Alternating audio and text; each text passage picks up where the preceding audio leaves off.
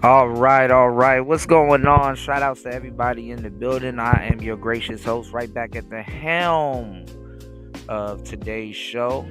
I am DJ Kuda. What's going on? Shout outs to everybody in the building. What's going on, Cynical One? How you doing? Thank you so much for wishing me a great day.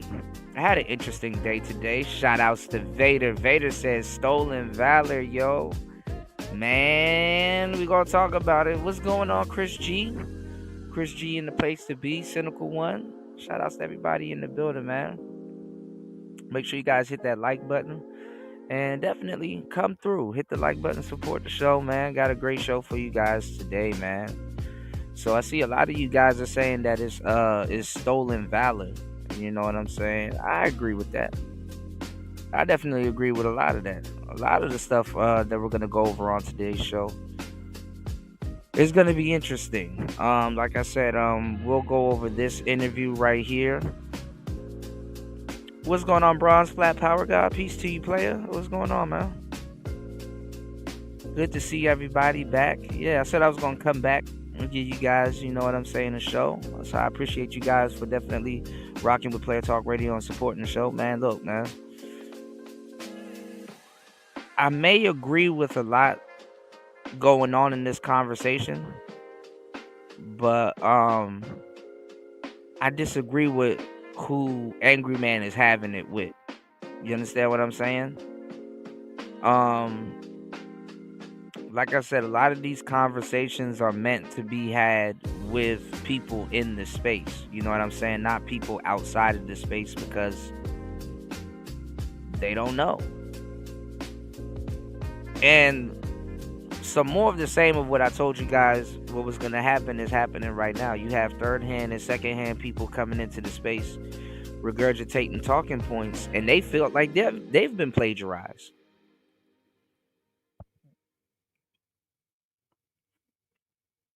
Honestly, to tell you the truth, other than put a little bit of rules and stipulations and stuff that we already had going on in the space, they haven't really added nothing to the space other than like bounties, and that's probably it. You know, like I said, we've been having these conversations forever. You know, I've been around it. I know a lot of people haven't been around it. A lot of people are new to this type of stuff. And honestly, to tell you the truth, this kind of was the world that Kevin was opening them up into being into. But the world that he put a lot of people into was already here. You dig what I'm saying? So did he open them up to it? You know, like, and that's another thing I really don't like about like Black YouTube discovery. You know what I'm saying? The discovery, the whole discovery process of finding the red pill has been completely flipped. You know what I'm saying? By the time you find it, there's already opinions on it running around. There's already controversial stuff about it running around. And it's like, bro, where do you get in? Where do you start? Whereas before, it was a good rabbit hole because you had to go look for the information. And then you had to be wanting to find the information. You had to be somewhat already know what's going on before you click a video instead of just kind of just jumping in and then, you know, I don't know. It's like a bunch of substitute teachers talking, and it's like the people jumping in it know that these are substitute teachers talking. So it's like everybody in the class gets to act a fucking fool and have an opinion and shit like that. Whereas back in the day, you actually sat down, you actually listened to the content creator, you actually, you know, asked educated questions instead of starting a channel, and you know, and you end up putting two and two together instead of starting a bunch of channels and spreading misinformation. Because that's the thing, when you soaking up any type of game, because people keep asking me, yo, Kuda, what do you think game is? Game is uncommon information. You know, it's uncommon information, you know, on a subject that you might know about or on a subject that you may have studied, but it's applied uncommon information.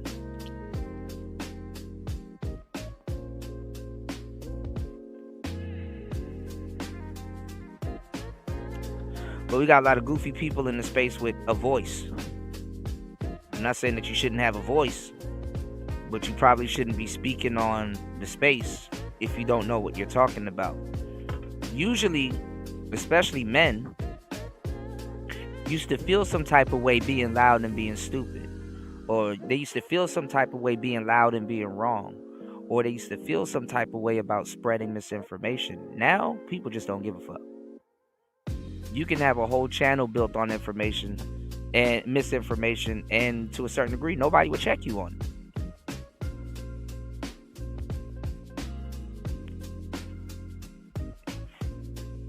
And I'm going to tell you the truth, too, about a lot of this shit. Most of the people here are new, and they're spreading misinformation without even realizing it, or realizing it. But they don't care. You know, why should they care? Why should somebody else cares about something that they haven't built?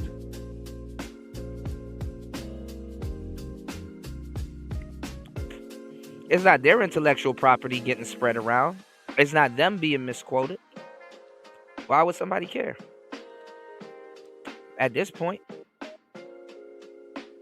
And it's not even really about giving everybody or anybody credit. You know, it's about showing respect for what you're going to be doing for a long time, showing respect for the craft, showing respect to a space.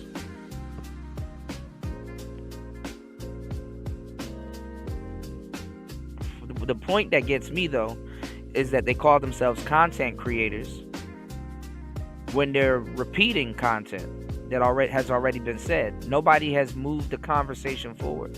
Nobody has moved the chains forward. So are you a content creator or are you a content repeater? You know what I'm saying?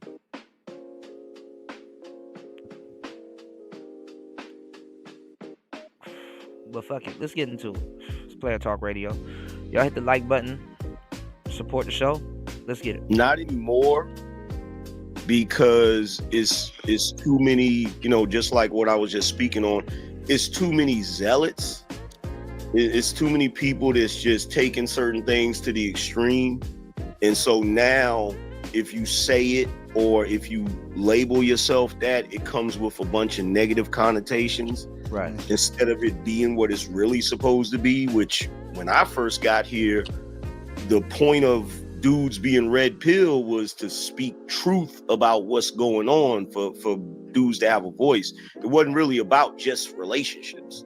So now because it's just most of them just talking about relationships, it's like it gets the title of, oh, them red pill dudes, they hate women and all that crazy stuff. You feel what I'm saying? So I try to kind of, you know, stay a little clear of it. But that's by design, though, bro. Like, it's like the word conspiracy theory. Like, no matter what it is, they gonna call it a bunch of stuff. It kind of like Kaepernick.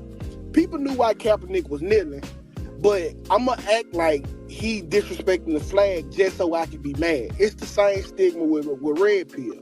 We know what these niggas mean, but just so I can be mad, I'm gonna act like they disrespect women on purpose. Now, we have a guy inserting his opinion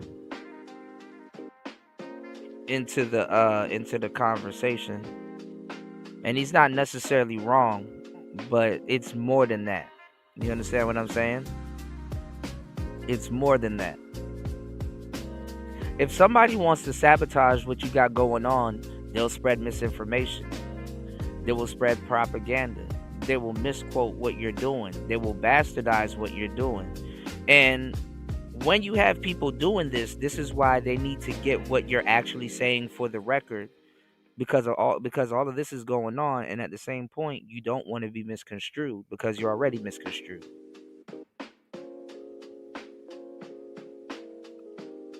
And you already have a bunch of people that are committed to misunderstanding you no matter what you say. So what you say might as well be quoted correctly instead of you having to come by again and reteach everything that you said. Nobody wants to be misquoted. especially when they're walking on eggshells with some of the things they say and do. All right, let's get to it. Yeah. So no matter what you call it, they gonna do that to it. Yeah. And then on top of that, I was here before dudes really started doing that. Before guys really started labeling themselves red pill. Like, I was already on here talking my smack, and I didn't consider it red pill or any of that. I just considered it me just talking. You feel what I'm saying? Mm-hmm. So yeah, that's all it really is. That's why, like, people be like, "Oh, 2K, you a Kevin Samuels student?" I'm like, no, I'm not. Like, this was always barbershop talk way before then. What Kevin Samuels did was put on a suit, cleaned it up, and then presented it to the world. This was always barbershop talk. And that's the other thing. Kevin was here before they started putting them labels out too. And I don't think I ever really heard Kevin say, I'm a red pill guy. You know what I'm saying? He just was talking barbershop talk, like you said. Yeah. I don't think I ever heard people. I know a lot of people who was long before that term was like widely used. They lumped Anton into the red pill so they can discredit him. I've seen people say it in the comments. How can they discredit me? Just by calling you red pill. They know they can't discredit you, but when speaking to somebody else, oh, he just a red pill guy. So that's how they'll try to, like, run your name. Yeah, I don't care how people label me. I done been called everything under the sun, so it really don't make no difference. It ain't about caring. I don't think nobody care, but I mean, people gonna categorize you no matter what you do, regardless of where you at. I mean, what limit can you really put on me?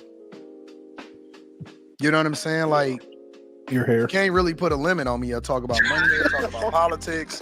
I talk about relationships. I talk about women. I talk about men. They don't care. What he's trying to say is that they're gonna lump you into a group full of dudes that are talking one way, and nobody. Just as soon as they lump you into a certain group, nobody's gonna go out of their way to do their homework on you. Nobody's gonna go out of their way to do their homework on you, even if it means them getting content. And I talk about music. I talk about literally every single thing under the sun I am interested in. Yeah. I'm gonna talk about whatever it is that's interesting to me, but I'm gonna talk about it from the lens of a person that has seen life through my own eyes. See, I don't feel like I got the cachet to talk about a lot of stuff. Like, I don't speak on celebrity gossip business because I haven't been there. You know what I'm saying? Like, I'm not an insider. But like, if it got something to do with relationships, of course, I got some insight on that. But when it comes like just talking about celebrity stuff, politics, I'm not an insider. I don't know, so I feel I'd be disingenuous with talking about these things because I'm not the top of the top. I don't know. But you got an opinion, I'm sure. I don't. Yeah, listen, but it might be a stupid opinion. The problem with people, like the whole Cooley guy, right? The problem with Cooley is that he didn't differentiate between him giving an opinion and him being an expert on the subject. I think that. So this is where the fakeness comes in, because they're now trying to do this with Cooley when Cooley is doing what everybody else here, including Anton, and a lot of new people are doing. They're reciting these talking points as if they've grown up with these talking points, as if they know these talking points like the back of their hand. They're reciting these talking points. So anyhow you are reciting talking points and navigating certain talking points and stuff like that, you're going to come off as a subject matter expert. You can't get mad when you're doing the same thing, but let's say you may not come off as a subject matter expert, and they do. Hell, Just Pearly Things was just in here reciting it. She damn near copied and pasted all of her talking points. She sounded like a black man. And it's like, but you are a white woman. Why would you even be saying that? Like, that wouldn't even be on your train of thought. That's not even the.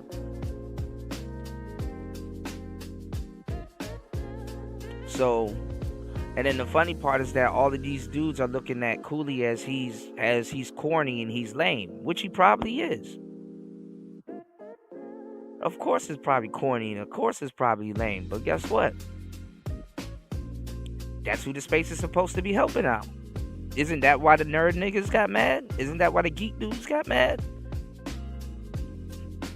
Oh, we don't like the players because they call us lames and they call us all this other stuff. Don't let me find out. When you get a little bit of knowledge, you start calling people the other thing too, right?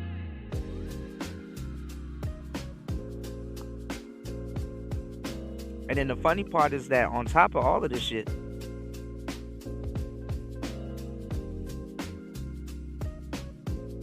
dudes find it insulting if somebody says you're not red pill. When it's the truth, you're not.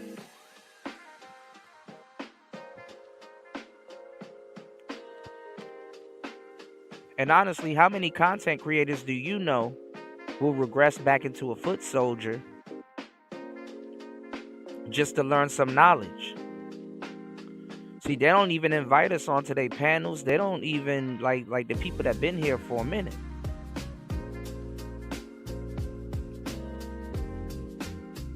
They don't invite us nowhere. They're not trying. They act like we don't exist. But they know all of our talking points. They know all of our slang. They know all of our lingo. Even the little new dudes that's coming in, that's in the audience and stuff like that, that call themselves trolling and they want to learn and all this other shit. They come in and do that. They know all of our talking points. They know the lingo and stuff like that. They don't know or care where it came from. They want to be cool. They want to be down. Especially as an avatar. Nobody gets to see your face. You don't have a face attached to your thievery or whatever you're doing. There's nobody really gonna call you out on it.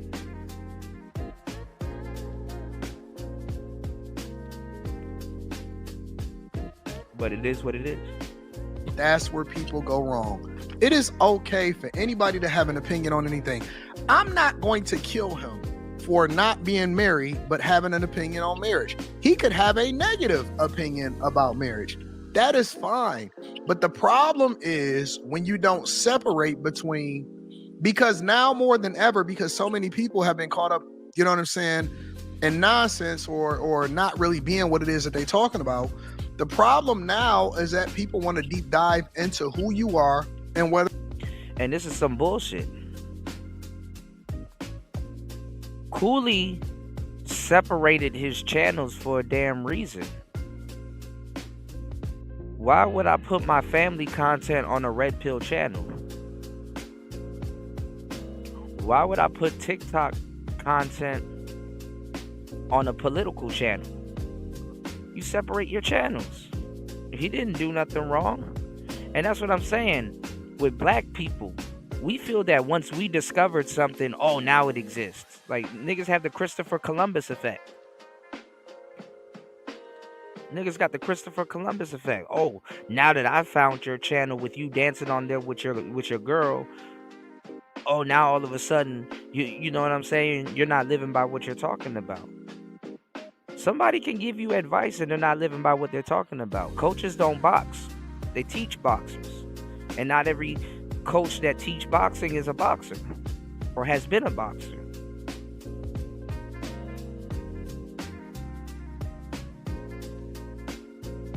But guess what? Cooley gonna continue to grow. He's gonna take off. And your ass gonna be on the FBI list.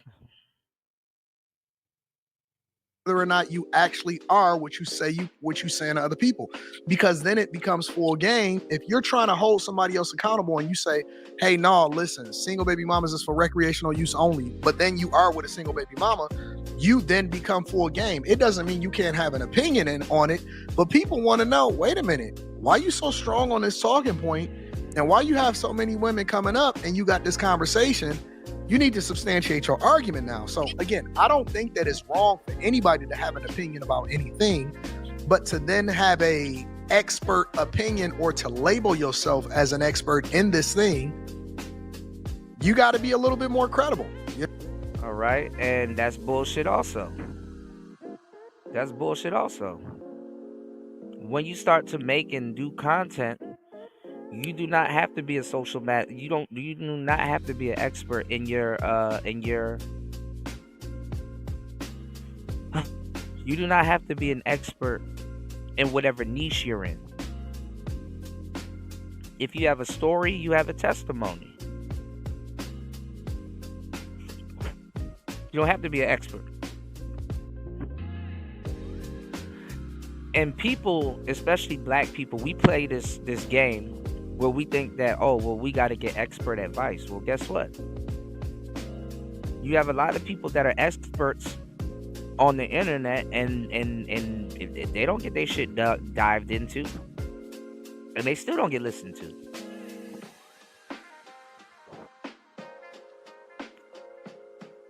Back during the pandemic, I told you guys that Myron is going to take off because he wasn't fed. I told you guys Coach Bruce Rivers, he's going to take off. I told you guys the lead attorney, what's the other guy named? Dennis Sperling. I told you all of these cats are going to take off because they're ex-lawyers or they're still practicing law a little bit, but they're on the tail end of their career. Because people want to feel like they're listening to an expert for free. Especially if you want to get a lawyer or a lawyer's opinion, you got to consult with one and you have to pay a fee. Or you're going to have to, get some consultations on their page and you're going to have to pay a fee. A lot of people like to get information for free. And that doesn't necessarily mean that it's coming from an expert. Most people ask the same goofy ass questions in the pickup artists. Oh, well, you're not an expert in blah, blah, blah. Well, okay. Well, listen. I've done a lot of field work. I've got the work to show. Like, who are you for me to be running down my credentials to you individually? Are you going to consult with me? If you want a consultation, hell yeah. I'll show you certain things and this, that, and the third.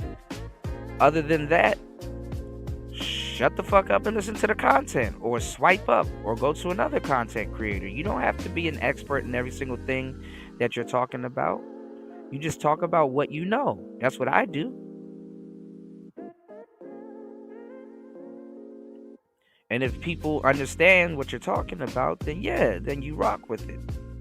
But when you're taking other people's talking points and stuff like that, and I guess you come off as an expert and a subject matter expert, and you come on and you have a little bit of, imposter syndrome and shit, cool. But that's up to the people that's going to take your advice anyway. Half the people that's going in on Cooley wasn't going to take his advice anyway. Because it's stuff that you already hear, What's going on, Ty City? Peace to you, player. Happy holidays.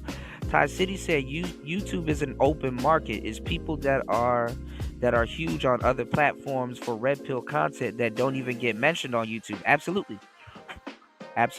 And that's what the space should have did. We should have been on Spotify. We should have been on Rumble. We should have been on all of these places to get our voices felt. But again, that falls back onto the content creators. Good to see you, man.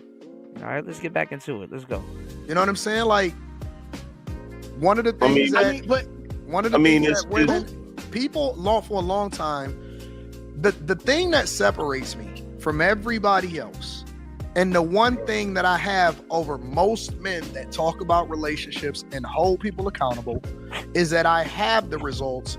And when they try to throw ad hominem attacks and say, well, you must be married to a white girl, or you probably ain't even married, or I'm sure that you got a child out of wedlock, or all of this other type of stuff, right? They can't do that with me, which makes me fucking Thanos, honestly, in the space. It does.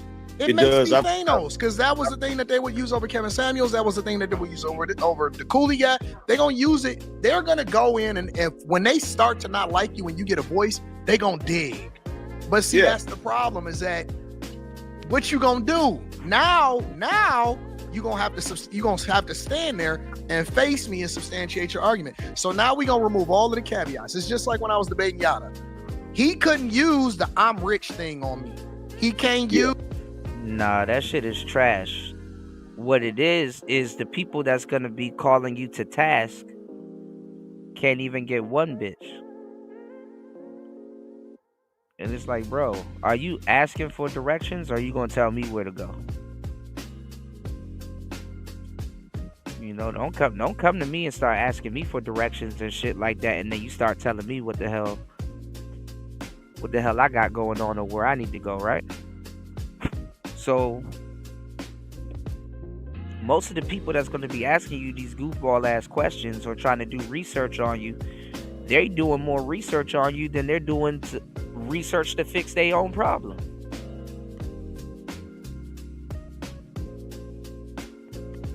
Just like if some of y'all niggas did all this research to fix your fucking problem, you wouldn't be worrying about if YouTubers are real or fake.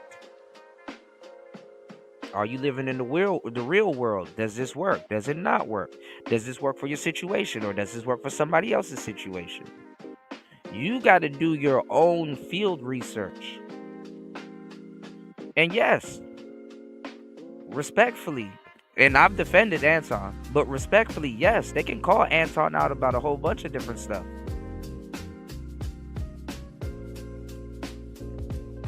When's the last time you've dated?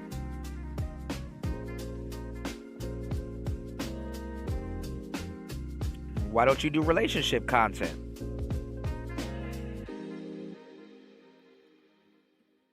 Or marriage content? You want to know why? Because when Anton showed you his wife, you saw what was happening. When Anton showed you his daughter, you saw what was happening. And honestly, why would you waive marriage in front of people that can't even get a damn date?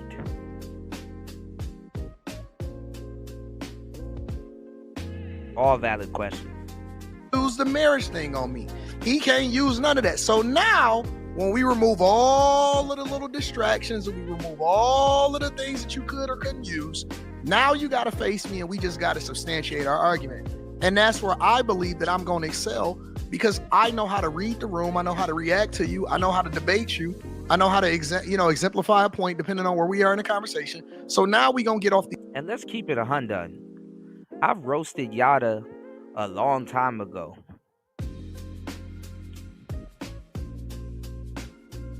Yada makes it easy to roast him because he leads with simping. And let's just keep it 100. For the people that know anything, when Anton first got to the manosphere, he sounded like Yada. Anton didn't sound like how he sounds today. Go back a little bit under 2 years. Anton didn't get red-pilled until he got into space. Really. And he started hearing people's opinions. And he started dealing with a whole bunch of rotten women. They started flaking on him and doing certain things and things like that. Things that his marriage was shielding him from. What's going on, Jay Green? We had to spin the block on this one, love. Anton was blue pilled like shit. He was oblivious to all the shit that goes on in the dating world.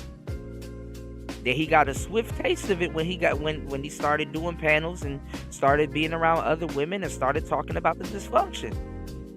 Yes, being in a good relationship and being in a healthy marriage will save you from a lot of the bullshit. It will even make you think the world is one way, when it could be the complete opposite.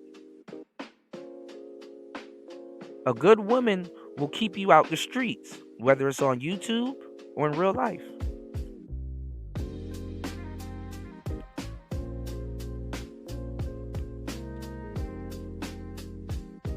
I told y'all, Anton was even talking about leaving his wife or breaking up with his wife at one point or something like that. And it's like, bro, y'all been married your whole life. You might as well keep her. You might as well stay where the hell you at. Because you leaving love to go look for love at this point.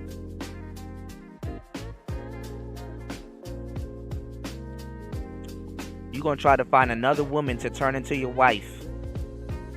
Because your wife has been the muse. She's been one of the muses of your life.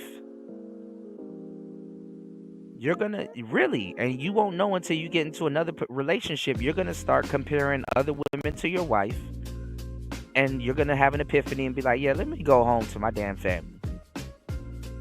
She don't cook the grits the way my wife do. She don't even cook grits. I look at my wife a certain type of way. Them grits better be cooked, Al Green style."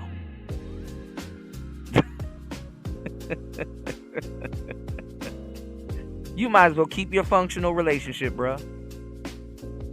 Ain't nothing out here for you.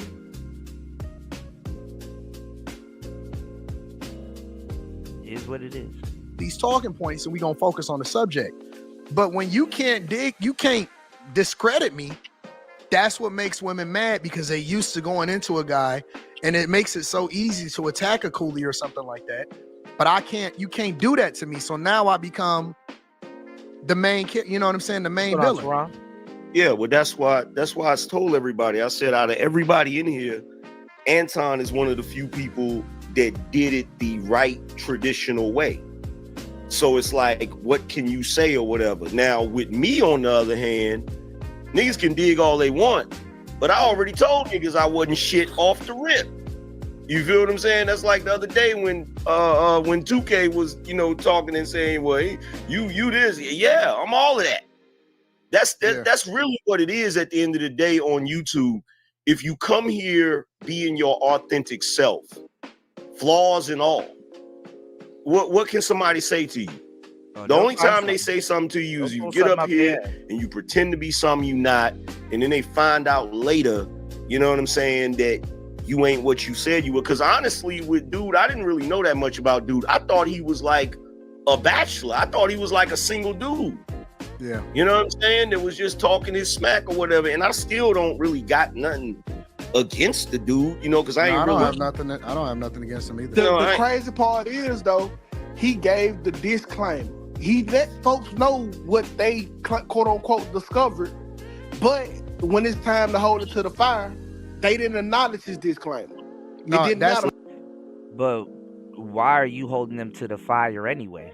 When everybody here has flaws, why are you holding them to the fire anyway?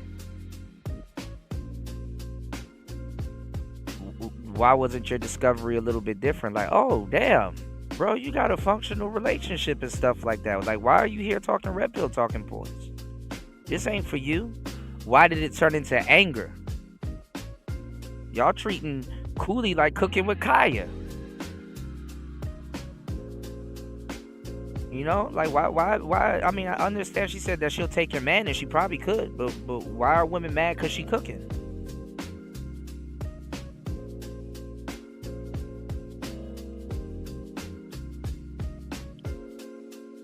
I mean, you can say whatever you want about Cooley, but he's in a functional relationship. A lot of you niggas slept with your hand on Thanksgiving. A lot of you niggas waved to your own self with the same hand that you sleep with. Who you gonna be spending Christmas with? Hannah Han or Linda Loshan? Shout outs to Ism, man. You ain't gonna be dressed up with your family.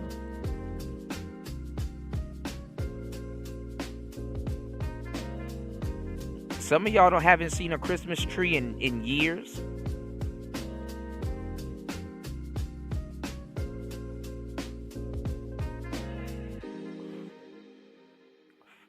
That's what I'm saying. A lot of y'all don't have a player bone in your body, man.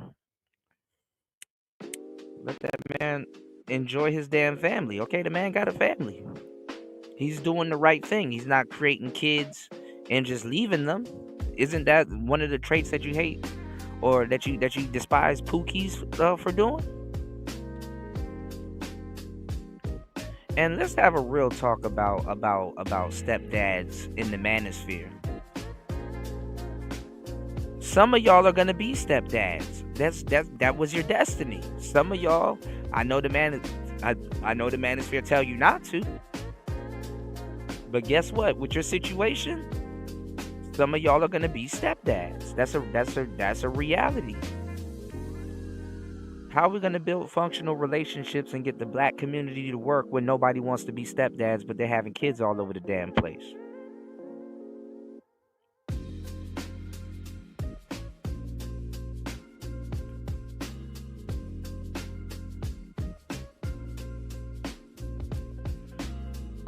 What happened to the kids in school, Tehran? He said, I love my hand. Hey, man. It is what it is, you know? But what I'm saying is that, you know what I'm saying? A lot of these dudes are stepdads anyway. You know, shout outs to Angry Man. He's the stepdad. There's a lot of stepdads here. And there's a lot of dudes here cheating on their wives. So this is how fake this space is, you know? Jay Green was here for it. Chris G was here for it. Tehran was here for it. Ty City. Everybody was saying, Kuda, marriage ain't a monolith. You can cheat on your wife. And I'm like, no. No. Get a wife first. And when you get one, keep one. What's the point of getting a wife when you're going to cheat on her and then turn around and complain that she's taking you to court?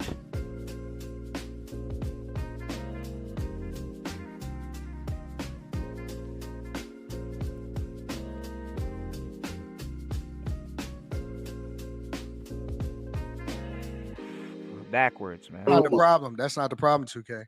The problem isn't the transparency. The problem is that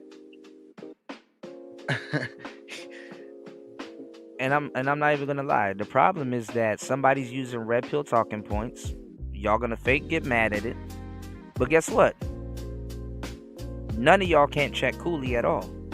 You can go on this show and think you want to debate. You can do whatever the hell you want. He's gonna blow up anyway. He's gonna blow up anyway. With your shit.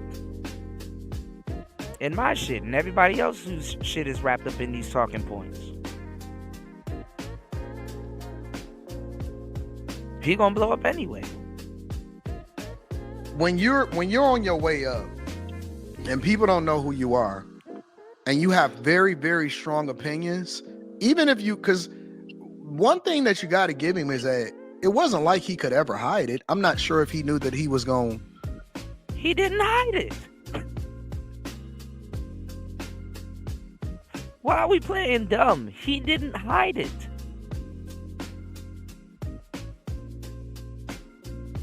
How can you hide something that got millions of views? He didn't hide it.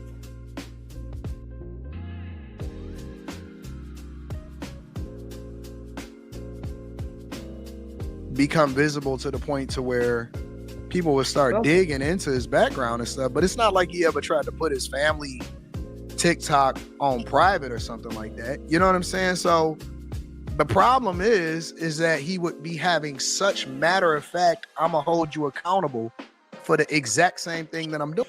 Nobody would have held him accountable for that. How are you being held accountable? Hey man, I see you got a baby mama. Okay, and let's see your baby mama. I bet you Cooley baby mama look better than, you know. I bet you Cooley baby mama look better than half y'all baby mamas.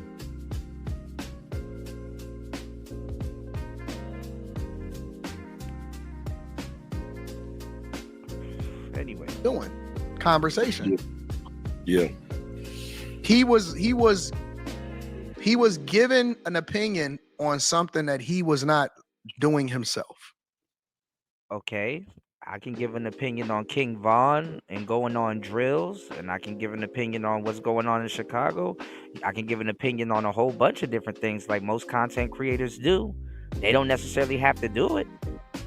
I can give an opinion on a bunch of things that I'm not personally doing. And Yeah. You know, And what he I'm could saying? have. I think If it I probably say would have don't marry black women, but I'm married to a black woman, that look crazy. But he could have Yeah, but prefaced see, but it almost kind of give you the cachet to say that though, right.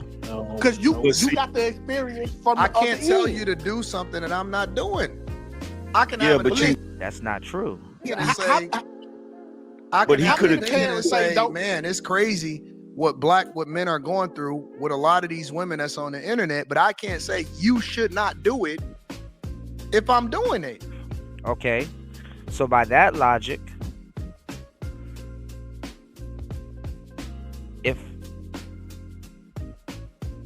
if I'm not having problems with women at the moment, or never had problems with women at the moment, I shouldn't be able to give an opinion on guys that does have problems with women. I shouldn't be able to help guys that are having problems with women. That's the dumbest logic ever. I can't give pointers on how you can get better with them by telling you what I do. This is what I do personally, and this is how I get this result. Like, you can't speak on that? See, this is what I'm telling y'all. The conversations are going backwards. And you have a bunch of hypocrites trying to dogpile on one person, calling them a hypocrite when they're doing the same thing, if not worse. All right. What he should Yeah, have but did. I mean, you can say it, but it What looked he- crazy. But what he could have did, was what he could have did from the rip, What? from the rip, he could have just, my bad, Slimmy. From the rip, what he could have did is he could have said, well, look, What's going on? I lived my life this way. I engaged in this right here. And I don't think you younger dudes should do this because it comes with a lot of problems, right? Yo, He could have came at it from that angle. You feel what I'm saying? But when you make But who cares? Who cares? He didn't have to sign an application to start regurgitating red pill talking points.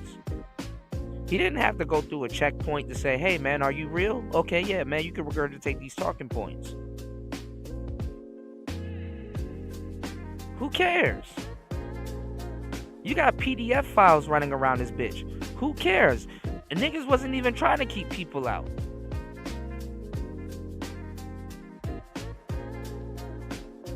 that hard line in the sand like that, you feel me?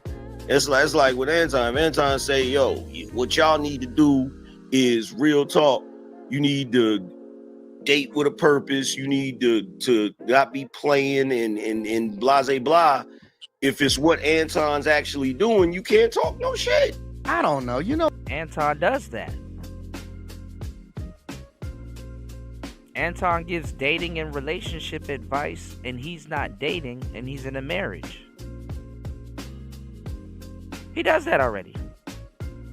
you know what? I don't think it matters because I don't think it really like he's going to lose any He's not, and this subscribers or maybe even visibility or anything like that because it wasn't like it was astronomical or out of this world anyway, right? He's the Well, they did. what's They weaponized. He not he's what's losing nothing. Wait. Here's the thing with this. This is how it always goes. The space always. And I'm telling you, this is an indicator in this space before you blow up. You're gonna go under heavy scrutiny for some stupid shit, for some bullshit. Because people are not smart. They're more worried about your dating life than theirs. If people put this much effort into the things that they claim that they have problems with, they wouldn't be in the manosphere. Your life expectancy in the manosphere, other than soaking up this game and moving on to the black pill or moving on to your higher calling of life, your lifespan in the manosphere should only be about 1.5 years. Even as a listener, to a certain degree. It's about 1.5 years. You should be out before the conversation gets resetted again, because it shouldn't even be getting resetted this much. It's 1.5 years.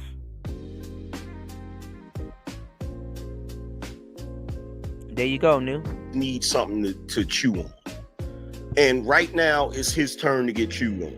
And they're gonna chew on him for a while, and then when something else happens, they're gonna move away from him, Right. and he's still gonna be up here still talking, and it is what it is. That's the way it always The goes. only reason I think that it became problematic, honestly, is that it really accelerated. I mean, you can get it done in a month, New, but you gotta your ability to soak up game gotta be like tip top. your ability to soak up game got to be tip top. You understand what I'm saying? Your ability to soak up information, your ability to be a sponge, it gotta be tip top. You know what I'm saying? I agree with you. Shout outs to New. Dropping the huge $20 on the Cash App. Thank you for coming through and supporting Player Talk Radio. Let's get it. Let's go. More. Wendy? Thanks, Chuck. We're standing here in front of the Olympic Liquor Store in Queens where scores of African Americans have been lined up for hours. We spoke to a few of them earlier. Ladies, may we get a word? Hide the money, y'all. There's poor people around. With your broke ass.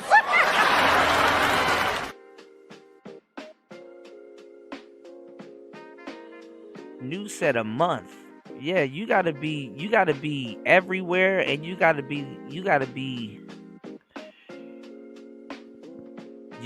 taking notes like a motherfucker. Honestly. And another question that I would follow this up with is how much gurus should you have? You know, I think you should only listen to one or two people. If you're gonna be here, if you're gonna be in the manosphere for a long time, I think you should listen to maybe 3 people max. 3 people max.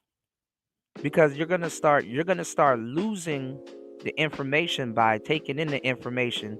And a lot of this information is like bro, like you're gonna literally have to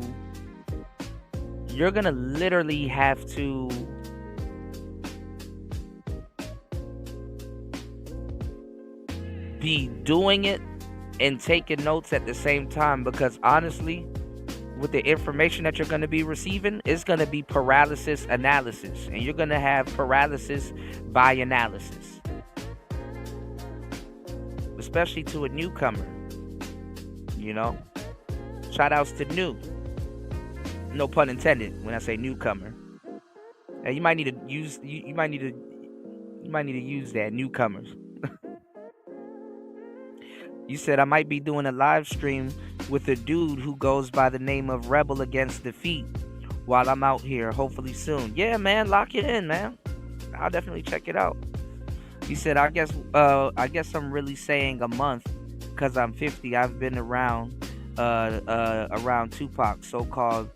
I've been around like Tupac, so they call me NGS or New Pac. That's funny as hell. New Pac is hilarious. But yeah, you gotta be around this information for a good minute, and it gotta work its way into your fabric. You know, you gotta soak up this game, and a lot of people ain't soaking up this game.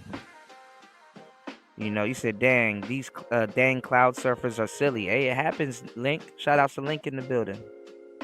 Shout outs to New again, dropping the 20 on the Cash App. Thank you for supporting the show, man. But I'm telling y'all, man, if you're gonna be here for a month soaking up this game, you literally have to be, you know what I'm saying? You literally gotta be on point and know what you're doing. You gotta be active soaking up this game. Alright? Let's get back into it. Is because I think that he might have thought that he was a better debater than he was.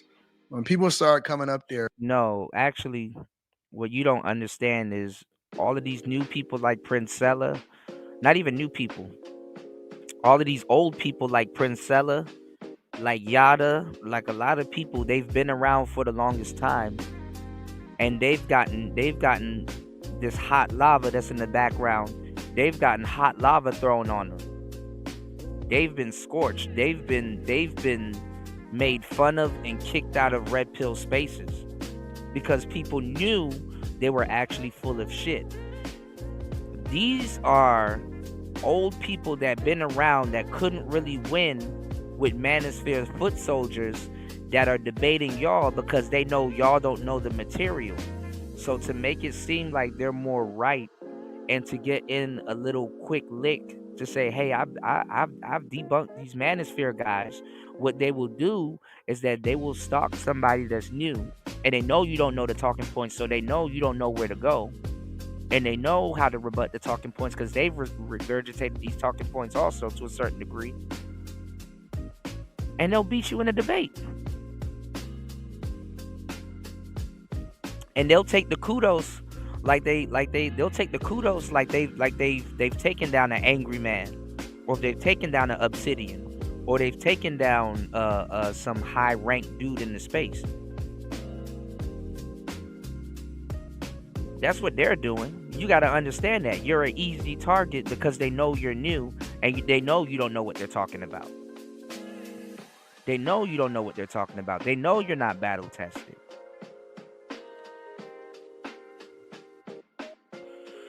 Exactly, new.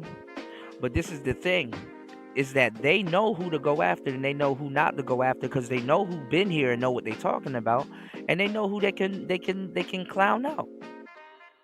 So that's why they go after a coolie. That's why they go after all these random guys that have taken up on these talking points.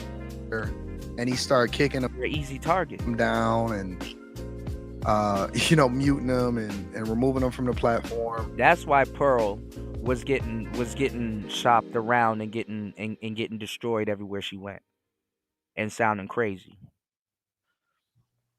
It kind of made him it kind of made it difficult. I think if he would have just let it happen and ignored it and just kept it pushing, like had that one debate show and then kept it moving, then it would have been fine. But he keeping this shit relevant. Maybe it's his own doing. Maybe that's what he wants to do, but he the one dragging it out. What he doing? Shows?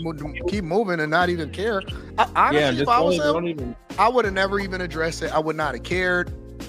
I would have just kept doing whatever it is that I wanted to do and keep it moving. Nah, you got to address it. You don't have to address That's hypocritical.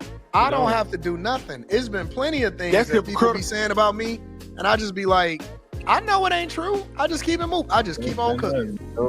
And the guy act like you don't even hear it. I do. I'll be like, that's so cute. And I let them keep, because they bringing me more visibility. And when in my mind, when people discover me, they gonna click on my live stream, and I'm gonna be cooking a full course meal, and they gonna not be able to you can't not still rock with me, because I'm gonna still be cooking up. I don't care what people say. I'm going to do what I'm gonna do. I don't give a fuck what nobody thinks. The very next show is going to stop me from doing what I'm gonna do. The very next show after that, he should have been up there doing a whole snow bunny dance. I'd have made a song. Real talk. I wouldn't even have cared. I would have completely act like I'd never even seen it. Like, yep. All right. Niggas like he should be doing cooking with Cooley. Keep it moving. Don't give a fuck. Man, kept it moving.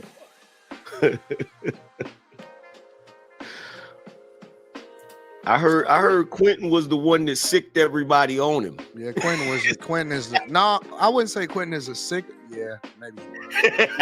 Quentin was the catalyst for all this. He was the catalyst.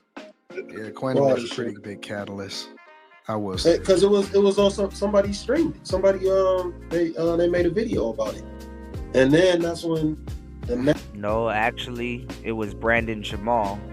And that's when O'Shea started making videos, and then that's when y'all picked it up and started doing videos on it. Cooley been around for more than a year, so everybody's playing dumb now, y'all. Next thing was like O'Shea did a video, and it was like a target almost. So we blaming Quentin. Quentin, you are the downfall. I guess so, Black Savant. Or you are the catalyst behind such problematic issues within people's lives. But just like Quentin held him to the fire, I gotta hold Quentin to the fire, because everything that angry man said, I said damn near every time we talked about Red Pill, and you gave me so much pushback about that shit. So yeah, give me 1 second, y'all. I'm gonna let this play real quick. I'll be right back.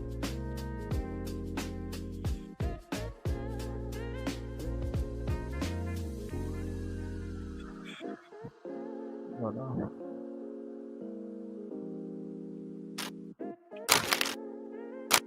I don't know why all these red pill rascals think that money can just fix any problem. Real though, let's be real though. Money can fix a lot of problems though. I personally do believe that. I'm not gonna lie.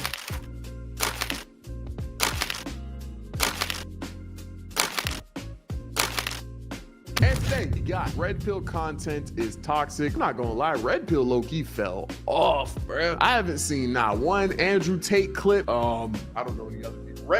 Fresh and Thick. I haven't heard nothing from them. Is that wave over? What's that one podcast with the white room? And they'll have like the girls on there and they'll like all have the microphones and stuff. I don't even remember. It was that white guy with the beard. Yeah, red pill is gone. Yo-yo is a black pill. In which the world is moving faster than the cameraman on Maury. Like, I was just celebrating New Year's with my family, and I woke up one morning, and now it's September. We gotta be living. Bro. It is about to be 2025. Actually think about that. Actually genuinely sit down and think about that. It is about to be 2025. Living in an alternate universe or something, bro. But anywhoosies, as a result of the rapidly moving society that we live in, everybody feels the need to have their entire lives figured out by the adolescent ages of like 18 to 25. And I'm not gonna lie, sometimes I fall victim. Adolescent and 25 in the same sentence is crazy, right? To staying up to 3 a.m, questioning every decision I've ever made like I'm Socrates. I still do and that. Since the internet is full of people looking to take advantage of young and impressionable viewers, some influencers have tried to capitalize off this by producing thousands upon thousands of videos about how to become an alpha male and how to make other men shaking their...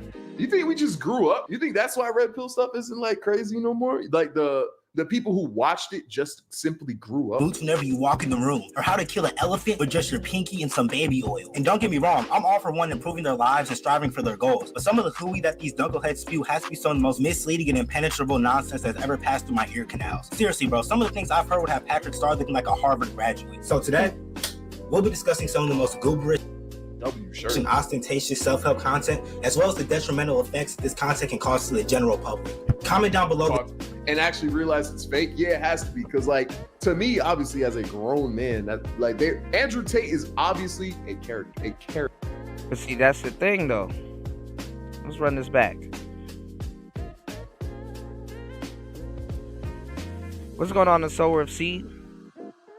Andrew Tate, I wouldn't even consider him red pill. And other than Pearl and Andrew, like Angry Man said, good analogy. People are just looking for some shit to chew on.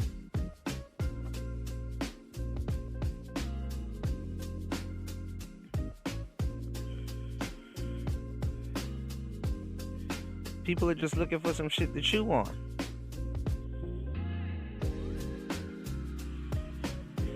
They were debating on who was next between Pearl and Andrew Tate. And a lot of the people went to Pearl because guess what? Even though Pearl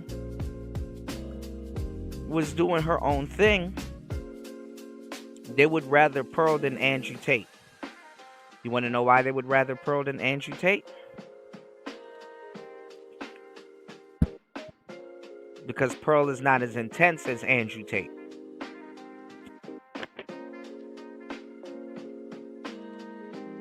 Pearl is not as intense as Andrew Tate. Andrew Tate, his teaching style is more so aligned with MMA. It's more so aligned with millionaire advice. Hey, stop putting this off. Go get it right now. It's more with, it got more to do with implementing speed. You know, he'll tell you, look, the faster you do it, the faster you relieve your pain. The faster you'll ease this. The faster you'll do this. The faster you'll do that. Pearl ain't really gonna put no fire up under you. Andrew will.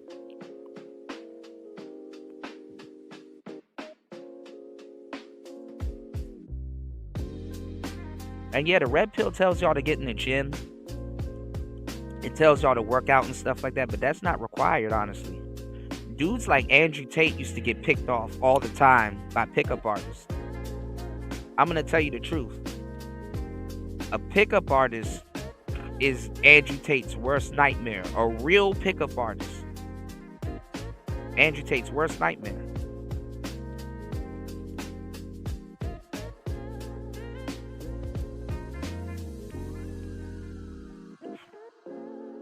Because red pill wasn't necessarily about going to the gym. Even though it's red pill advice to say, hey man, you know, go to the gym, work out, And yeah, you know what I'm saying?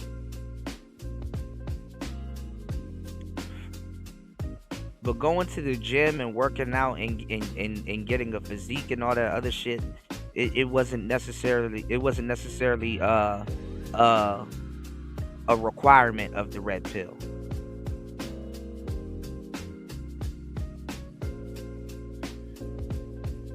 Yeah, and they are saying red pill to be better than blue pill. You know what I'm saying? Honestly, I'm gonna tell you the truth.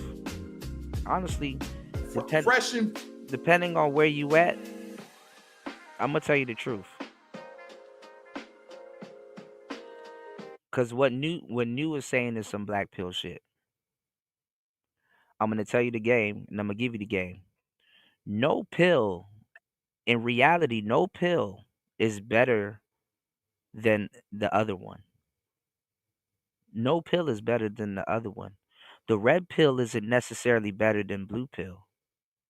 The blue pill isn't necessarily better than black pill. The black pill isn't necessarily better than purple pill. The purple pill isn't necessarily better than red pill. It's just what you are. You know what I'm saying? And realistically, a lot of the guys here, whether you got experience or not, most of you guys are purple pill. Or a lot of what you guys are doing is blue pill raging. Because a lot of people are using the red pill to try to make some blue pill shit work. You understand what I'm saying? You've been disturbed from something and you're trying to use it to make something else work. That's literally what's going on. So a lot of people are trying to be red pill to get back to their blue pill lifestyle. Doesn't necessarily make them red pill. And a lot of people aren't interested in the red pill enough to go black pill. Because, first of all, most of the people here don't even know what the hell the black pill is. The black pill has been hijacked by a group of renegades with scattered knowledge,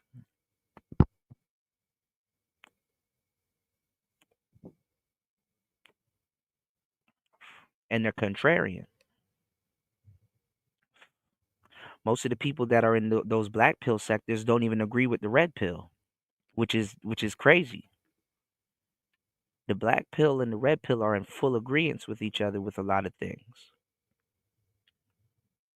So, like I said, a lot of these niggas after 2020 and Kevin Samuels passing away, a lot of these niggas ain't red pill. They're snorting pixie dust.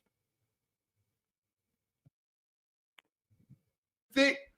I haven't heard nothing from them. Is that wave over? What's that one podcast with the white room? And they'll have like the girls on there and they'll like all have the microphones and stuff. I don't even remember. Right. It was that white guy with the beard. Yeah, red pill is gone. Yo-yo is a black pill. In which the world is moving faster than the cameraman on Maury. Like, I was just celebrating New Year's with my family, and I woke up one morning, and now it's September. We gotta be living. Bro. It is about to be 2025. Actually think about that. Actually genuinely sit down and think about that. It is about to be 2025. Living in an alternate universe or something, bro. But anywhoosies, as a result of the rapidly moving society that we live in, everybody feels the need to have their entire lives figured out by the adolescent ages of like 18 to 25. And I'm not gonna lie, sometimes I fall victim. Adolescent and 25 in the same sentence is crazy. To staying up to 3 a.m, questioning every decision I've ever made like I'm Socrates. I still do that. Since the internet is full of people looking to take advantage of young and impressionable viewers, some influencers have tried to capitalize off this by producing thousands upon thousands of videos about how to become an alpha male and how to make other men. First of all, the red pill is not interested in young male viewers, and the red pill is not looking for you. I don't know. See, that's the problem with you niggas. You always think somebody's looking for you. The red pill ain't looking for you. As a matter of fact, we need to turn the faucet off. We don't need no more red pill dudes or so-called red pill dudes until we all get on the same page. Hey, nigga, ain't no red pill nigga looking for you. Oh, you wanna make a false impression on nigga? Don't nobody give a fuck about you, and that's red pill. We're not looking for you. You find us. Ain't nobody looking for you. Now let me tell you who is looking for you. The L Gibbet. The L Gibbet is looking for you. The L Gibbet is looking for compromised men that they can sell a sex doll or a transvestite to. We not looking for y'all. We not looking for y'all. We're not interested in teaching you a damn thing. You find it and then you need to jump in and get in where you fit in. Ain't nobody looking for you. Respectfully. Shaking their. You think we just grew up? You think that's why red pill stuff isn't like crazy no more? Like the people who watched it just simply grew up. Boots whenever you walk in the room, or how to kill an elephant. See, all of these niggas got all of these goofy questions to ask. And they're so questionable about these questions that they have to ask, right? But they're for sure giving you a don't even know what the red pill is, but giving you a for sure answer that it's bad. Oh, these niggas are doing this or these niggas are doing that. Like no. We're not looking for you. You still don't know what the red pill is and you're asking basic questions. Like, do you think we just grew up? No, that's not it, sir. That's not it. Elephant with just your pinky and some baby oil. And don't get me wrong, I'm all for one improving their lives and striving for their goals. But some of the hooey that these knuckleheads spew has to be some of the most misleading and impenetrable nonsense that's ever passed through my ear canals. Seriously, bro, some of the things I've heard would have Patrick Star looking like a Harvard graduate. So today, we'll be discussing some of the most gooberish and ostentatious self-help content, as well as the detrimental effects that this content can cause to the general public. Comment down below. And actually realize it's fake. Yeah, it has to be. Because like, to me, obviously, as a grown man, that like Andrew Tate is obviously a character. He's playing the same way Kai Cenat is a character. Andrew Tate was a character, but people genuinely actually, y'all can go get I got his whole Hustlers University in my Discord. Y'all can go get that for free. That nigga Andrew Tate is not playing. Andrew Tate is not playing, and he's not a character. Anybody's a character, honestly, but he's not playing and he's not a character. Getting arrested for the shit he gets arrested for, that's not a character. That Bugatti sitting in his driveway, that's not a character. Actually, instead of critiquing niggas, some of you niggas need to be happy that there's some millionaire or somebody that's out there that's making information readily available to you and helping you out and putting out content so that you can learn something that it took them a lifetime to learn. Yeah, what does Kai Cenat got to do with the red pill anyway?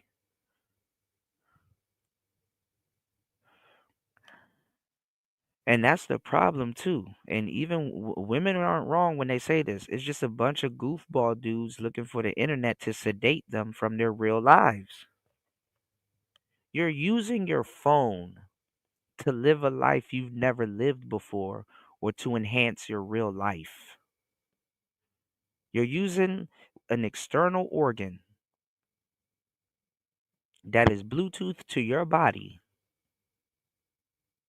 to enhance your real life, whatever that is.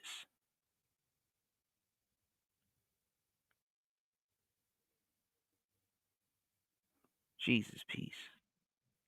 Watching it, thinking that like it was actually like that's actually the person he was. The dumbest thing that you've seen and or heard that revolves around red pill content, and like and subscribe if you're new. Now, the first thing I want to talk about is hustle culture. Now, 9 times out of 10, if you've been a witness to one of these Bano videos, one of the key points that they harp on is that you need to wake up before the rooster cries in order to get a head start on the competition. But then these motherfuckers turn right around and tell you that you need to stay up all night working and grinding on your business. So when the hell am I supposed to be getting?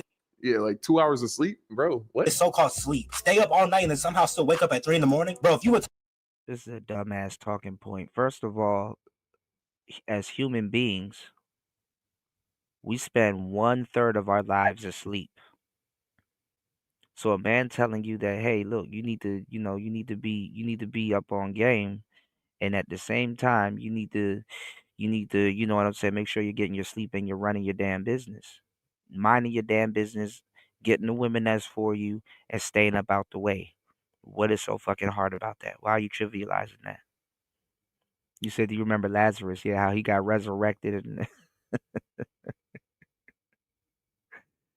oh my God, what's going on, D? Yeah, sleep is excellent. Boy, I'm about to sleep like a baby a little bit later on. I just got out of class, y'all, so my bad if I'm up, at I'll actually, this is when I'm supposed to be doing my shows. By YouTube metrics, I'm supposed to be live at around 11 p.m. till about 4 or 5 p.m. in the morning, because that's when my audience is awake. I switch up my times anyway, but let's go. Attempt this endeavor, you're gonna wake up with more bags than my local Burlington. I hate hustle culture. I also have a disdain for hustle culture, but sometimes I don't hate hustle culture. You're just mad when other people are hustling and they're part of a culture that you don't understand and that is readily available to you. These YouTubers ain't looking for you. YouTube suggested off of what you're watching. You know, the YouTuber Lazarus. No, I don't know the YouTuber Lazarus. I don't know the YouTuber Lazarus. No. Give me hit.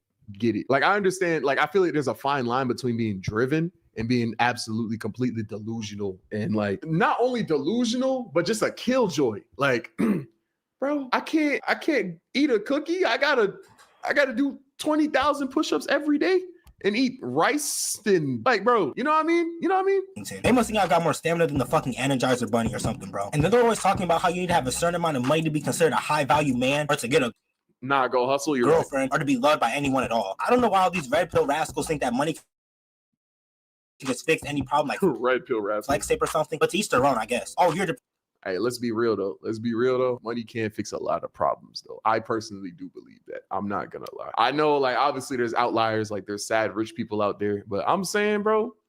And the funny thing is that y'all ain't even running into real dating coaches. Y'all are just running into niggas repeating shit.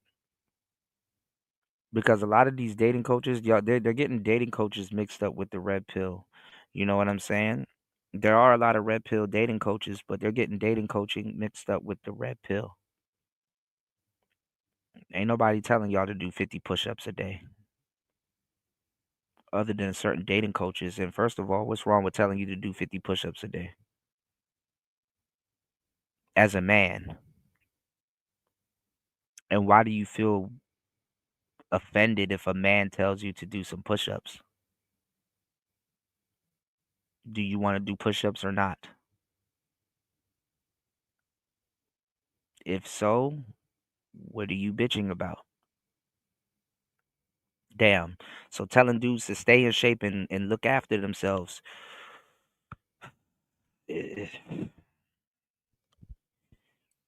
Just say you lazy, man. God damn. If you give 80% of depressed people 50 bands right now, they're ending their day way happier or ending their life. But like, either way, like, money.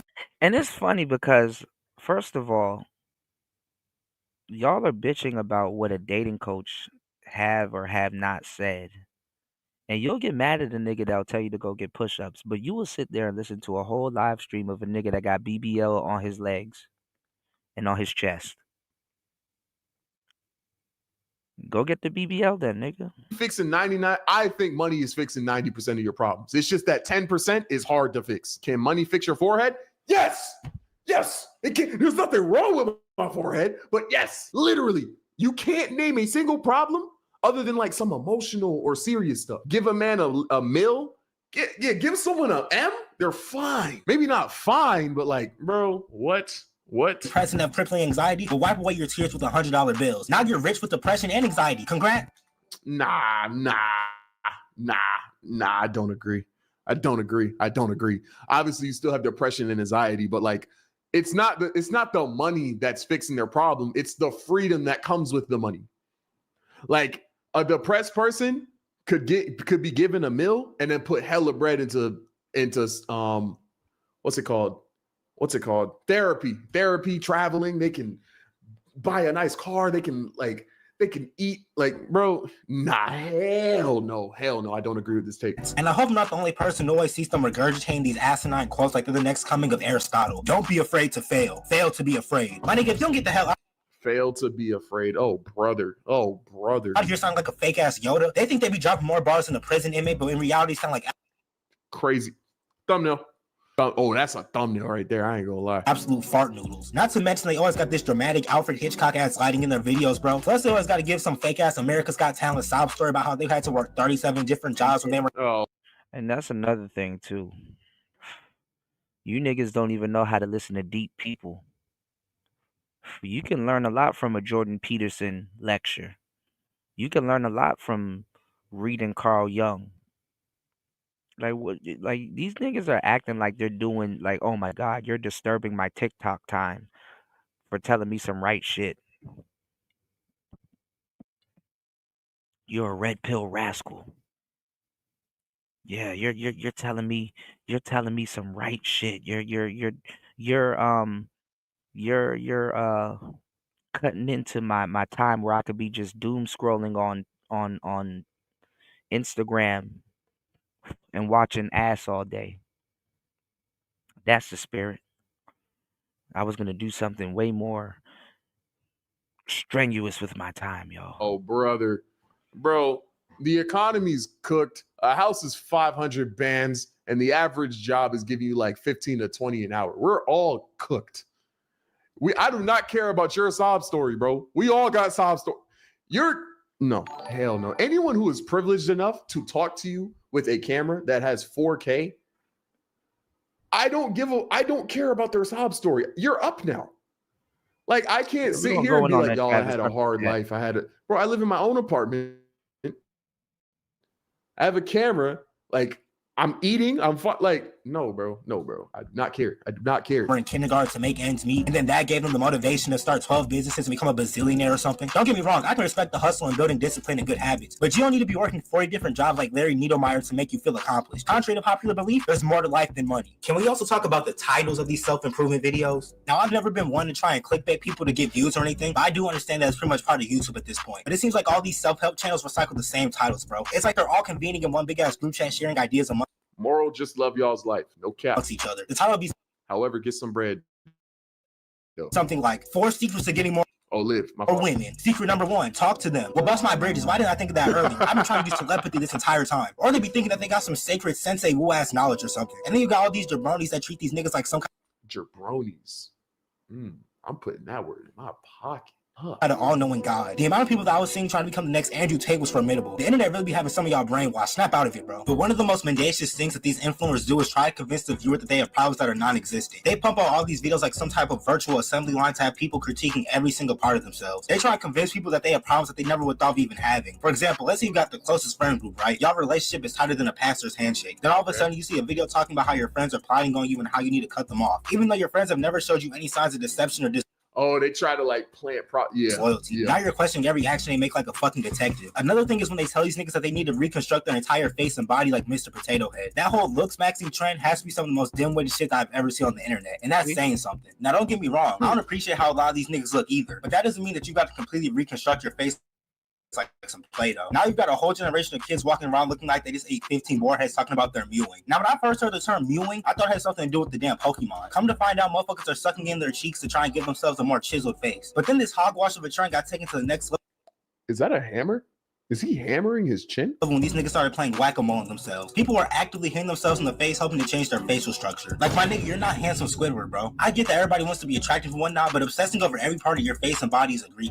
It's the overthink of the century. Like it's nah. And what's really concerning is the fact that there are a bunch of preteens and teenagers attempting these deeds. Now, correct me if I'm wrong about this, but being ugly is pretty much part of He's gonna break his jaw. being a teenager. Like, puberty be throwing niggas through the ringer. Nobody's expecting you to look like fucking Johnny Bravo at 14. Let's just keep it a beam. Most of What's going on, UFO Kamikaze? How you doing, man? Peace to you, player. Yeah, man. And then you hear him using the term looks maxing. Where do you think he got this term from? Where do you think he got this term from? That's a black pill term. Look maxing. You know what's going on, LT man? Good afternoon, man. How you doing? Happy holidays. Yeah, man. Make sure you guys also, while you listen to Player Talk Radio, take your ass over to hempforfitness.com. Take your ass over to hempforfitness.com. If you mention me, you get 3 free gifts, man. Merry Christmas from LT Man. Merry Christmas to yourself. Treat yourself to something nice at hempforfitness.com. Also get your free gifts, man. Happy holidays from LT Man Kuda and Hemp for Fitness. And to yourself, treat yourself, man. What's going on, Clean Base TV? Shout outs to you, player. Yeah, for all your medical, recreational needs, and then also too your dietary needs, man. You know, if you taking on a new diet, regulate your diet. Head over to hempforfitness.com. What are you waiting for? This is your sign right here. Okay? Mention your boy DJ Kuda and you get 3 free. Like, come on, man. Come on, man. You can't beat that. You can't beat that. Bodybuilders do look smacks. So the whole point of telling guys to go to the gym is because you may have physicality and you may be a genetic specimen and you never know. So the thing is that a lot of women go after men that are somewhat genetic specimens. So that's another way to help you stay in shape and to also attract women and wear your clothes right. Um we tell you don't go to the gym for women because if that's your sole purpose of going, you may feel disappointed. But honestly, I'm gonna tell you the truth. At this point, no one cares. Even if you're in the gym to go get women or to attract women, just go ahead and do it. It's better off that you do it for yourself.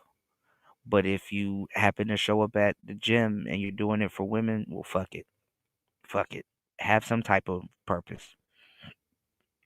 Of us were chopped as teenagers, but most And the sad part is that you need people to tell you this. Bro, what? these influencers make these videos so they can try and sell you some lackluster course for hundreds of dollars a month. Oh, you have a specific issue that only I have the answers to? Well, you're in luck because there's a link in my description to my course about how to solve.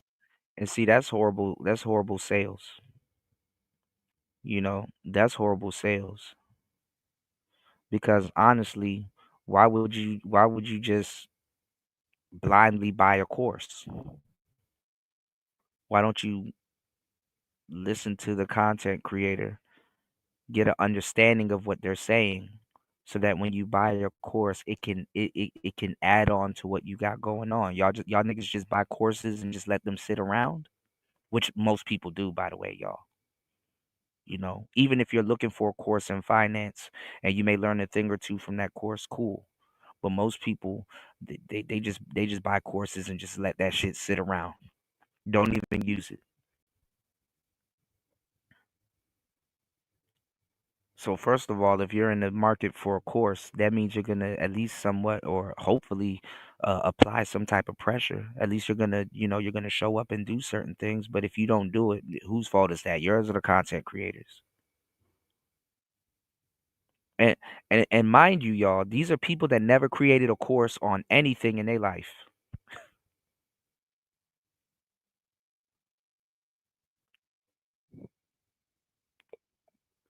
Create a simping course. Hopefully that'll sell. Said problem. And don't even get me started on these weak ass products that they be trying to sell. Nigga, that shit probably have your face looking like vomit personified. But speaking of the youth, What's going on, Miss V? How you doing, love? I still got to catch up on the show you did yesterday. How are you? Like most of these people just buy a course just to complain about the course that they bought.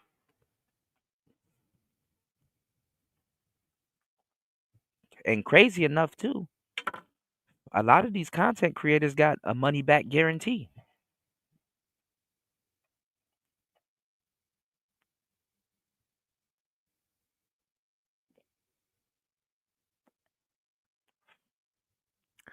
Oh, let me guess. Content creators are supposed to talk to people for free, especially if they're black. They're supposed to. All he showed was black people. So content creators are supposed to talk to you for free. They're supposed to talk to you for free and help you with your life problems for free. Gotcha. now we gotta talk about the negative influence that these red and black pill demons have over the youth. Like I mentioned earlier, hustle culture has plagued America like a disease. So much so that you And the thing that's The youth ain't even listening to these red pill content creators at all. And by the time you find it, you already on some goofball shit or in some goofball chat room. You can stay where you at. If you a young man having problems, stay where you at then.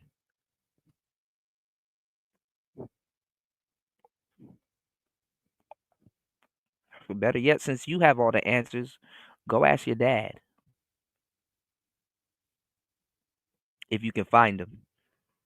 Go ask your dad or these thotty ass bitches that y'all like. Go ask them. Sucks is like it puts such See how much they gonna charge you. a bad rep on like just actually being driven. I have no problem with being driven and wanting to work, but like hustle culture puts it in the same box. Like whenever I go to a cafe, if someone's like, yo, what you doing? I'll be like, oh, I'm grinding today. I'm gonna go to the cafe. The fact that I can say, oh, I'm grinding today and be lumped in with the wake up at 3 a.m., grind, no one cares, keep doing it, invest in stocks instead of buying. Yeah, just get a little bit older and you'll realize who really cares about you. Y'all don't understand relationships. Y'all are so far behind. And instead of shutting up and just soaking up the game, y'all got so much to say. That girl who you had your tongue in her ass last night, she does not care about you. You will go from, damn, my tongue was in this girl's booty, to complete strangers the next day. They don't give a fuck. Keep talking. Keep talking. Buying that 4 for 4. Like the fact that I can be put in the same box as that is annoying to me. You got children out here wanting to drop out of elementary school to chase a bag. My nigga, the only thing you're asking to be chasing is the school bus. Seriously. Swear. Bro, I've seen videos of kids who look Bro, this posture is crazy. no older than 13 talking about how they own agencies and all these And the red pill community is not telling y'all to fucking go chase a fucking bag.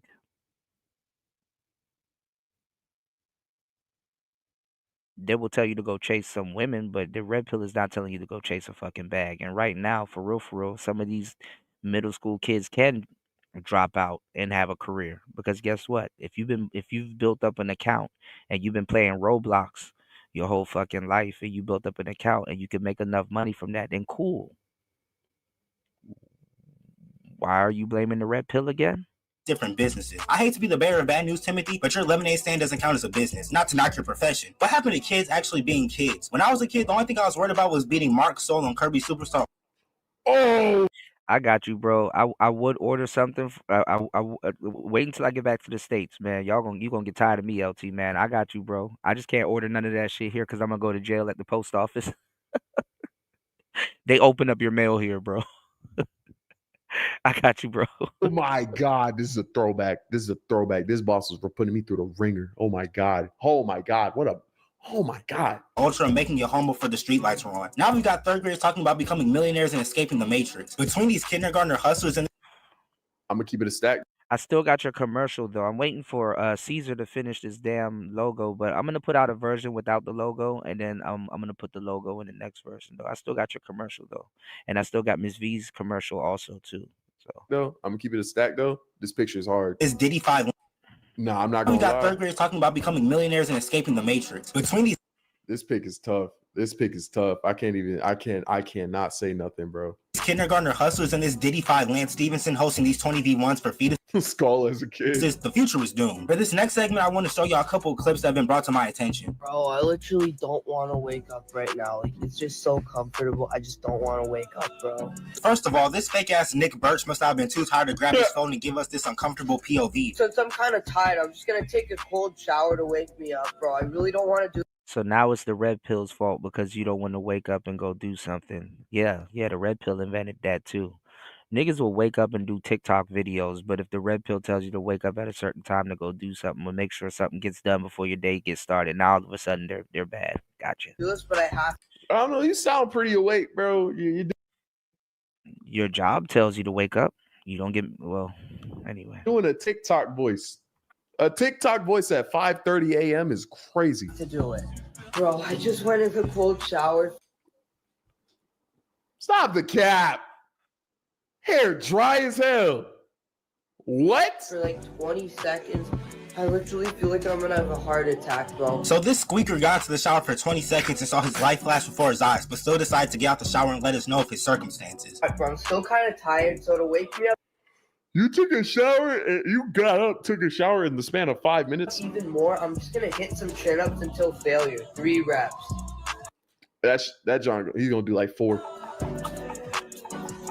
6. Now to be 6 before the cut. I'm not mad at fair, that. I think he misspoke and meant 3 sets because he did more than 3 reps. But this seems a little counterproductive because why would you take a shower and then exercise? Unless you're gonna shower again, you're gonna be walking around smelling like bad decisions. And I don't know if you smelling after 6. If 6 pull-ups got you smelling, bro. God forbid you're not going to school because if them niggas get one whiff of you, you're gonna get flamed harder than Uncle Owen and Aunt Baru.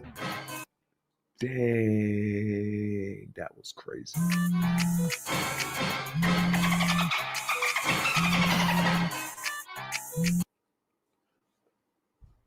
This is crazy. He's showing us his life story. Yeah, how dare you tell me to wash my ass?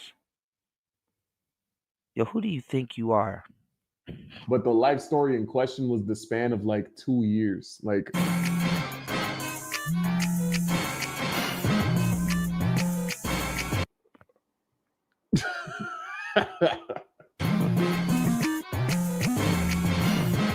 bro.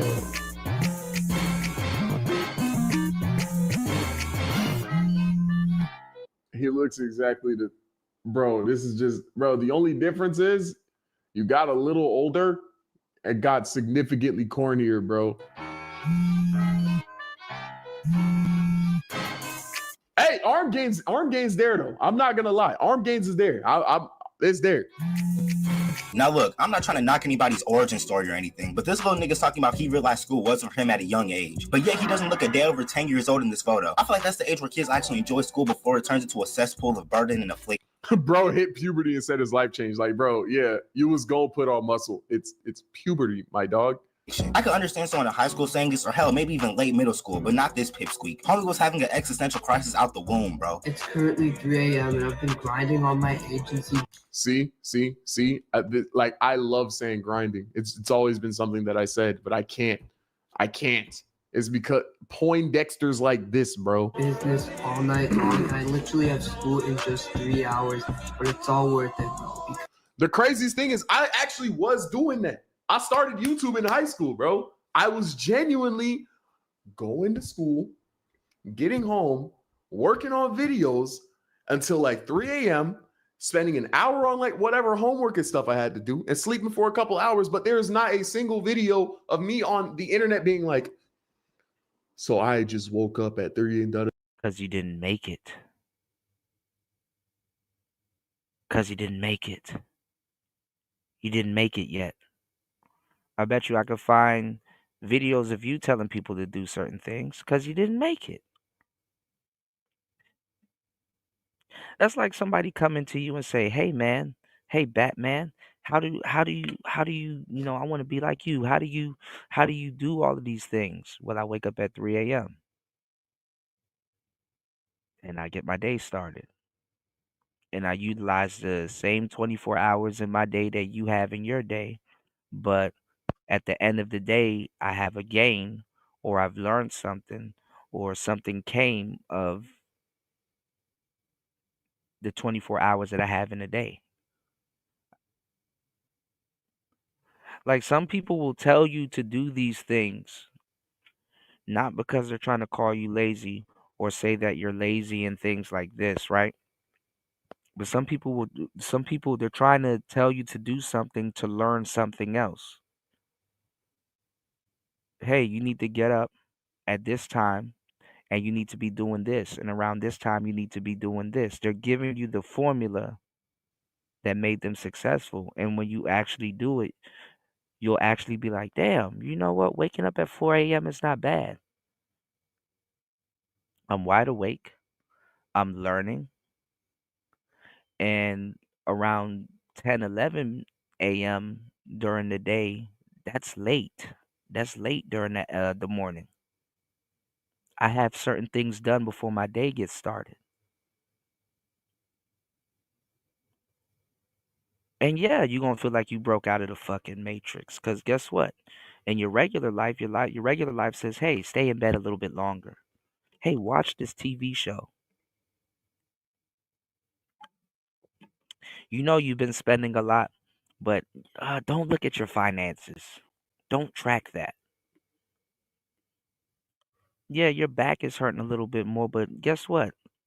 Don't work out. Don't stretch. Just stay there.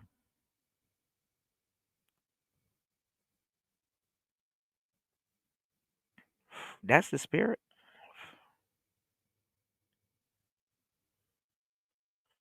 How did cap and lie become synonymous? Atlanta. ATL. That's how it became synonymous, bro.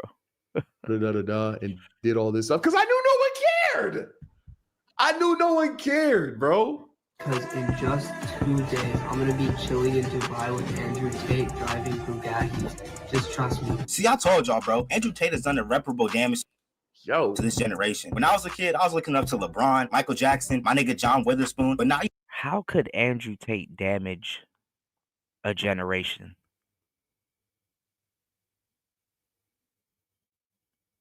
How could Andrew Tate damage a generation? Andrew Tate has only been around, honestly, heavily for 2 to 3 years.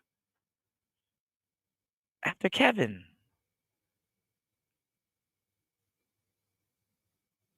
you got fetuses like him looking up and trying to become the next Andrew Tate Niggas bitching already. before they can even play games rated T. And I know some people are probably going to be in the comments like, why are you hanging on a kid? She's trying to follow his dreams. Rada, rada, rada. I'm all for entrepreneurship and trying to make a living for yourself. But and fuck it. It's better to learn that shit as a fucking kid and take certain habits with you, good habits with you into adulthood.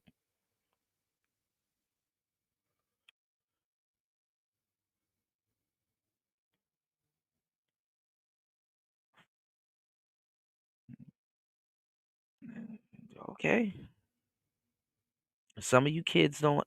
The funny thing is that as a kid right now, you can own and run a legitimate business as a kid right now. In a dystopian, what I've always noticed? Have y'all ever looked at like those movies in a dystopian world, like children are their own class and they have agency and they're smoking cigarettes and they have an apartment and all this? Kids have emancipated themselves from their parents. And their parents don't care neither because they rather not take on the responsibility. Kids.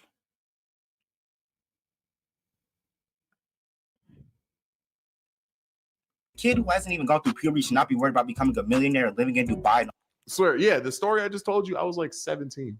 all this other If that kid wants to become a millionaire and live in Dubai, if he wants to, and if that's his dream, what's wrong with that? We all thought by 25 we're going to be a millionaire and we're going to have 2 cars in our driveway and shit like that. And then you hit 25, it's like, damn, that shit looking real 40-ish. See, the way my credit is set up is This kid is like 13. baloney. Another focal point that these boneheads often harp on is that they think all women are trash. They get on these podcasts and pretty much spend the next 2 to 3 hours degrading women as if men don't have the same culture. Talk to Women offer nothing. I used to love women. Now I'm just no. What do you? So you like you know what I'm saying? women. Breaking news, it's not a woman's fault that you're an awkward loser. They try to act like women are the scum of the earth, but yet are constantly bragging about how many women they fuck. It's the craziest love-hate dynamic that I've ever seen in life, bro. I've never been able to fathom why women were constantly going on that Fresh and Fit show just to have them shit on their entire existence. They claim. So what you're gonna have is a bunch of non-dating dating coaches. You're gonna have a bunch of anti-red pill red pillars. The fact that you think that you can sit here and say, "Hey, these guys are bad. Don't do this. This is what you do." You're just as guilty as anybody that's red pilled that picked up any type of microphone to talk to you about anything.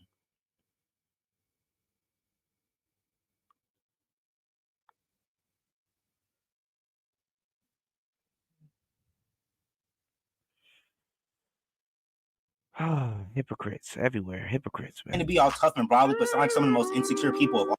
Oh, brother, bro. These are the two corniest people I've ever seen in my life. All time. If it were up to me, I'd label all y'all motherfuckers stupid, regardless of gender. And this may or may not fall underneath the self-improvement umbrella, but that Liver King nigga has to be one of the most unsettling entities I've ever laid my optical organs on. The fact that people actually believe he got this Credo build by ingesting more meat than the OnlyFans model is comical. I know that nigga's stomach is on 1 HP, and the fact that he made millions of dollars selling supplements and shit is even more kerfuffling. This Duck Dynasty reject was trying to have people believe that he achieved this physique by walking in forest eating cow testicles. Yeah, let's be real. In conclusion, Let's be if one real, wants to bro. improve any aspect of their life, they should go and actually attempt to do so instead of spending all day watching videos about how to do it. Because there's a lot of people looking to scam and deceive you. And also, you should improve your life for yourself, not to impress or galvanize anybody. And hey, if you are feeling bad, Jesus Dude. fucking Christ, he's saying the same shit that red pill people say.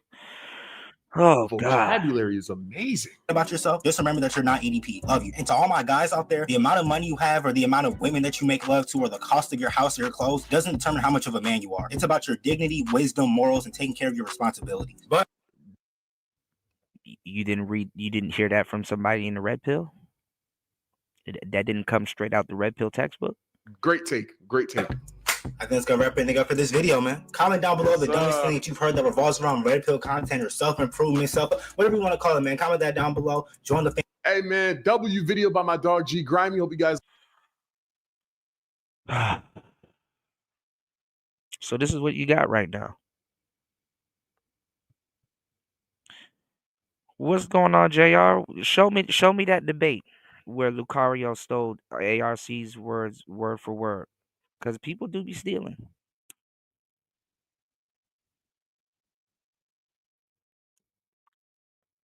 And if he took ARC's debate word for word, but he want to tell me and other people that there's no such thing as a demisexual player, shows you how dumb a lot of people are. Oh, there's no such thing as a player that's attracted to the women that he wants to sleep with. By having a connection with them, that connection can keep and hold your attraction.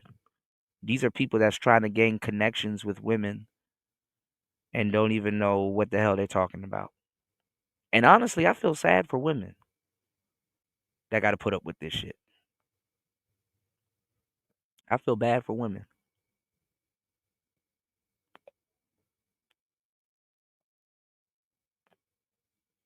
That's why women said fuck it. Women said fuck it. I'll date another woman.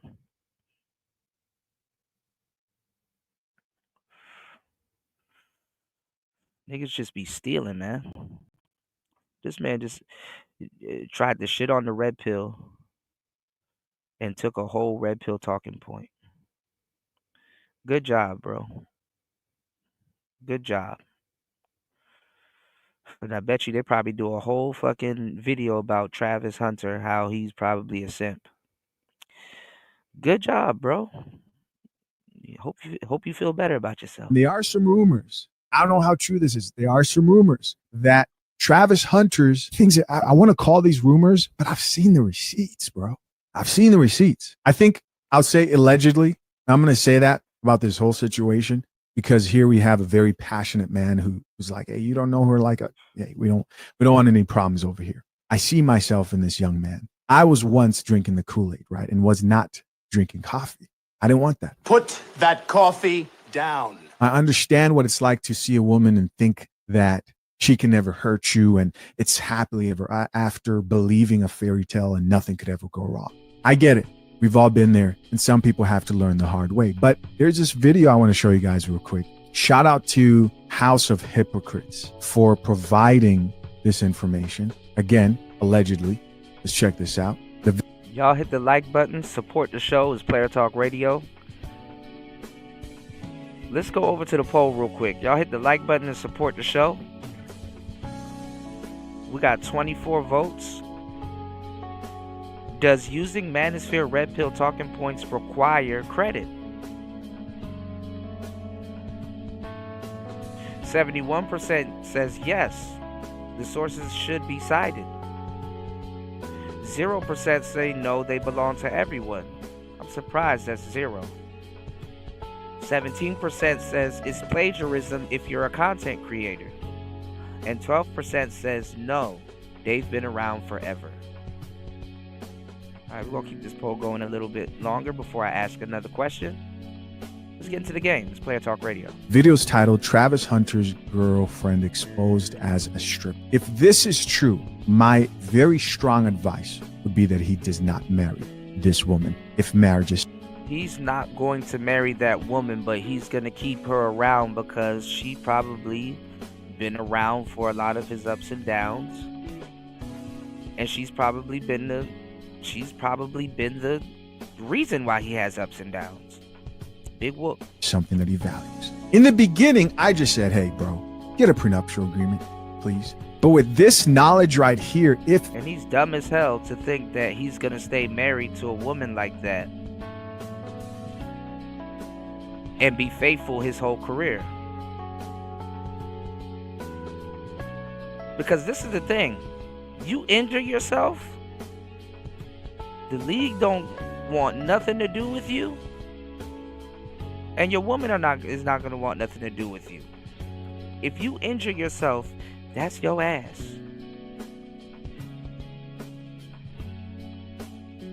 That's your ass. This right here is true. If this right here is true, this is horrible. This is horrible. Check it out. Day used to be a. Let's go from the beginning here. Man, I really don't think this information is supposed to be out here, but I gotta do it. Hey, what if I told you Travis Hunter, soon-to-be wife, Diana De La Fuente, used to be a stripper out in Atlanta, Georgia? Hold on. Dude looks familiar, bro. Is this the guy from Anton Daniels? Hold on. You guys know what I'm talking about? Yeah, this is okay. Yeah, this is the same dude. Okay, if you guys remember, he had like a situation in the past. Doesn't matter. Let's keep going. And I got proof. Would you watch this whole video? So the last video I had made about them, basically I was criticizing her actions and was trying to figure out why did she, ghost him for 2 months and then double back at the end of his high. All right, I want to skip to where we hear about her being a stripper. That's what you feel me? So she doubled back and planted herself. I'm not bitch. No, that I get too many comments. You feel me? So I go in my comments and I see this. So it says this girl used to dance. I can know my alarm going off. It says this girl used to dance at the Cheetah Gentlemen's Club in Atlanta. Cheetah Gentlemen's Club in Atlanta.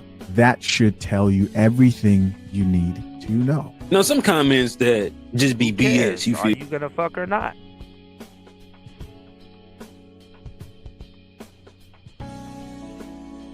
Who cares?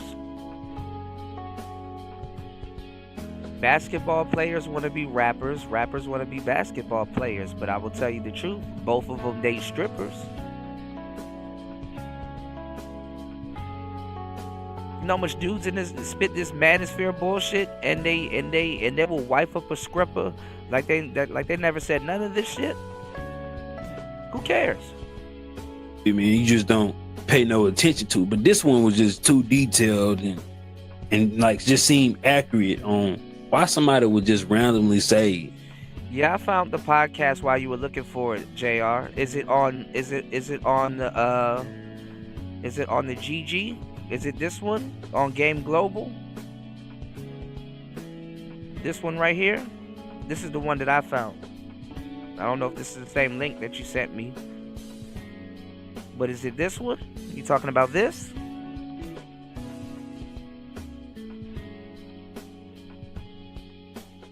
Because my thing is that you got all of these white people talking crazy about dating coaches. Because white people got duped a lot. And I told y'all why they don't like the dating coaches. Because dating coaches like Lucario will come out with books and say, hey, I can get you, you can talk to 5 hot girls tonight. And they're like, oh man, I can get laid by 5 hot bitches tonight. Don't even read the book. It's like a thumbnail. The title.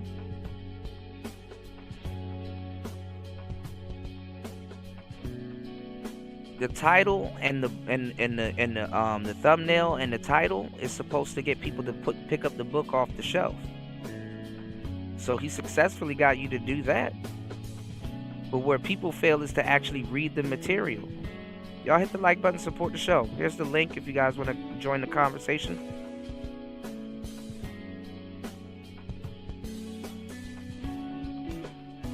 And a lot of white boys been learning from black men about game for a long time, so. Worked at a gentleman's club in Atlanta. You feel me? So I told bro to DM me. Bro DM me. And then he sent me her phone number. Now, I'm on the phone with my cousin. I'm like, hey, bro, I'm doing the story, yada, yada, yada. Well, Gab might be, you know what I'm saying, one of them things. One of them, yeah, she was getting down in Atlanta in one of them clubs type shit. He was like, bro, if you want to figure out if the number real, put the number in Cash App. Boom, put the number in Cash App. What? This is her exact number. I almost FaceTime to be like, you feel me? Just to get it, like, you feel me? Oh yeah, this just got interesting, man. As I'm writing and editing the video, I went to go check the goddamn Cash App using the number, and the name popped up. Men wife oppose. There's no rhyme or reason to it. Men wife oppose.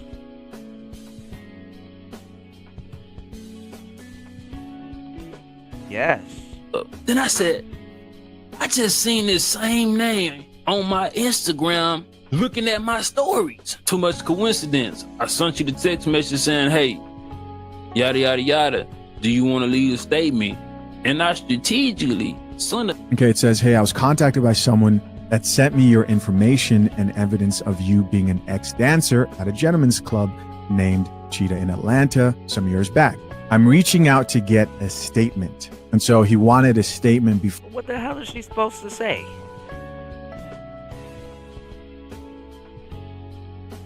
Oh, you got me, cuz I was a stripper. What's she supposed to say?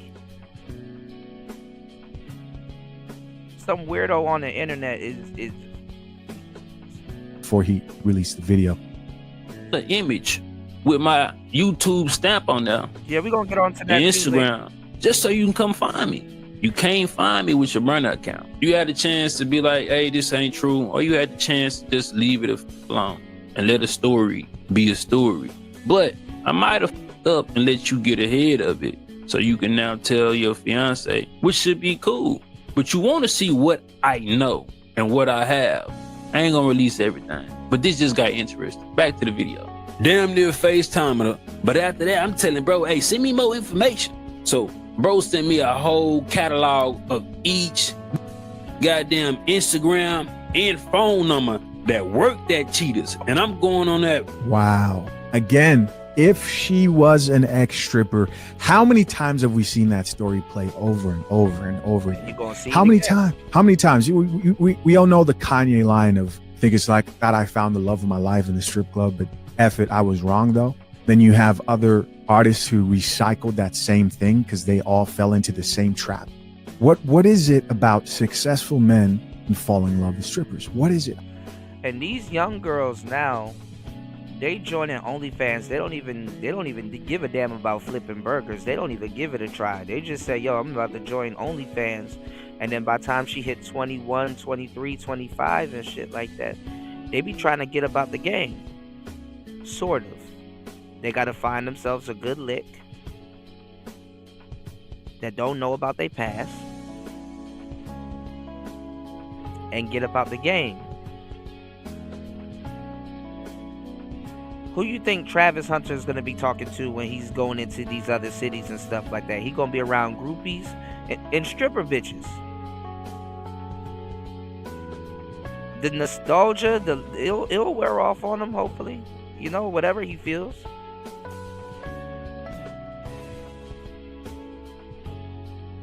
His job is to not Ray Rice himself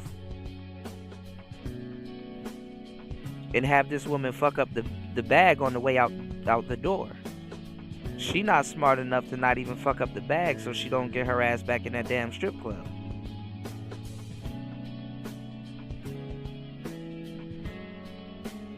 And then honestly, he gonna be around a different caliber of women soon. Come next year.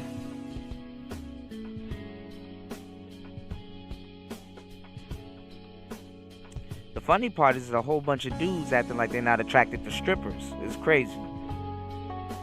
And then another funny part on top of this whole thing is that, you know,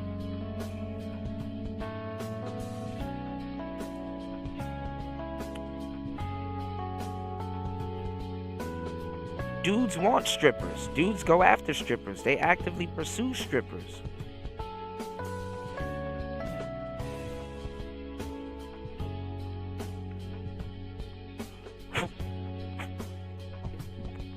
They will pass up a whole bunch of good girls to go talk to the stripper girl.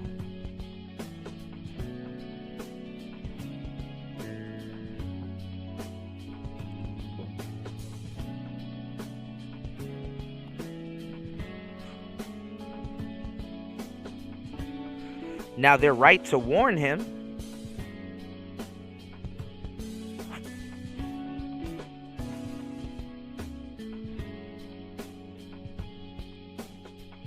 Whatever.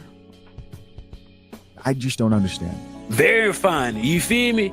Just so I can cross-reference. But another thing, I had to tie her to Atlanta, so shit, I just went on Twitter, went on Facebook, you know what I'm saying? Boom.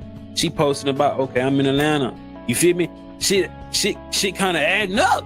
And another thing, man, so when I'm going through a Twitter, I'm noticing that she scrubbed, you know what I'm saying, and deleted a lot of tweets. You feel me? From that 2020, 21, late 21, you feel era. That's smart. That's pretty smart. She's moving clever and smart. Why? Because she's not letting anything get between her and her target. She got to repackage herself, and she done got herself a young target. Back. Do you think this chick wants the world to know that she was an extra? Granted, here's the bad news, and I think most of you are going to actually agree with me. Based on how lost in love the Travis Hunter looks like he is, she probably snatching that young boy's soul, Shang Tsung style, and ain't shit y'all can do about it. Ain't shit y'all can do about it, honestly. I'm led to believe that he knows and he doesn't care. That's what I believe. I think that he may be embarrassed that other people know, but the young man is so far gone that I am sure he does not care. So this is the alleged story. I'm not sure if it's actually true or not. You guys can go watch the rest of that video. Shout out to House of Hypocrites right there. And at this point, with everything we know, you can't really convince somebody who's this far gone to leave a woman. They have to feel that pain. They have to get hurt. Because if he's anything like I was, then he's not gonna listen. He's not gonna listen to you. Nah, his wallet gonna feel that pain, because all that little stripper bitch gotta say is that he put hands on her, and that's it. That's his career. Honestly, that's what I'm saying. You know, see, when you're rich like that, you gotta have a broad taking care of the house, making sure the Rolls Royce is still in front of the house and nobody's fucking with it. You gotta make sure, you know, certain things are taken care of, certain papers are filed. You gotta make sure certain things are out the way so you can be in the gym focusing on you know, bigger things. This woman can't even stand when the man is taking pictures with his fans. Because even as a stripper, she not used to being around another man that got that type of attention.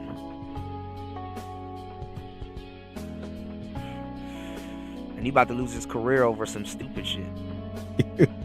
He's not gonna listen to you. He's not gonna listen to me. He's definitely not gonna listen to his father. Yes, I was hard-headed. Young men, especially young men who can focus. He gets paid to take pictures with his fans.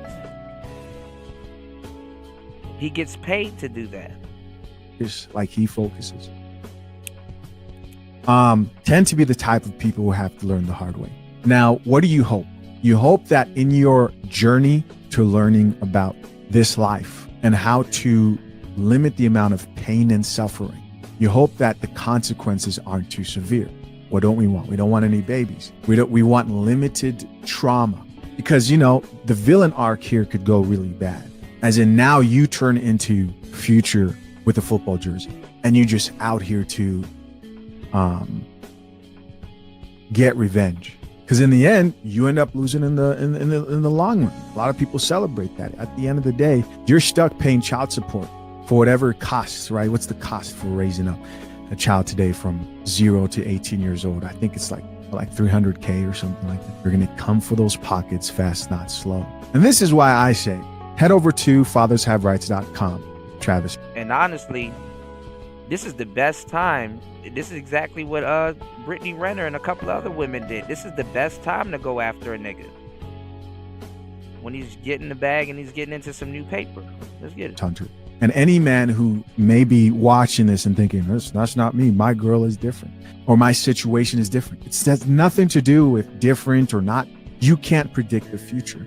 You don't know. And a prenuptial agreement in the case, because people think that, this is just going to benefit him. No, there'll be benefit to her. It's not what it's about. It's not about making sure somebody else doesn't get anything whatsoever, that they're left in the dust, alone, destitute. No, it's about limiting your losses. It's about not having lawyers feasting on your pockets because they're able to find other places where they could take money from and suck money out of you, which is what happens in a lot of cases. Should we go back and listen to what else Dr. Umar has to say? I disagree with what Dr. Umar has to say about why most white women are with black men. I think it's ridiculous to assume that they're all there for status and to just drain their pockets. I don't agree with the exclusive racial dating or telling people who to date, as you guys know. For him to be about to get married and he doesn't even have a prenuptial agreement, are you out of your mind, Travis Hunter? No disrespect to the young brother, I'm a fan, but bruh, slow this down. Put the marriage on ice. Need him to put that marriage on ice for about 2 or 3 years and don't have any children out of wedlock while that marriage is on ice. My fear, Art. Now, I agree with Umar on that. It's not like you going off into the military. And you got to be able to trust that woman in your house with all your assets and knowing all your security codes and all of that shit. They probably don't even live together. Is he's going to run into the queen of his dreams. See, my thing is like, Dr. Umar can say that, man. But doesn't he have like 4 baby mamas? And it's going to be too late. It's going to be too late. You know, so I just think the brother moving too fast. So many of our black athletes, they run. And see, look at what people are worried about. They're not listening to what the man is saying. They worried about his baby mamas. As if the man is not giving them no good information. What the hell does my baby mama's got to do with me telling him, hey, yo, pump the brakes on that? Because Travis will turn around and probably say the same thing. Man, don't you got like 4 baby mamas? All right, nigga. Nigga, where you at is a revolving door.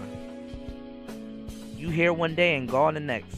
Into these non-black women in college, you know, and they just think that that's what their life is all about. You know, she's the best thing since sliced bread, not to demean any woman of any culture, but we should be with our own women. And one thing I appreciate about Dion. And what Umar is talking about is the transfer of wealth. You're taking your so-called black dollar and you're giving it away to another race that's already doing well, in his mind.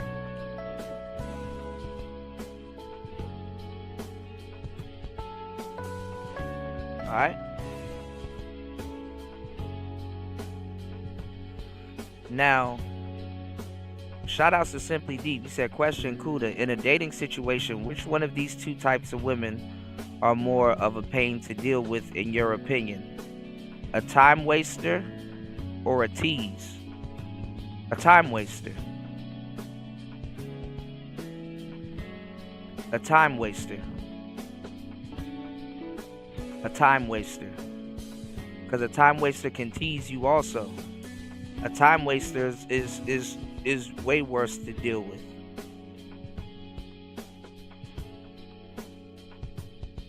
Because if you know what you're doing, you could turn that tease into foreplay. you can tease her back and still get a desired effect. But a time waster, you can't get that time back. And a lot of times women just want to waste their time for no fucking reason. Even for the sake of attention. Oh look, all of these guys want this man's time, and I got him sitting here watching Love and Hip Hop with me. Not making no money. Not doing what he needs to do. He should be in the gym, but he's here watching Love and Hip Hop laid up under me. This is why in boxing, Mike Tyson and all them other older boxers and stuff like that, when they're training, they keep them away from women. They can't even be around their women. They keep them away from women. The women will soften you up. Dion Sanders, although I'm still not happy with the move he made to Colorado, making all that money for a predominantly white college that does nothing for black people. But nonetheless, one thing I do respect about Coach Prime, you don't see his sons doing that. You don't see Shador and the other brother, the cornerback or the safety, the other Sanders, what's his name? Shiloh Sanders. Shout out to Shiloh. Forgive me for forgetting your name there, young prince. But you don't see Shador and Shiloh being all booed up with no girl in college. You notice that? You always see them by themselves. You don't see them. I've never seen any photo of either one of them, Shador or Shiloh, booed up with any girl, black or white, in college because they father not having that. Dion Sanders knows how this goes. He knows how women will try to hitch their cart to your wagon. You know, he knows how this goes. And I think he had to sit down with Shiloh and Shador and said, listen, y'all can have all the fun y'all want. You better be protecting yourself, and you better not be getting booed up with no woman. You built this. We built this. If you're going to choose a woman, you're going to choose her with this head, not the other one. And so I appreciate Dion Sanders for not allowing his son. Now, I want y'all to soak up what I'm about to tell you. It's not even about being booed up with no woman or laid up. Because honestly, you can get you a good girl, you can get you the right girl, and she will support you. She'll do everything that she needs to do. She won't be a hindrance on you. But when you're booed up with the wrong girl and you're trying to get some shit done, it's gonna show up in your performance. It's gonna absolutely show up in your performance. Sons to fall into the same trap that it appears Travis Hunter has fallen into. You know, it's such a shame. Such a shame, so unfortunate to be that great and to still be a victim of the Snow Bunny crisis. It's just ridiculous. Now, some people are saying she's mixed race. Some people are saying she got a black mom, black dad, but that doesn't mean anything to me because, as you know, although I consider mixed race Africans to be black, as long as they identify full time, I have seen no evidence that Travis Hunter's girlfriend has ever identified as a black woman, ever. So even if she's biologically African and has a black parent, for me and most Pan-Africanists, you have to not only be biologically black, you have to be psychologically black. And I haven't seen any proof at all that Travis Hunter's girlfriend identifies as a black woman. But again, no disrespect to psychologically black. You know, one thing I will give Dr. Umar credit for is he's really like his verbal judo. You know, he's trying to keep the dollar black.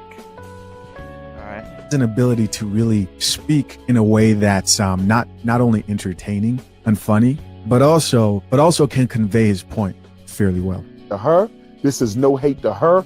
All we saying is we want to keep black money in the black community. See?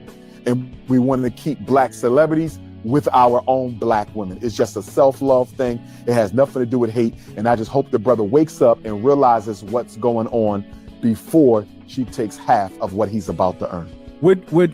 And guys, I'm curious to know about this. Would the majority of black people, if we look at this, would you look at that if that was a white man saying that right there? Would you see nothing wrong with it? Would you see it as self-love? I think that no, niggas are short-sighted. They will see it as racism. The people who are agreeing that it's a self-love thing, they wouldn't see it as self-love the other way around. They will see. And there are some rumors. They will see it as racism. They will see it as racism. See, if you get with the right woman, she can rocket fuel and propel you forward. But if you get with the wrong woman, she will hold you back for 2-3 years. Your dreams, anything you want done, she'll hold it back. You better put that shit on ice for another 2-3 years. You're not gonna get it done as fast as you could if you had a loving, caring, and supporting woman behind you. And I wouldn't say she gotta necessarily let him run amok. But come on now, let's get it. You said women are a distraction when I'm focusing on how to get women. That's funny as shit. That's funny as hell. And I know what you mean. There's some irony in that, but that's funny as hell. You know? Yeah, absolutely, Simply Deep. It also depends on how she teases you and the place as well, you know? There's nothing wrong with certain type of dick tease type women. Like I said, they're all shit tests. But the worst shit tests, and I'm going to say this again, the worst shit tests are in relationships. Relationship shit tests are way worse than dating shit tests. Dating shit tests ain't got shit on relationship shit tests.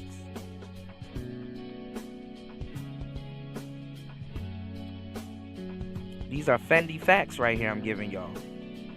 Got nothing to do with relationship shit tests. I mean, relationship shit tests, they're way different than dating shit tests.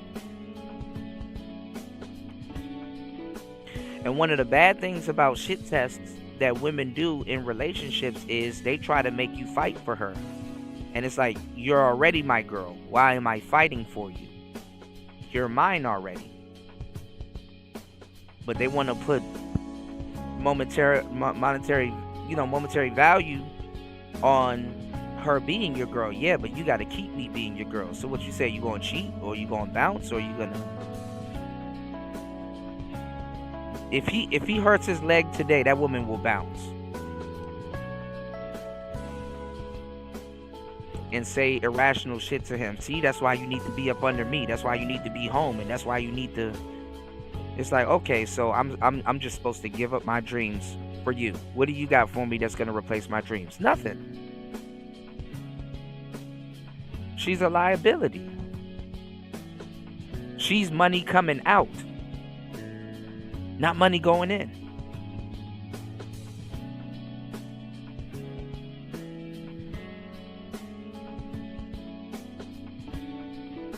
All right, let's take a look at a little bit of this real quick. See what the hell he's saying. We are ready to go. Hang on, make sure it's... All right, let's skip to picking up dating coach. How to be better with women. I think that's a huge mistake. So that's kind of my opinion, and then I'll let Lakari go, and then maybe we can talk about our opening process. Yeah, I think what happens is a lot of times is guys think that there's, this particular way to do a certain thing that's going to make a woman like you more or be, more attracted to you and all those other things. Right now, what happens is that what you're looking for when you talk to women is you're looking for women who have high interest and who are cooperating with you. If any of that is not happening, you're basically dealing with a woman who just really isn't that into you. I don't mean that she's not into you at all, but she's not that into you, meaning that she might have either medium or low. Locario finally changed his mic to a Rode Pod mic from that weird ass mic that he was using before. Finally. And second of all, yeah, you want to make sure a woman has high interest in you, but sometimes the interest comes after the information. Oh, you're a DJ. Okay. Now, you understand what I'm saying? So you got to be able to talk and feel them out, and this comes through conversation. You can't just look at a woman, oh, she's not interested in me, let me move on. No, she might be interested in you, but she's shit testing you, or have a poker face, or you haven't really revealed something about yourself to her in a way that gets her interest. Sometimes women are just talking to you, and it got nothing to do with interest, but guess what? You can build interest off of a conversation. So again, use conversation as a technique or a tool to develop interest, to gain interest. One thing I love about being a man is that you can get women that weren't interested in you before, interested in you now, which is the conversation. Interest, right? So, for example, a lot of times what happens when you talk to women, they're going to put you in one of three categories. The guy who they think can get it, they're like, okay, he's that guy. I'm sexually attracted to him. I want to, make it happen. Or the medium category is like, he's okay. I could take it or leave it. If he has some money, maybe I'll deal with him, whatever it is like that. And then you have the third category of low interest. Yeah, this comes later on though, because most of the time women are like, oh, okay, he a cool dude. Let me see what he got going on. Let me check him out a little bit and do this. They don't necessarily just put you in three categories when they meet you. All right, keep that in mind. Which is friend zone, which is I can use him for his non-sexual attention, but I will never be sexual with him. And then I guess you could say a fourth category is no interest, but she's not even gonna acknowledge you. You basically don't exist. You see what I'm saying? So what happens is that's not always necessarily true though. Sometimes women are dealing with other men and you just haven't hit their radar like that. That a lot of people think that there's this way to sort of get a woman who has low interest or medium interest to really, really be into you. But really what it is that all you're doing is chasing that woman and wearing her down. And in some cases, you might get her to sleep with you or something like that if you wear her down enough. So basically that's what it is.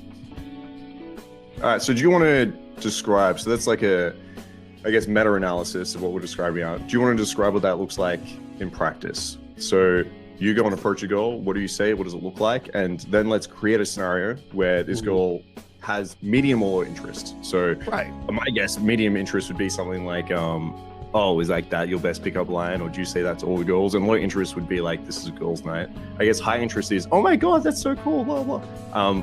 Yeah, let's go through your open and what you do in each scenario, and then I can do the same. Then we can disagree from there.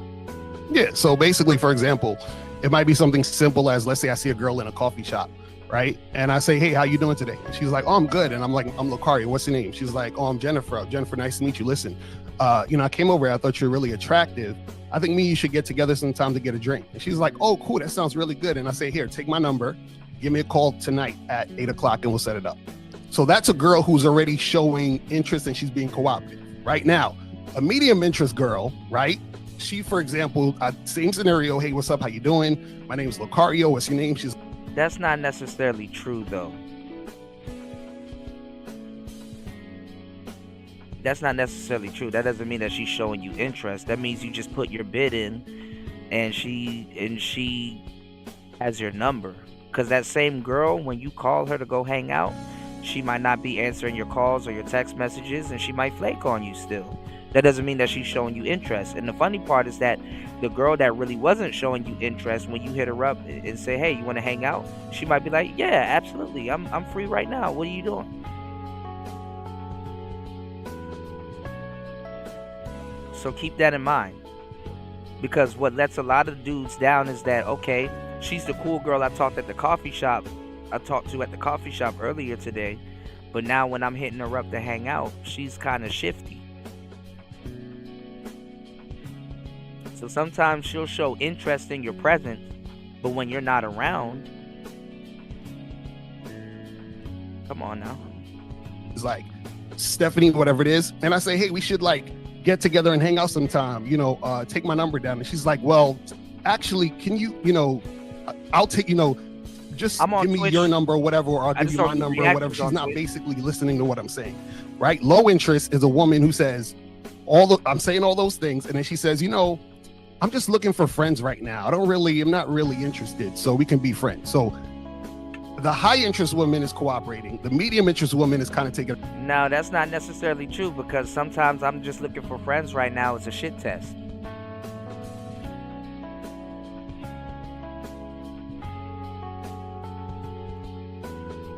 Sometimes that's a shit test.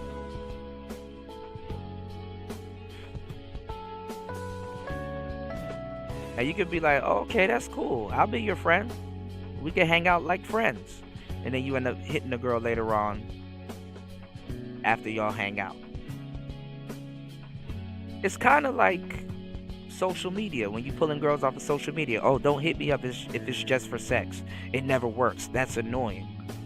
Man, that woman is having one night stands all fucking day. Don't hit me up just for sex. Okay, yeah, you looking for sex.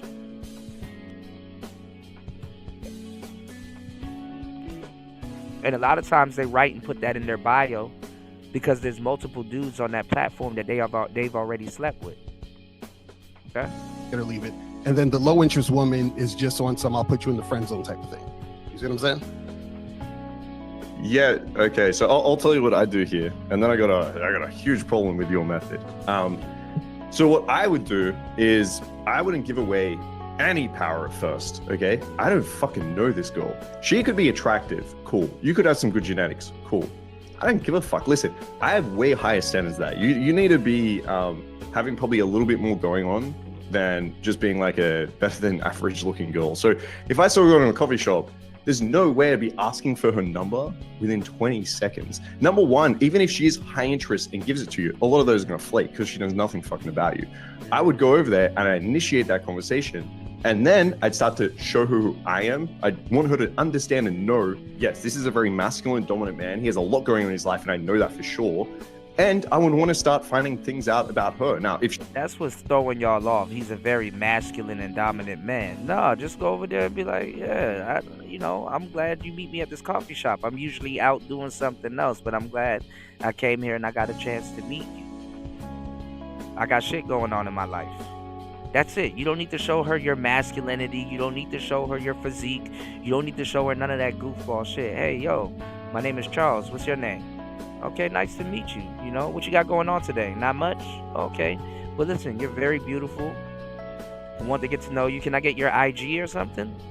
You on Instagram? Stop getting numbers too, y'all. Stop getting numbers. Y'all are irritating with this bullshit. Stop getting a fucking phone number. Get her Instagram. You don't know who you're talking to. Then you get mad when a woman don't disclose something or she admits something or she's lying to you. Get her Instagram.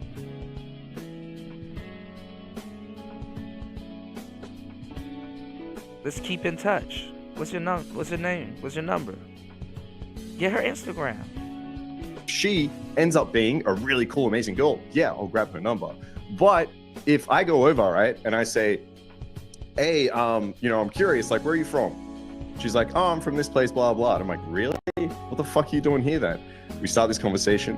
And then maybe she shows a little bit of like lack of interest at the beginning. So you would call this low interest, where she's like, sorry, I'm just trying to like order my coffee, something like that, right? Now, instead of just like running away, I would, as a masculine dominant man, understand what's going on here. Yeah, maybe she is busy. Maybe she's trying to grab a coffee. Okay, I can deal with this. Hey, listen, I'm not going to be here forever. I know you get open like this a lot. I know you're used to this. I'm not that guy. Let me show you. Hey, yeah, I'm just grabbing a coffee too. I'll just be like 2 seconds. But I actually have one question for you. Now she's like, oh, what is it? Then I continue that conversation. Now I have an opportunity. Again, she can find out I'm calibrated. She can find out that, I travel the country, that I'm a dating and sex coach. She can find all these things about me. And then she can be like, damn, this guy's attractive. I've built that. I know I have control over the factability. You don't gotta tell a woman everything about you on the fucking first meeting and shit like that. If she asks a question, be like, I'll tell you something about that a little bit later or I'll tell you that over some pizza or something like that. It's not something I can just easily explain. I found myself doing dating coaching and blah, blah, blah. You gotta save certain things for later for the date that you're actually having a conversation on. And you want to build intel. When a woman tells you things about herself, she wants to be heard. So you have to use that to build value or create value. You don't have to tell her that I'm a masculine man and I'm a sex dating coach and I got a higher frame than you. You need to submit to my higher frame. No, man. Like, nigga, I'm just a man at a coffee bar right now. Interested in you. What's your name? She don't need to know all of this shit. And if she want to know all of that stuff, she would ask. The attraction. And then so now in these three scenarios, I get the girl's numbers every single time that I want, and that's a cool and good looking girl. Like, my question to you is, with your method, these girls that are medium and low interest, what are they basing that on? Like, what do they actually know about you that you expect them to right away give you their number and want to hang out with you? Okay, so I'm gonna answer that question, but something stuck out to what you said to me. What you said just now, that was interesting. You said giving away your power. What does that mean? And two, do you care where she's from? Okay, so one, giving away your power is going up there and basically just saying, hey, I'm into you, right? Hey, I'm gonna show you interest and tell you that I want to hang out with you before I know anything about you. Now, the reason this is bad is not so much from your perception, but from the girl's perception, okay? What power is it giving away? That's what I'm asking. It's giving away the power of her being able to find out who you are and you being able to find out who she is. Because if you just go up and say, hey, I'm into you, now she makes the decision right then and there. So it takes away. I didn't say I'm into her. I said that I found her attractive. I didn't say I was into her. I said I found her attractive and that we should get together.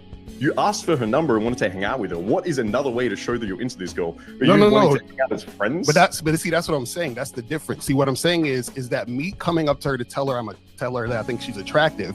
I'm just saying that I'm attracted to her, which is why I'm exchanging the information. I still don't know if I know this woman. She don't know if she like me. So what I'm saying is that all I'm going based on. Sometime. Hold on. What I'm saying is I'm going based on her initially wanting to cooperate in that moment.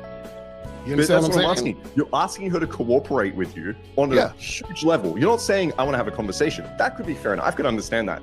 But you're asking her to give you her number and hang out with you.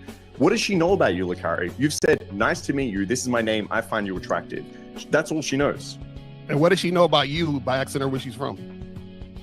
Very little. That's why I do not ask for a number. I don't say, where are you from? By the way, can I get your number and hang out? God, no. Are you kidding me? Okay, so then how long do you need to talk to women before she gets to know you before you set up a situation?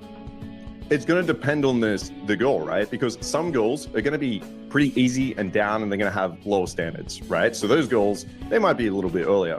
But if you have a girl that's extremely attractive, has a lot of guys after her, there's a lot of competition, she's very picky, that's going to take a little bit longer.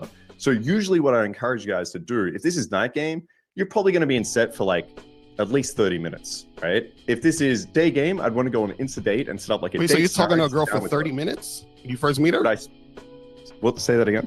So when you first meet a woman, you're talking to her for 30 minutes? Yeah, of course. If I'm out night gaming, I'm chatting to her for like 30 minutes before I'm pulling in fucking 100%. So you never fucked. As I said, where it's earlier, where these girls are just like down. Like there's going to be girls that are sexually open and are just like, listen, I came to this club to fuck, let's go. But if you have a girl, as I said, she's slept with like 2 guys, she's really attractive, has a lot of girls after her, really high standards. That girl is not just going to be like, oh, you asked me where I'm from? Oh, you told me your name? Okay, let's go have sex. But this is what I'm saying. But this is the thing. You're assuming that her actions mean she has high standards. So what I'm saying is that the girl that you're talking to for 30 minutes, right? Another guy talked to her and fucked her in 5 minutes in a bathroom. So why did she talk to you for 30 minutes? Are you telling me a girl with super high standards that is very attractive, that has a lot of men after her, is fucking guys in the bathroom in 5 minutes? Is that what you're telling me? Yes. So what I'm saying, okay, let me. It can happen. It probably has happened. But guess what? You're not that guy. You're not that guy. You're not that guy. Same day lays happen all the time. And that's not an insult to you if you're not that guy. You never know. You just not that guy with this particular girl.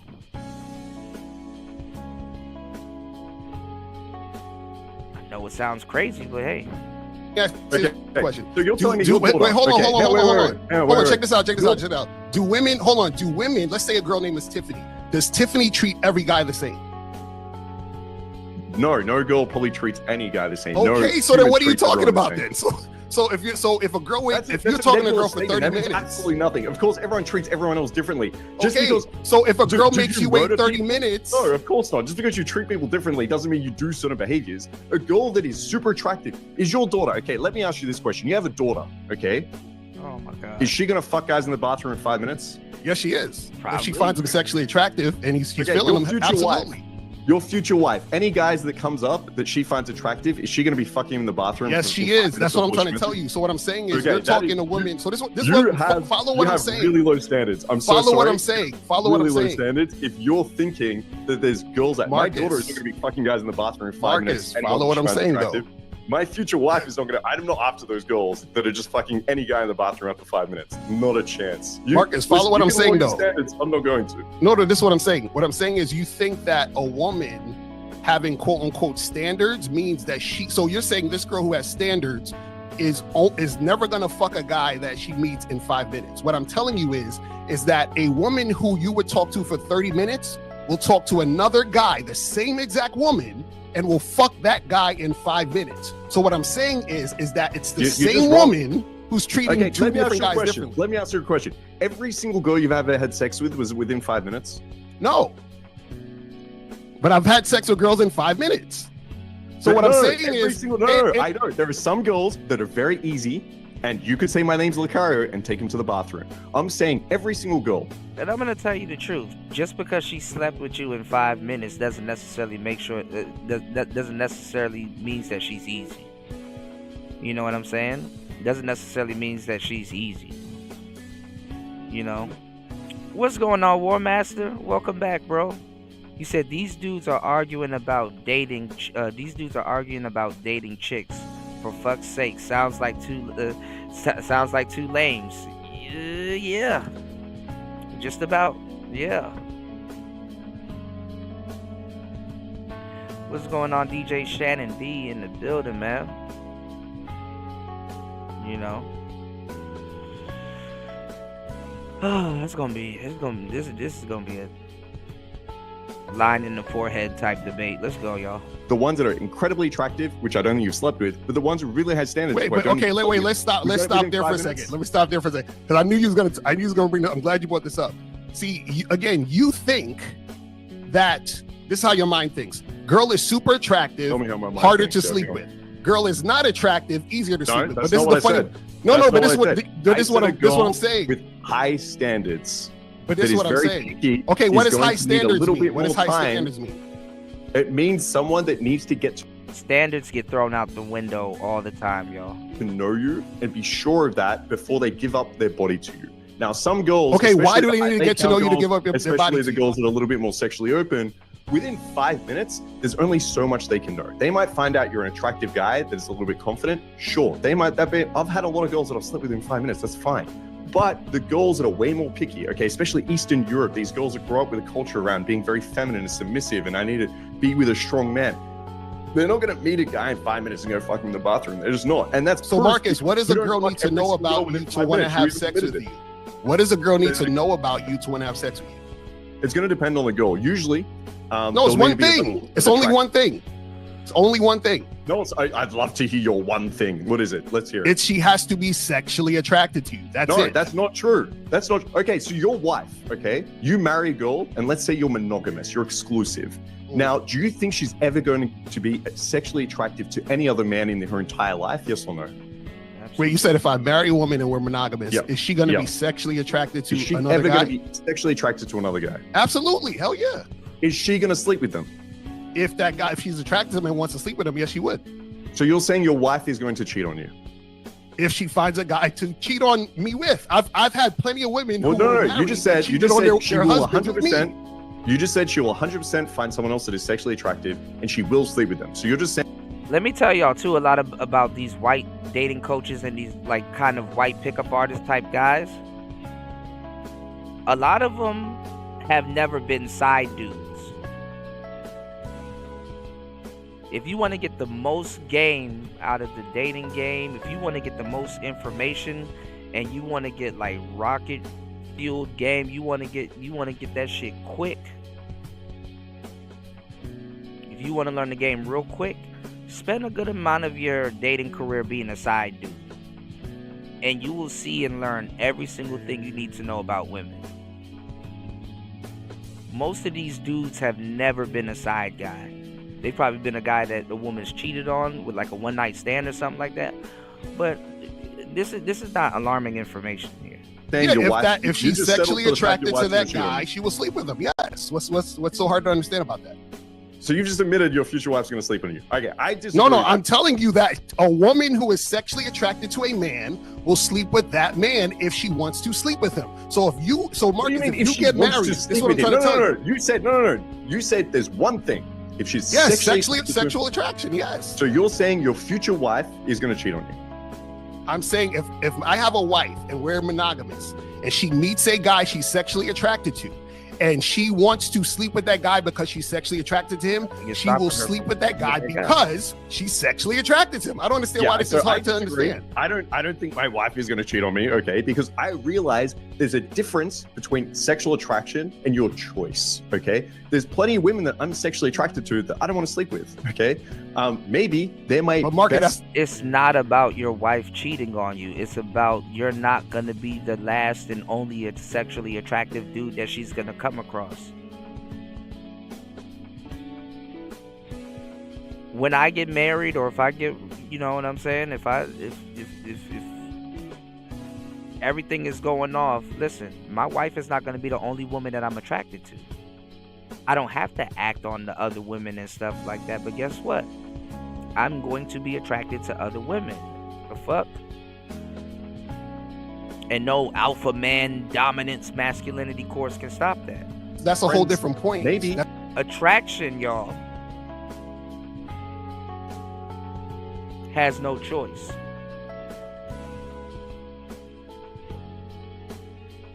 You're attracted to what you're attracted to, who you're attracted to, and you're attracted to what you're attracted to.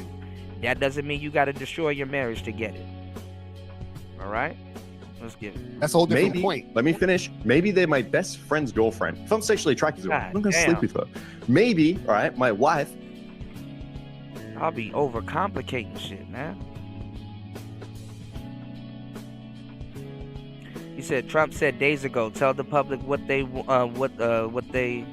tell the public what they are, or shoot them down, and said and said in a press conference earlier today, they are not an enemy country. Wait, what do you mean, UFO? You said no wonder Lucario has a big audience. If this is the blind set of the average dude in the space, this is the mindset. Yeah, absolutely. This is their mindset. Absolutely. And what's wrong with a lot of the whiter pickup artists and just pickup artists and guys in general, is that they're in their head all the time. They're in their head all the time, right? Yeah, it's instinctive. She could meet a guy out and be like, yeah, this guy, I find him sexually attractive. He's good looking. I'm not going to cheat on my husband, okay? Because I have standards and I have principles. And she's going to... And this is what y'all don't realize. Women are around rich and sexually attractive guys all the fucking time. You're not the first, and you're definitely not going to be the last. Make that choice. So to just assume that a girl just needs, that's never going to happen, because you've had this happen to you where girls give you resistance and you give up. They can be sexually attracted to you. Marcus, stay on topic. Stay on topic. What I'm saying is, but this is the what topic. Makes what are you talking about? No. This is what I'm talking about. What makes the woman want to have sex with a guy? You're saying, well, she doesn't know anything about you. A woman does not need to know anything about me to want to suck my dick. That's what I'm trying to tell you. Let me answer your question. There's multiple things. Now, to be sexually attracted, the thing that I teach is you go in at first with confidence, with great subcomms. You want to show that you're chill under tension, okay? That's number one. But this is like basic, that's foundational. Then you want to hit the attraction triggers. So I want to show that I'm successful, that I have passion around certain subjects, that I see a future for myself in terms of my success, my career. I want to show that I can look after people around me. I want to show, let me finish. Why? I want to you don't have to do all of that. I want to show that I understand her on a sexual level, and I want to build sexual authority. So something I teach is sex coaching. If the girls know, you don't need to always build all this sexual authority and all this other shit for a woman that's attracted to you to have sex with you.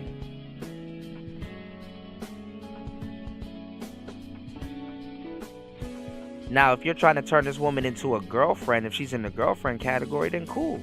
But even then, you don't need to tell her every single thing about you initially upon first meeting her. It's like, why is this guy over here telling me all of this shit? yeah, I may like some of the stuff that he's telling me, but okay. Or they're going to be great in bed, they're going to want to sleep with you more. And then the last step of this is dealing with concerns and objections. So sometimes a girl might be really sexually attracted to you, but she's on a period. And take this from me, because what I talk about is speed seduction. You know? So a lot of times when y'all are doing this with women, this is a grasp to try to gain real estate with that woman as quickly as possible. But you don't need to do all of this. Period. But her friends are at the club. But she doesn't want to look like a slut. But she wants to show you that she has standards. But like, there's a lot of things that you might have to help her deal with these concerns with. So once you complete all of those and you have compliance, that is when you're able to sleep with a girl. Not just when you're sexually attracted. There's more nuance to this. Girls are more complex than just sexual attraction, sleep with every fucking guy. If that was the case, so Marcus, let me ask you a question. So you said you slept with women really quickly, correct? Yes, correct. Okay, now, so if you've slept with women really quickly, why are you wasting time 30 minutes with another woman? Because women are different, bro. Okay, so if you have one girl, she could have a 500 leg count, okay? She could be going to the club because she just wants to sleep with a guy. I knew I shouldn't have read your comment. War Master said, did you hear that? That was my Xbox switching on. Kuda wouldn't know anything about that. What that sounds like anymore. No, I do, man. I was just talking to a friend about he has an Xbox, so I'm like, yeah, all right, I'm about to get back in the game, and he's like, yeah, man, add me on Minecraft, you know. He said, I bet he's talked himself out of a lot of coochie. I bet he has. Shout outs to War Master. He said these dudes sound like they've never been in a long-term relationship. Like it's like listening to teenagers. Absolutely. So when I go up and I show some confidence, she's like, yep, I'm down. And I can see that, I can test the compliance, I have this nuance, and I can be like, this girl, listen, she doesn't care what anyone else thinks. She doesn't care about being a slut. She doesn't care about being this. And that's cool, I'm pro-sex, let's do it. This is really fun, this is amazing. But the next girl I might meet, she might be, hey, I've been approached by a lot of guys tonight and they weren't masculine. So there've been other guys tonight that were confident, and then when I tested them, they crumbled. So maybe she tests a little bit now. I don't crumble, I'm a fucking man. And then she sees that, she finds out more things about me. Then she might have an objection. Maybe she's like, fuck, I'm on my period tonight. So maybe I'm half an hour in, I say, let's head back to mine. And she goes, I can't, right? Not tonight. Now, I think someone like you might just leave. I would say like, what's up? Like, what's going on? Now, if she tells me like I'm on my period, hey, no problem, right? I don't give a fuck, right? Going back to the last debate, I got some red towels. Yeah, she gonna disclose all this personal information with you. And so I'd be taking that girl home. So yeah, every girl is going to be different in terms of so basically what you're saying is you change. So you change based on the woman. Yeah, I'd lead, of course, 100%. I'm a leader. So no, I'm not talking about lead. I said you change based on the woman. Because you don't gotta sit up there and tell every woman I'm a masculine man. I aspire to be a astronaut one day. A masculine astronaut. I don't need to go up there with no headgear on because I'm a man. Obviously, you would have sex with both types.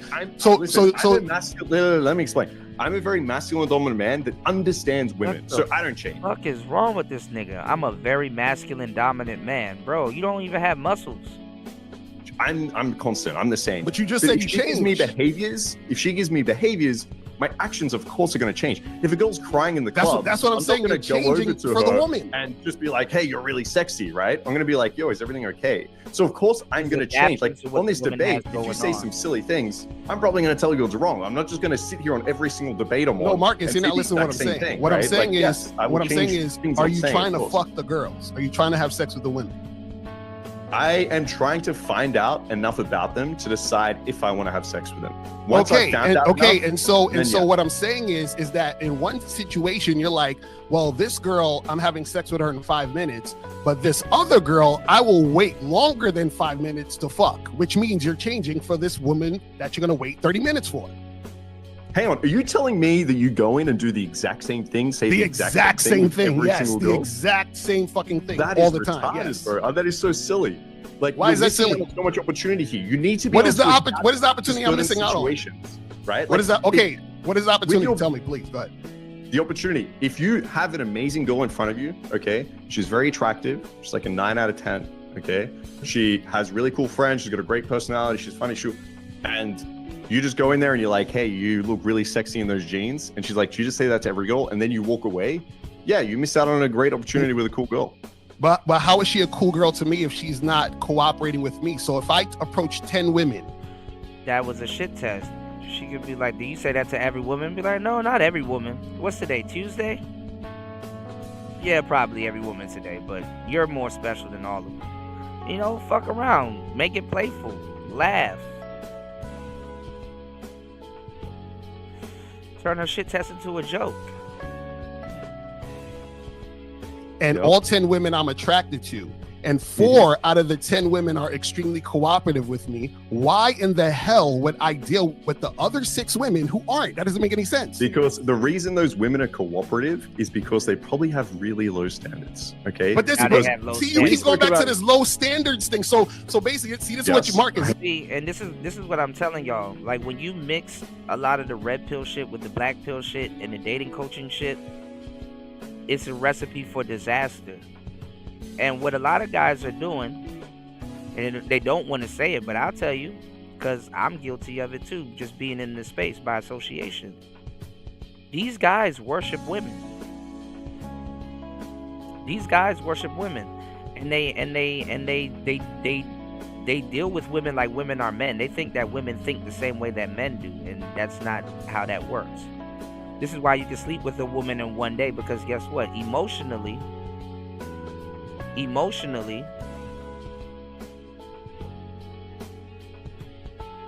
she will make a decision.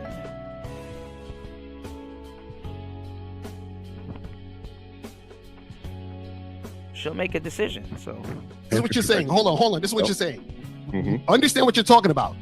You're basically saying that. So if a woman fucks you on the first date, she has low standards?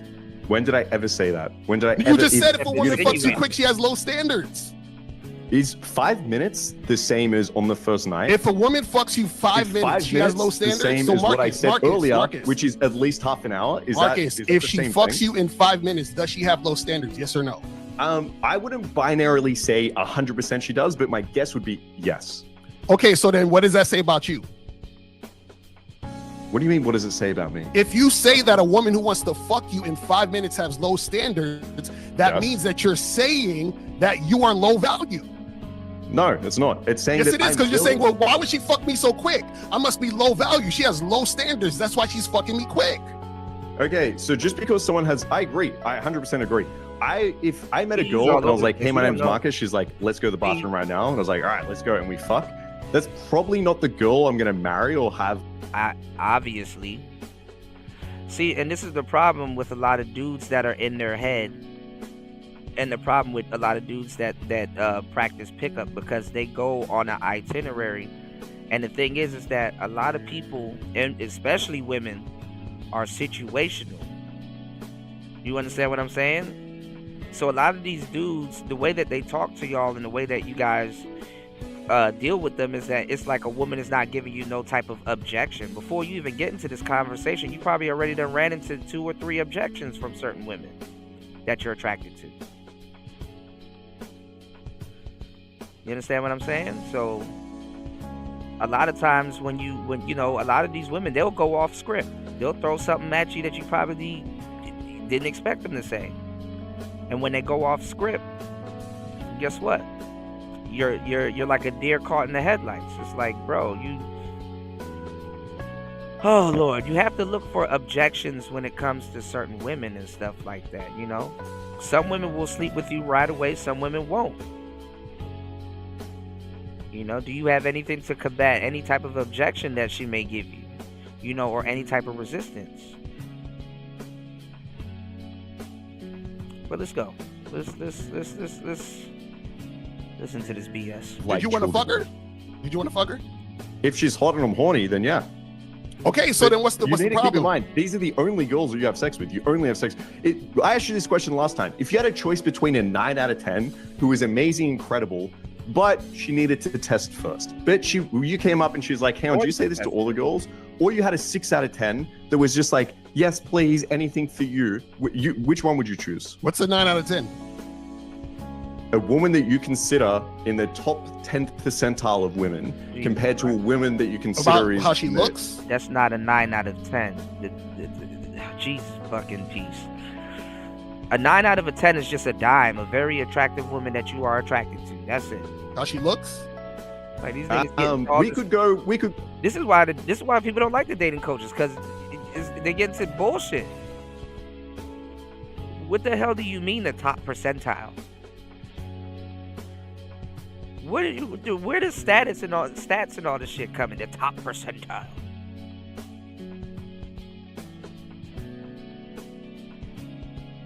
Shit, a celebrity bitch will sleep with you and shit like that. She on drugs. She on drugs and she horny and hey, look, in the bathroom. You, me, now. Let's go. Go with both. Now, typically as men, we focus more on looks. Like if I'm saying a 9 out of 10, it's going to be a large weighting of looks and then the rest personality, but you can choose. There's a 9 right, out but of this 10. is what I'm saying. Part of what makes a woman a 9 or a 10 to me is cooperation. So if she's not cooperating, she can't be a 9 or a 10. Exactly. So you would pick the 6, right? I'm picking the one who's cooperating and who I'm attracted to. So what I'm saying is, so let's say, a woman is there's a not 9 out of 10. We can go by 9 or a 10 if she's uncooperative. Let's go by looks. Bruh. Okay, so are you going to fuck if the opportunity presents itself or not? Percentiles and all this other goofball shit, nobody cares about that shit. Oh, you're the top echelon. Let me see if I want to. Hey, if you don't get the fuck out of here with that mess, are you gonna fuck or not? This is kind of why a lot of dudes hate dating coaches. Because they go off the rubric of what they would, I teach my students this, and you have to mess with the top percentile, and you got to make sure her percentages and their commas in the right place. Like, boy, you said, man, dudes using strange language to describe what a woman, to describe what women do. Right, exactly. You said facts, Kuda. Chick worshippers are the biggest simps. How they start arguing about chicks, they sound like women. Yeah, and they're not even. They're arguing about women hypothetically. This is hypothetical. This is hypothetical. What's going on, Blank Slate? So let's just go clearly by looks. We're just seeing 2 girls in the club right now. So we can only go off looks. Let's argue that at the moment. So you see one girl's 9 out of 10, really fucking hot. You see a girl's below average, it's like a 6, right? Or average. Now you go up to the hot girl and she needs a test. She's been opened by like a bunch of guys tonight. And now she says, do you say that to all the girls? And then the other girl, 6 out of 10, is like, oh, your name's Lakari. That's so amazing. Oh my goodness. Who do you go for? I'm going for the 6 because she now turned into the 9. And the 9 turned into the 6. That's the difference. Okay, so with that's me, what. See, you're not. This is what I'm trying to say. So, let me explain. With your thoughts on that is based on a woman looking good. That's why you don't understand it. And that's the problem with dudes. If you still using a scale of 1 to 10 to measure women, you are lost. I get to know them on multiple levels. Okay, I spend at least half an hour. What are you getting to know? Let me explain. I get to find out about them, right? Let me just plug in my PC 1 sec. It's running out of battery. He didn't know what the hell he was gonna say. He didn't know what the fuck he was gonna talk about. God. Crazy.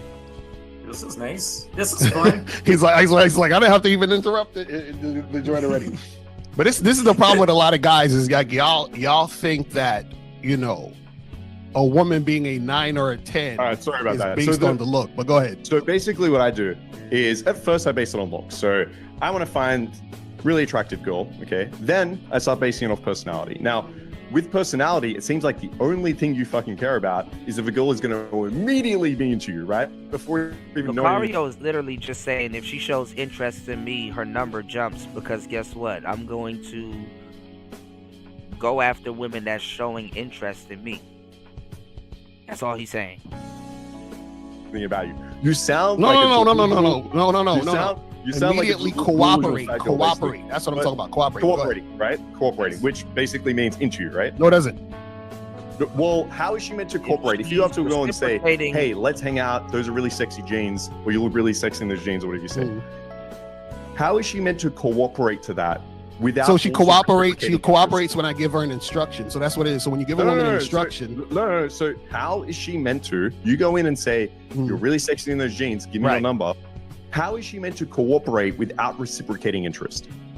No, what I'm saying is that her being interested in me, right, is going to happen through consistent cooperation. That's how she shows consistent. No, you're asking right away. You're asking right away. You're not giving her a chance. You're asking right away. No, but this is what you're not understanding, Marcus. No, I do understand. Give me 2 minutes. Give me 2 minutes so I can teach you how to do this. So what I'm saying is this, right? You should go for 6. No, seriously. What's So the what 6 happens game? is, and Marcus, this is why you talk to women for 30 minutes and waste your time. Because what happens is that when you first meet women, you don't know, right, if a woman is actually interested in you or she's just using you for attention. So what happens is that you got to make sure that a woman is showing consistent cooperation. So that means the consistency in her cooperation, that's what shows the real interest. So what happens is that you're in a situation where you're talking to women and you're wasting time with a woman who's probably a time waster and an attention whore. And you don't know this because you're sitting there, feeding her these lines and, going back and forth for her and asking her where she's. And sometimes the more that you stand around a woman makes the interaction weird, and whatever attraction that you built with her, you end up losing it. You end up losing it because she's not reciprocal in a small amount of time, and you didn't get the number and hook up in a certain amount of time. So a lot of you dudes are talking your way out the coochie. You're just giving yourself enough time to talk your way out the coochie. From and giving a shit about her life, you know what I'm saying? Like, what are we talking Can I about? ask you a serious question?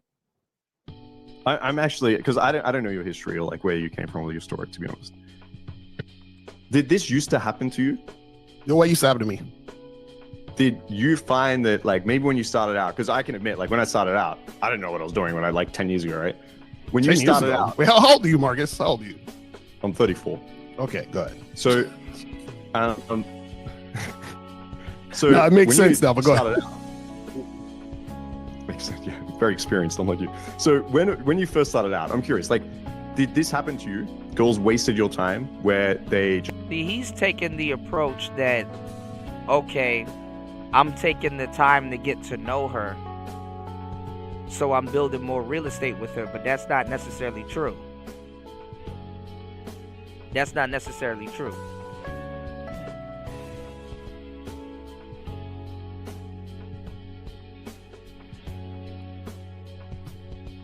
Hey, I'm taking time to get to know you. No, that's just you taking time to get to that's just you taking time to talk to her. It's not saying that you're asking effective questions, and it's not saying that you're, you know what I'm saying, flipping all her attraction triggers. Y'all hit the like button, support the show, y'all. Let's get it. What's going on, Ahmed? He said he's right. Cooperate. Don't waste your time. He says women, but giving me fat white women vibe. This fat white woman game. This is funny as hell. 44 and he still talks like that. 34. He's 34 years old. Just wanted attention, and then they get back to your place and be like, I'm not interested, or you go on multiple dates. Is that what happened? Yeah. But every guy is different though, because some guys they're rocket fuel on a bitch if you give them time to get their, to explain themselves and get their shit off. So hey, because I learned from my mistakes. So back in the day when I was younger and stupid, right, what I would do is I'd be very indirect, and I would talk to women about shit that I didn't care about, and I'd be like, oh yeah, let's hang out, let's kick it, let's do this, and we going back and forth. They'll do the quote unquote shit test that you guys talk about and all this other stuff. Right now, what happens is that sometimes I would smash the chick and hook up with them. But what happened was that even though I was having sex with them, I was still getting girls who were being very, what's the word I'm looking for? Disrespectful, right? Then on the flip side, I would waste time, and then there will be women who I actually would talk to, do all this other nonsense, and then nothing would happen. So when I said, let me stop wasting time and stop pretending and stop flip-flopping for women, and let me just be myself and be who I am and be consistent with myself, right? And then this is what happened. This is how this shifted. I get you, man. The women, hold on, So I'm almost basically- finished. I'm gonna wrap it up. I'm gonna wrap Sorry, it I up. thought you So were now finished. what Yeah, happened go is for that when I'm direct with these women, what I do is I attract women that I'm attracted to who are extremely cooperative, and then they're cooperative on a consistent basis. So I don't actually have to deal with any woman who's not interested and who don't like me. So I don't waste no fucking time. okay. Go ahead. 'Cause it sucks, right? Like you have a girl that you hang out with for a while, and then she disrespects you, right? She doesn't want to see you again. She makes up some bullshit. Maybe she just uses you for dinner, right? That's a really shitty, annoying feeling, right? Are you trying to like empathize with me? And sometimes sitting down and talking to one woman at the venue for a good amount of time, a lot of these guys, what they do is they use it to make the woman feel comfortable and be like, oh, okay, well, I don't think he's talking to a whole bunch of girls for 30 minutes. You know, like he's sitting here taking the time to talk to me and stuff like that, and you know, build attraction and whatever he calls himself doing for the 30 minutes.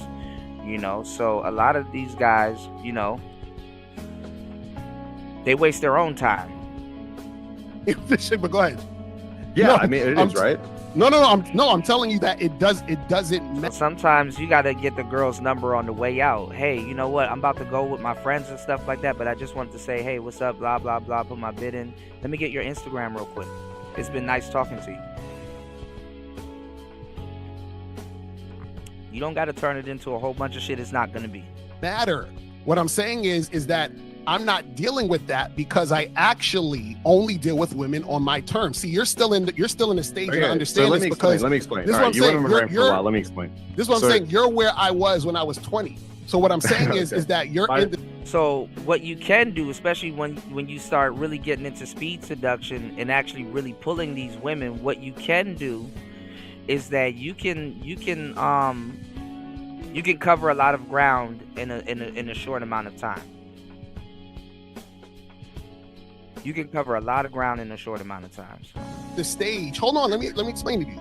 You're in the stage, right? Yeah. You're in the stage where you are dealing with women on their terms. I only deal with women on my terms. That's basically what the thing is between us. All right, so you went on a little rant. Let me explain. I see this in my students.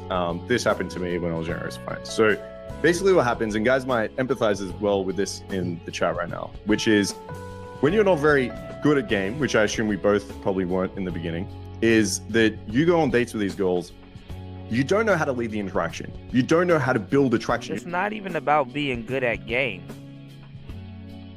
It's about being good at getting information, taking the information and turning it into a desirable result.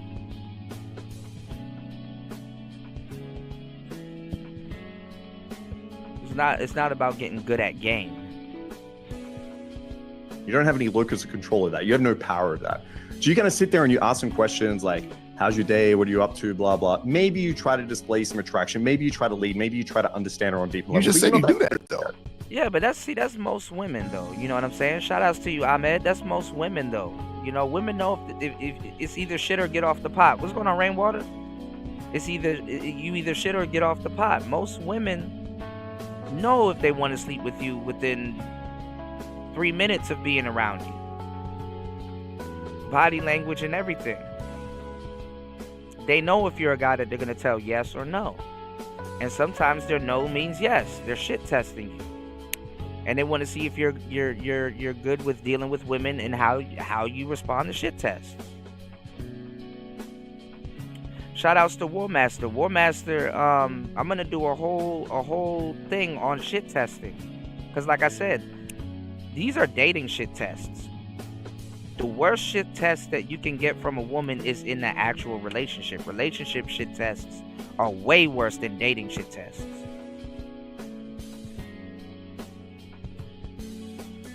And let me finish. So you might try to do that. And then what happens is, yeah, the girl's not that into you, okay? She would rather go with someone that's a little bit more dominant, more attractive, knows what he's doing. And dominant. So you have this happen to you where it feels really shitty. The girl doesn't want to see you again. She wastes your time, okay? You spend... Here comes this dominant masculine man shit.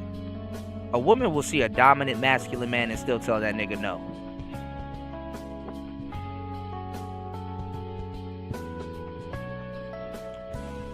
Okay? So if you can build comfort with a woman fast enough to get her to sleep with you That's some good shit. You don't have to be stuck on dating objections. You don't have to be stuck on none of that shit.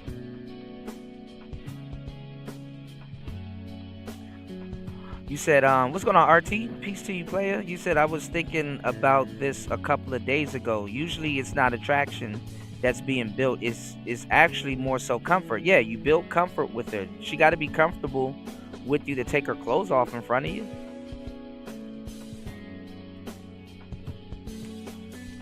Women will sleep with complete strangers. You said, it's crazy how these people... What's going on, Star P? You said, it's crazy how these people... not of the culture continuously take lingo and all of a sudden become teachers. Yeah, that's basically what today's show is about. So half an hour in a club with a girl and then she goes with her friends. And so I can understand, I see this in students where they are like, you know what, fuck this, all right? I'm just gonna go up to a girl, say, hey, you're fucking hot, and if she's into me, she's into me. If not, I'm moving on. And then you end up with a lot of low quality girls, which again is fine if you want to do that, but you shouldn't do it with your students. Instead, what is a low quality woman? Someone that is a 6. Instead, No. Okay, what is a 6? What's a 6, Mark? That's what I'm saying. Unattractive, someone that is easy, someone that doesn't give a fuck. Who determines attractiveness, Mark? Marcus, who determines attractiveness? Are you saying there's no... If I lined up 100 women right now and I got everyone to decide, are you not saying there's going to be a fairly consistent idea of what we consider attractive? Marcus. Okay, exactly. I'll give you an example. I'll give you a perfect example.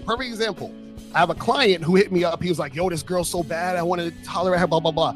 I said, send me a picture. He sends me a picture. The girl looks like Sexy Red. I don't think Sexy Red is attractive. He was talking like she was a 10. But understand, to him, that woman's a 10. Hey, you understand what I'm saying? Can I share a photo? And whether you believe it or not, Sexy Red is a 10 to a lot of guys. Sexy Red is an absolute 10 to a lot of men. Maybe can I put it in the chat or somehow, or can I share my screen? You want to share? Yeah, let me see if I can enable. Here we go. Okay, let me share my screen. Pull up a picture of a girl now? Is that what we're doing? Yeah, that's exactly what we're doing. So if we look at this chart, I'm sure, like, we might have some girls on here. Oh my God, Jesus Christ. Jesus fucking. Let me take a breath before I... Oh, God. That we look at, right, and this is an old chart, right, but we might have some girls that he would look at, and we might say, she's an 8 to me, no, she's a 7 to me, no, like, there might be some, but there's no way that you're saying, like... So not even showing body, not even showing... What the fuck is this? What the hell is this? None of this shit matters. Sorry to be mean to these people, but there's no way you're looking at the one here and being like, yeah, my student sent me a photo. Yeah, there's no way you're looking at the one here, but guess what? Did you approach the one? Did that one approach you? Is she in front of you and is she choosing and trying to talk to you? None of this matters. You can see a woman be like, she's not attractive. And it's like, well, I wasn't talking to her anyway. She's not attractive. Well, I didn't approach her. She's not attractive. I didn't say I was trying to smash anyway. Walk right past her. Or, hey, thank you for buying me a drink. I appreciate you. Of this girl, and like, actually, that's my 10. And blah, that's straw man arguments right there, Marcus. Stop it. No, stop it's it. not. Okay. No, so it is. Saying, the girl at the top is deformed on her face. So what I'm saying is, 100%. This is I'm proving a point. But Marcus, saying if a student sent you a photo of a girl, stupid. I think all areas of the red pill needs to get worked on. This is fucking dumb. What's going on, Ant? Shout outs to Anthony Southeast in the building. He said, I wonder if these guys are gonna be on here, be on YouTube talking like this in their 50s. Lucario, I think, is probably in his or about to hit 50. He said, a name comes to mind. Cough, cough. Greg Adams. A name Greg comes to mind. Yeah. Sounding crazy as hell. Yeah, I said they were gonna make Sexy Red lose her glasses and do contacts. You know, she's doing contacts, and plus anybody looks better with some money. Anybody looks better with some money. Girl, they were like, he sent me a photo. He sent me of a chick that looked like Sexy Red. You know who Sexy Red is? I don't know who Sexy Red Okay, is. Google Sexy Red. What I'm saying is he thought the woman he was interested, he thought she was a 10. Now, is he wrong? Is he right? No, he's right because that's the 10 for him. So this is the problem with your this is the problem with your philosophy, Marcus. Hold on, let me explain it to you. This is the problem with your philosophy. So you think you say, well, if a girl is a 6 or a 9 or a 10, and you only get the 6s and the 5s by doing this and doing that. You can't say what a 6, 9, or 10 is to somebody else because everybody's opinion on what they think is attractive, hot, or sexy is different. So by what you're saying, it would need to be a fact. Hold on, Marcus. You can't talk to your students and tell your students, hey, that person's not a dime. Don't go approach them. No, you got to say, hey, look, if that's what floats your boat, shoot your shot.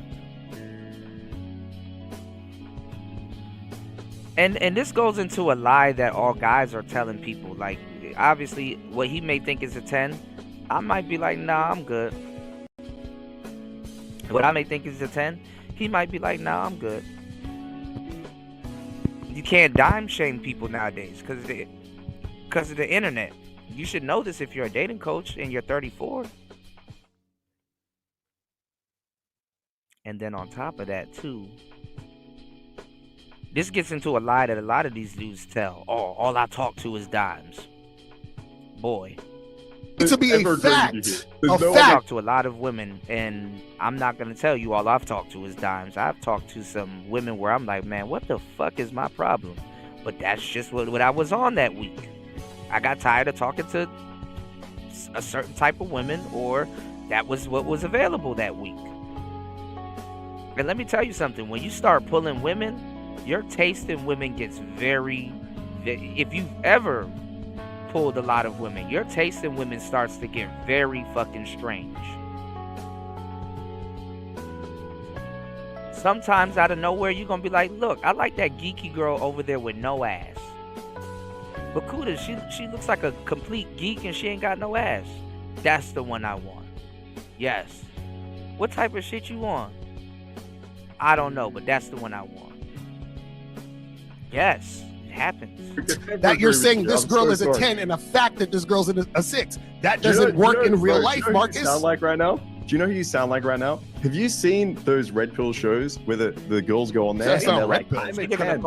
I'm a 10. And there's like this big fat ugly girl. She's like, I'm a 10. Lockie's sitting there being like, you know what? She's a 10. Because to every man, I guess like it's in the eye of the beholder. They look a little bit different. So Marcus, if you show me a girl that you're dating, I'm gonna say she's a 10. This fact girl is a 10. You know what I mean? Because wait, Marcus. I'm gonna agree with every girl that you think is a 10. I'm gonna say she's a 10 too. I just said we're gonna have some slight variation there. I'm gonna say we can look at a girl and say she's very attractive and agree, or she's mod and but agree. We might not, Marcus. That's what I'm trying to tell you. I think if you put 100 men in a room and 100 women, and this. But Marcus, what does it matter about 100 men? We're talking about the individual. I don't give a shit if 100 guys say the girl that I'm with is a 2. If I think she's a 10, she's a 10 to me. So what the fuck difference does it make? You know what? Make? I'm saying if that's how you want to operate, okay? Look, if you want to go out there and say, listen, I just think there's no real thing as attractiveness. I just think it's whatever. No, there is, Marcus. You just don't understand attractiveness. You don't understand that's different. And like, if the girl thinks she's a 10, I think she's a 10 too. If you want to do that, that's fine. But you can't teach that. You can't go out here to all the men and say, hey, you know what? Like that girl thinks she's a 10. She's a 10. So Marcus, you tell, so the guys you coach, hold on, wait. So that's in their life. Beauty's in the eye of the beholder. That's in their life. If she's a 10 in their life, then she's a 10. You're not about to get a bunch. You're not about to shame a bunch of. God damn it, man.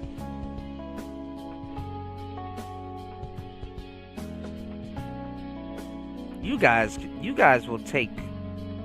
You niggas will argue with a post on the wall. Y'all will argue with like the. Oh. Marcus. So Marcus, if a guy you're coaching comes to you and says, "Hey, I think this girl's a 10," you're gonna tell me he's wrong? Hell, so if a guy comes to me and says, I think this girl's a 10, then if let me explain it this way. If he thinks she's a 10 and she's that one on the screen, then I would say this is a very rare case where some guy has a really fucking weird kink, which maybe you have. The reason why you don't want to use a scale of 1 to 10 is because the reason why you don't want to use a scale of 1 to 10 is because when you're talking to a 7, you're going to put her on a pedestal. When you're talking to a 9, you're going to put her on a pedestal. You're going to try to tailor your conversation to your belief in her attractiveness. Whereas a lot of times you got to talk to actual 10s like they're 7s to actually get them. You got to actually talk to 10s like none of that shit matters. Yes.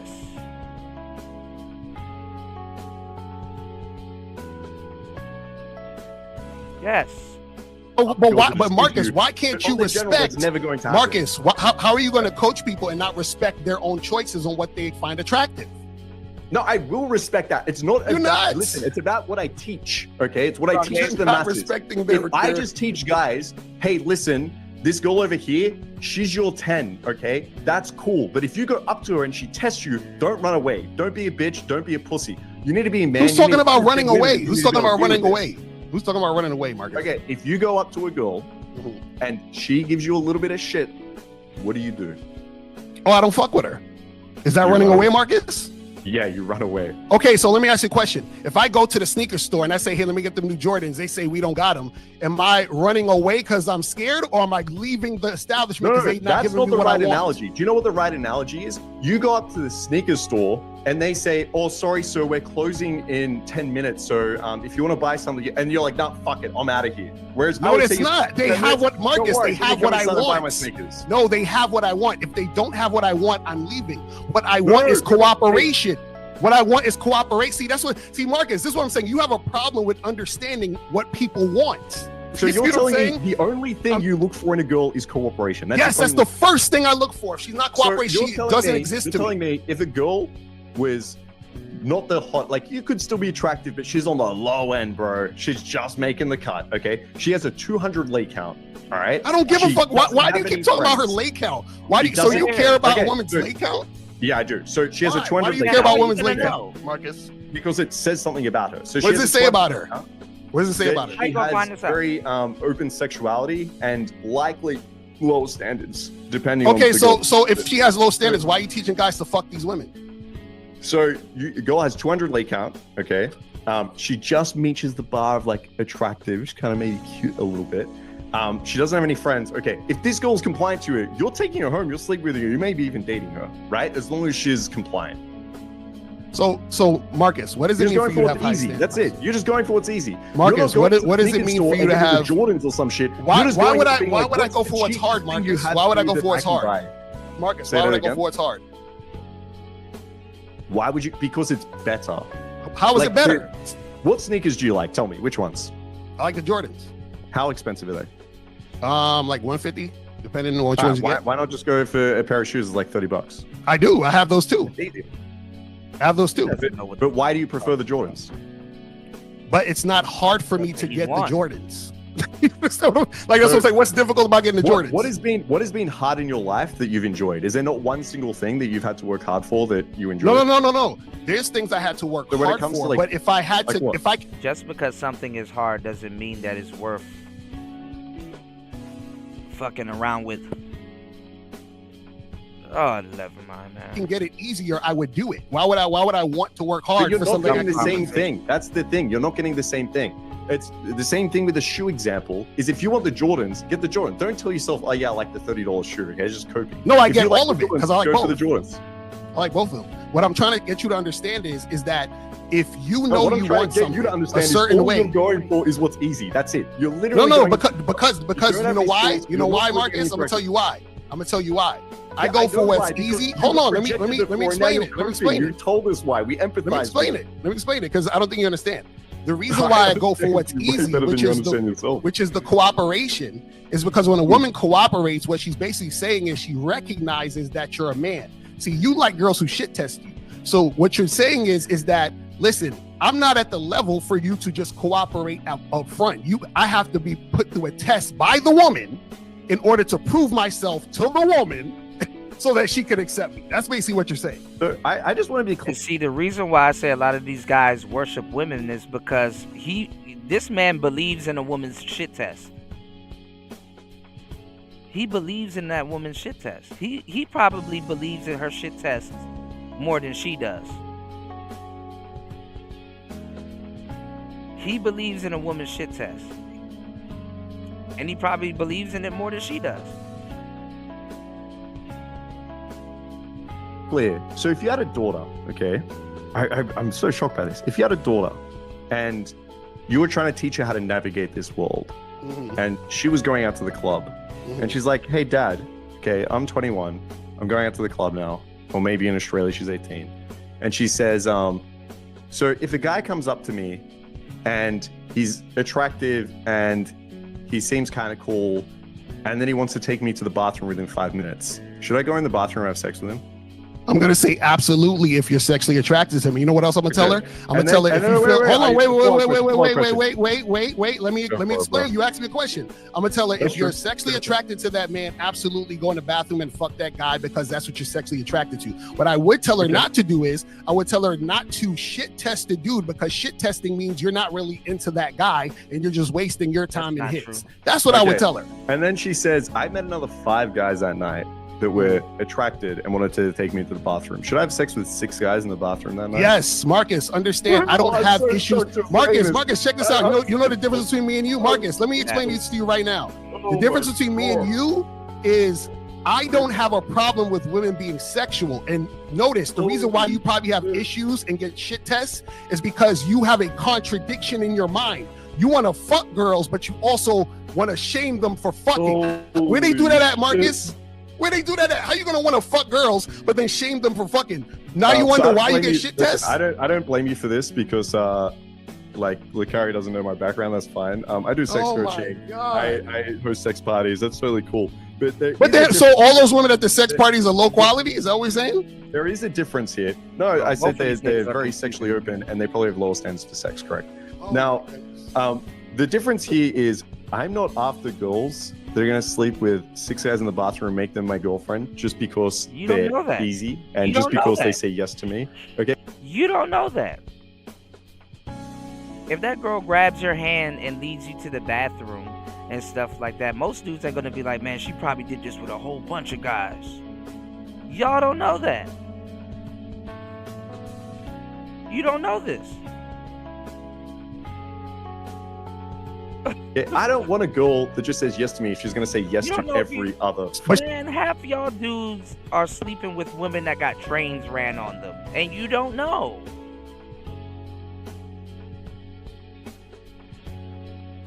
Man, you super interested in her, in her conquest, sir.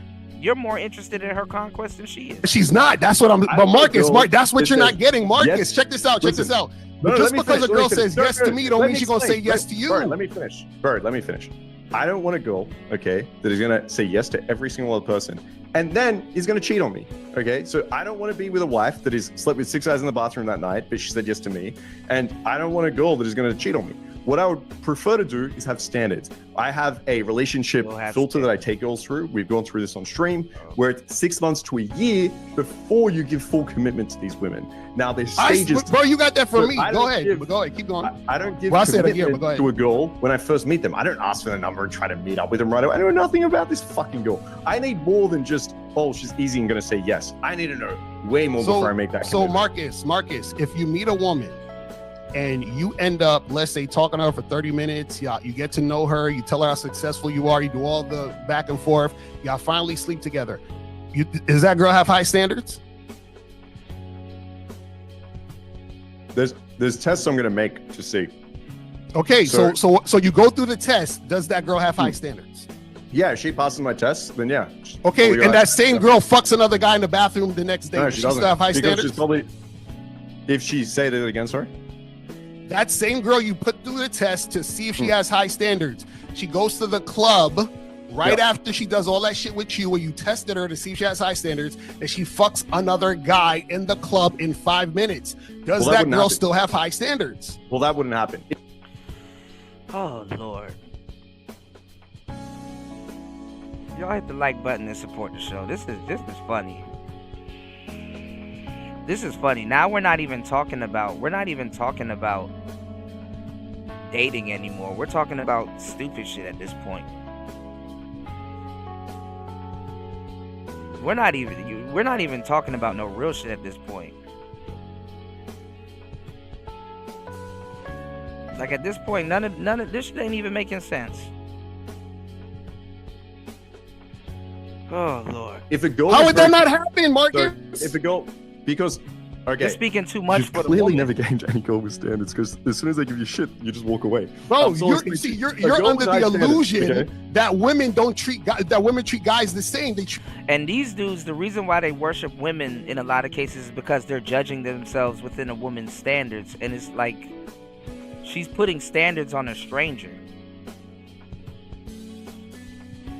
She's putting standards on a complete stranger, and this is like hard for you guys to actually gauge this. This is hard for them. Treat guys differently. Look, Kari, you've already proved this wrong. Do you sleep with every girl in 5 minutes? Bro, no. But those girls I didn't sleep with slept with another guy in 5 minutes. No, you don't. You're not listening to what I'm saying. What I'm saying is this: every girl that I didn't sleep with in 5 minutes met another guy who she slept with in 5 minutes. And every girl I slept with in 5 minutes, hold on. Every girl that I slept with in 5 minutes met a guy who she made wait. Marcus, when you're talking to the girl for 30 minutes, there's another guy she's fucking in 5 minutes. How do you not get, like, I don't understand how you don't get this. So are you telling me what percentage, if I was to be able to read every girl's mind in the club, okay? He's the number. What was this is why these type of guys, whole math, medium man, fantastic, all of these dudes, they're number crunching. So what percentile would you like? Boy, percentile? I'm not thinking about no fucking math equation dealing with. Percentage of girls do you think, if we were to ask, have you slept with a guy in the toilets within 5 minutes? How many of those women? They're going to lie. Asking them is asinine. Do you think are gonna say yes? And we could read their minds, like lie detector tests. This isn't just like, oh, they're bullshit. You don't have to read their mind. I don't even want that type of power. They're going to lie. They're going to lie. How many women do you feel are sleeping with other guys in the toilets within 5 minutes? 99% of them.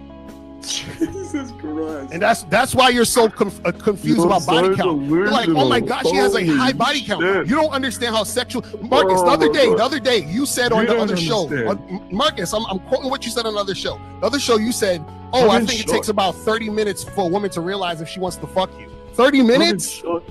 30 minutes, Marcus? Can we just go back to this? Can we just go back to this? Are you serious, Marcus? 90. So all women, we can say all women because 99% is pretty much. Can we say? So every single girl has had sex in the bath. So even virgins. Okay. No, I'm not saying that. This is what. No, follow what I'm talking about. Follow what I'm talking about. Follow what I'm saying. Right? Marcus, follow what I'm. I know this is a lot for you because you're learning something new. Follow what I'm saying. What I'm saying is say the most outrageous shit that just proves. No. This is what. And this is a guy that claims that he throws sex parties, and he doesn't know this about women. You're not understanding, Marcus. Listen for a second. I'm in shock. What I'm saying is that you think that there are women out there who don't fuck guys quickly. Yes? No, what are you talking about? I've slept with girls quickly. We've already. Okay, so if we're on the same page of women fucking guys quickly, then why are you acting like the woman? Hold on, Marcus. So the girl that you're spending 30 minutes with. Why do you think the same girl won't fuck a guy quicker than you? Because some girls have a lot of slut shame. They do, right? Especially in Eastern European countries. I guarantee you probably haven't gained that. But there's girls that grow up with shame around sex. We know this. There's a lot of studies on this. And that's why sometimes guys, if you're in the chat, you probably experience this, where girls will say things like, I don't want to do this on the first night. Now, there's we'll three do it on the first reasons night. that girls will say this. One is they're worried about the judgment from you. One, they're worried about the judgment from themselves. And one, they're worried about judgment from others. Now, the first one you want to a woman will clear say up. that to This a is man where you that's can be more extremely sexually attractive. open, and you can say, like, I've had a lot of Get her experience. there quick. Like, hey, what's your leg count? I hope it's not low. Like, there's ways you can basically signal that I'm okay with you being sexually open, okay? But then, if they just have judgment from themselves, if they're like Christian and they think that sex is bad before, He's bringing in Christianity and all this other. Oh God, boy. getting married, if they think that they're gonna like go to hell from doing this, if they think it's completely immoral, then yeah, they're not gonna have sex with you in 5 minutes in the bathroom. There's sometimes things you need to yes, help they women get over. So if it is slut You don't shaming have to themselves, help women to it's get something over you have to shit. Marcus, you don't have to help women get over shit. What I'm saying is, because if a you just woman go is for sixes, if a bro. woman If is you just go highly for a six, it sexually doesn't give a attracted fuck, to then you, there's nothing to get listen, over. this is what I'm trying. Man, you're dumb as hell to believe that just sixes. You're dumb as hell to believe that sixes are the only women that are bathroom queens. You gotta be fucking stupid. And like I said, these guys, they worship women. All of these number crunching guys, these black pill guys, they worship women. They think that women stick to every single standard that they made. Hey, I have a pact with myself that I told myself I won't break, and I'm not gonna sleep with a guy that I'm attracted to in 4 minutes. Like, get out of here, man. Marcus, if a woman is highly sexually attracted to you, right? Whatever, right? Because women go based off of the desire and fear. So if her fear of fucking you is stronger than her desire, she's not gonna fuck you. Right. If her desire is stronger than her fear of fucking you, she will fuck you. So what happens so is you're that telling even me- if a woman, hold on, I let you talk, let me talk. Sorry, go for it. If you're dealing with a woman, right, and she desires heavily to fuck, This is not groundbreaking information. This is absolutely not groundbreaking information, man. you, right? She will have sex with you, even if she's like, damn, well, my girlfriends might, look at me funny, or, oh, I don't want people to look at me this way. A lot of times too, truth be told, a lot of times when women say that stuff to you guys, when they say, I gotta get to know you, I'm not the type of girl, it's because they're trying to buy time because they're not sexually attracted to you. So again, Marcus, I'm gonna say this one more time. The same woman you spend 30 minutes talking to, right? That same woman also fucks guys within 5 minutes. That's what I'm saying to you. So what I'm saying is the girl that you think has the high standards, you have no right? idea Whatever the about fuck women that if means. you She's don't also mind. the same girl fucking a guy that she just met because she's highly sexually attracted to him. That's it. Okay. So this is something we will agree on, okay? So guys that are listening, if you meet a girl and she does have objections, so maybe she says like, I can't leave my friends, or she says something like, I have to get up early in the morning, or like, hey, listen, I don't like having sex on the first date, okay? It makes me feel bad. I mean, obviously, if her friends watched her walk off with a stranger to go have sex and they all came there together, of course. Is what you can do is you can build value and attraction. You have control over that. So you can develop this. Something we talk a lot about is sexual authority. So if you get to the girl to the point where she thinks she's going to have the greatest sex of her entire life with a very strong and dominant man, then yeah, she might say like, you know what? You're going to have the greatest sex in your life with a very strong and dominant man. Hey girl, you're going to get picked up by an apex male and you're going to have the best sex you've ever had in your life. Man, if you don't get the fuck out of here with that bullshit. Even in 2007, they don't fall for that shit. Have you ever had sex with a dominant, masculine, apex alpha male? Fuck my friends. She might say, you know what? I was a little bit worried about how I'd She will not have sex with you and sleep with your friend in like 10 minutes. feel about this. Like maybe this guy, like my friends are going to judge me for going home with him, but this guy's really cool. I'm going to do it. But the thing is that if they have a really strong objection, it's not going to be overcome by the amount of value that is brought to them by a guy saying, hey, this is my name, let's go to the bathroom. That actually needs to be built up. They need to be sure that this actually is going to be a great experience. They actually need to be sure if it's a concern that you're just going to like fucking dump, that that's not going to happen. So this can happen over time. It's just not going to happen within 2 seconds. You have to be able to actually, as a man, navigate and lead this interaction. You can't just be lazy, go up and... I'm not listening to this nigga. This nigga said only sixes do that. That's cap. That's cap. Say I'm into you and wait. Like I coach with Dan Bilzerian. What are y'all saying in the chat? Y'all hit the like button, support the show. It's Player Talk Radio. You said by the third date you should at least be getting affection, hugging, kissing, etc. Yeah, you could. You could.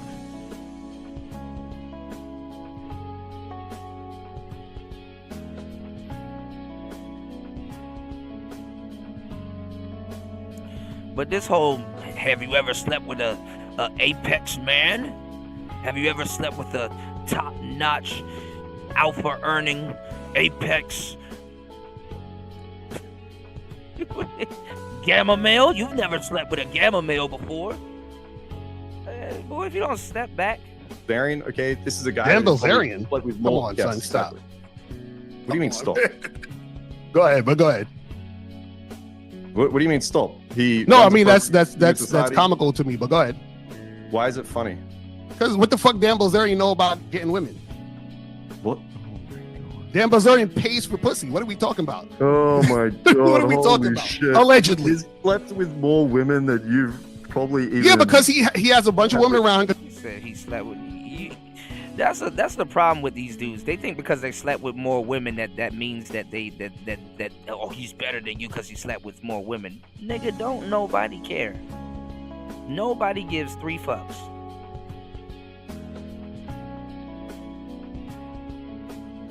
He slept with more women than you can imagine. No one cares. No one cares. That doesn't make anybody better. Women will sleep with anything. They sleep with dykes. The fuck? What are we talking about? Because he has money. Yes, of course. That makes sense. I get it. There's dykes out here with a higher body count than me.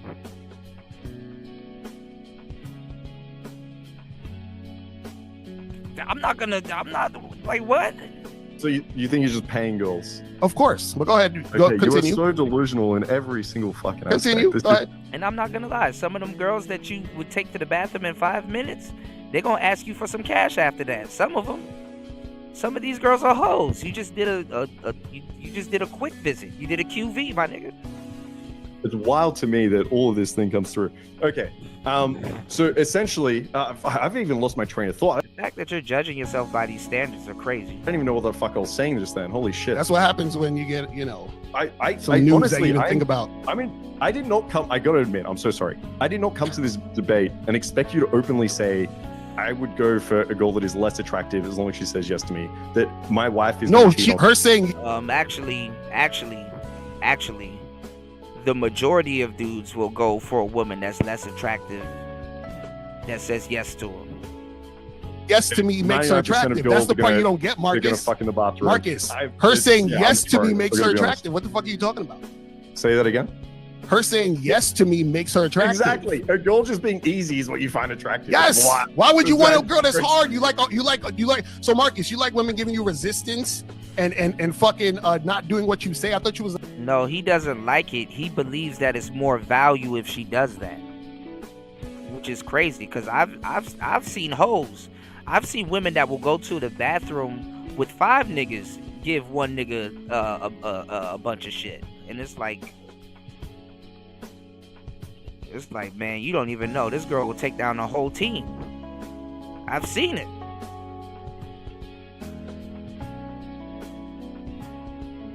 I've seen hoes dust that pussy off and act like they were brand new women in the morning. The leader. Why would you want a woman who doesn't do what you say? To be honest, do you know what I do like?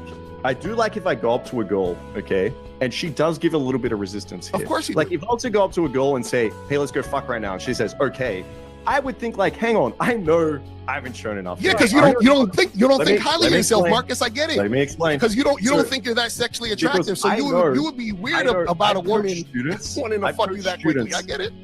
I've coached students that can come up and be just as confident as me, right? I can teach this. I can teach guys to go up and they have assertiveness. They can go in there, they can go open a girl. I've taught them that. I'd be disappointed to see if the girl that I ended up like spending, like marrying or having an open relationship with, I'd be really disappointed to see if every single one of my students could just go up and pull her in 5 minutes, right? So let me ask you a question, Marcus. Let me finish. So Marcus, I prefer for a girl to be able to the same way that, like, would you teach a student Like, if a student was like, hey, I met a girl last night, I'm gonna ask her to be my girlfriend today. Does that make sense to you? Hell, or would you tell them you need to test her a little bit more? Yes, you got to test for long-term compliance for a relationship. We're talking about sex, Marcus, sex. We're talking about pussy going into vagina. We're talking about cooperation where you tell a woman to do one thing and she does that one thing at the moment. What are we talking about? It's okay to test for a relationship. How would you ever get to that point if you're rejecting girls the minute there's any testing happening? Because why would I be in a relationship with a woman who's not cooperating with me? Because she doesn't know who the fuck you are. She does know what I'm. So Marcus. She doesn't know. That's Marcus. Why even open? Lucario, why even open? Why not just sit in the corner and say, check this out. Check this out. Delusional, so like, I need a guy that's 6 foot 6 wait. feet. So Marcus. So if a guy comes up to a girl, right, and she these are the dudes that go black pill. These are the dudes when she says, "Hey, you're not 6 feet." And these are the dudes who'll be like, well, I shouldn't be talking to you. Why? Because she said her standards is 6 feet and it's this, that, and the third. So she doesn't want a guy like me because I'm not 6 feet and I'm not a gamma male and I don't make 6 figures a month and she's sticking to her standards. So I need to respect the bullshit that she just told me and judge myself on it. Yes, that's. Yep, women worshiping 101. Comes up and he says, hey, excuse me, I'm so sorry. I'm so sorry to bother you, but I was just. You believe that woman's standards more than she do. Wondering, you're really pretty, and so you trying to tell me she don't know that guy's a fucking loser? Is that how you open? No, I'm asking. Would she know that Marcus is a demisexual? that guy's a loser? He's a demisexual. Yeah. Okay, so if I go up to a girl and I'm confident, Marcus is a demisexual. I gotta make sure I have a connection with you before we do anything. All right, hey man. Right? And I tell her what I want. That's all right? she knows. And so that's all she needs to know right now. All she needs to know right now is that here's a man standing in front of her and she has to cooperate or she's gonna lose out. That's it, Marcus. I don't understand why this is so hard for you to understand. Once again, okay, I want to have a goal that requires more than confidence. Okay, if I have a daughter and she comes to me and says, Dad, what type of man should I have in my life? Like, I'm thinking about dating now. What should I look for? What should I have? Doesn't matter. What should I gonna go for what she wants anyway. I would not say, listen, all you need is a guy that's confident, right? She's like, so Marcus, are you so like shit? No. Hey, just confidence. That's it. So are you teaching? So are you teaching guys to off the open? Then I teach guys, don't give away your power. Don't go in and just say, I'm confident, yes or no. No, next. So the woman's taking your power? I don't understand this power thing, Marcus. What are you talking about? Let me explain. So you need to go in and be confident so the girl can say, okay, not a loser. All right, I'll take you out of that basket. He's a confident guy, which is a big... How many men do you think can open confidently? If you're in a nightclub, there's a percentage. Well, how many men he moving the goalpost? Open confidently. Probably less than like 5%. All right, Lucario, now you tripping. Okay, I think it's actually a little bit more than that, but let's go with that 5% angle. Right, how? I don't even agree with that. You think only 5% of men know how to open confidently? Yeah, because most guys, like you're saying, are dealing with shit tests and still chasing women. So confident guys don't chase women. So yeah. Okay, open confidently means actually walking up to the woman and actually talking to her, and if a guy's dealing with a shit test from a woman, he already opened her. It's just that now he's dealing with a shit test. Let's go up to your number, right? Let's say 5% of guys open confidently, right? Then that girl might say, okay, at least he's not like a loser, at least he's not really drunk. He's in this category. How many times do you think a woman would get opened by a confident guy in a night? Like a really attractive girl? Probably like twice. Okay, so say she goes out twice a week. She gets 4 guys approaching her just to the nightclub. We can forget about Instagram, day game, everything else. She gets opened by 4 guys every single week. So by your estimation, that girl should be having sex 4 times every single week. Yeah, she can. Why not? No, should is what I said. No, she can't. She could do whatever she wants. I'm saying she can. You would tell her to have sex 4 times a week with all those guys. If she wants to, yes. Why not? Yeah, I would tell her that you need to screen a little bit here. Like, listen, you might have sex with this guy, but the sex might be horrible. He might never want to see. What is wrong with y'all niggas, man? You're not factoring that this girl may have a ex-boyfriend. You're not factoring in none of this shit. You just See you again. But how do you know if the sex is gonna be horrible? Shit. Marcus, how do you know if sex is gonna be horrible? You don't know it's going to be horrible, but you don't know if it's going to be good. Hence the Okay, test. but how do you Same way know, if you get Marcus? into How do you know if the relationship with a sex is girl, good or horrible? How do you know if the sex is going to be good or horrible? No, how do you know if sex will be horrible or good? What do you need to do? You test. There's ways you do this. You have to have sex with a girl. No, you just asked, how will you know if sex will be good or horrible? And then you said have sex. You're talking about future tense, and then you say past tense. You don't even know. Yes. So what I'm saying is that the only way, Marcus, the only way you're gonna know if sex is good or horrible is having sex, Marcus. You think a woman testing you and you testing her out is gonna show you if y'all are sexually compatible? How do you know if a girl's gonna be good in a relationship? You have to test her for consistency based on your program. Why don't you just say get in a relationship? Because a relationship takes longer. What? How do you know if a girl is going to be good in a relationship? And you're mad because he didn't say get in a relationship? Your question comes before you get into a relationship, sir. For things to acquire, sex doesn't. And your answer should come before you get into a relationship. Marcus, this is what I'm trying to see. This is what I'm saying. The problem is that you put sex on a pedestal, Marcus. No, you want to be able to test. As a girl, are you kidding me? This is the problem is that you think it's okay for your future wife to cheat on you. You think it's okay for your future wife to just go to the bathroom. We're not even talking about cheating. You're scared of cheating and you're scared of women with high body counts. I'm not scared of cheating because that's only my reality. The problem is you know it's going to happen. You just admit it. You just say, so Marcus, how do you know your woman's not going to cheat on you? I know I have. The difference is I know I have control. Okay. Control over what? You don't have control over shit. Really, like what? Tell me. So if I have control over shit, and she tests a little that girl bit, can do whatever I know, she like, wants. okay, I can handle this. I'm not gonna run away. I'm not a pussy. I know how to manage this. And then I can build a dynamic where this girl is chasing. If we're on a first date, she pulls out a phone, okay, and she starts looking at it. That's a little bit rude. I don't just get up and leave the date and waste all my time. I just correct the behavior. Put your phone away. That's rude. She puts Marcus, it away. How do you know your girl's not gonna cheat? How do you know your girl's not gonna cheat? And honestly, the date could end right there, or whatever the fuck you got going on with that chick can end right there. Put away the phone, that's rude. First of all, there's other ways around that. You can say, hey, you know, when you're hanging out with a cool dude, or when you're hanging out with, you know, people, are you usually on your phone a lot? Okay, I was just wondering.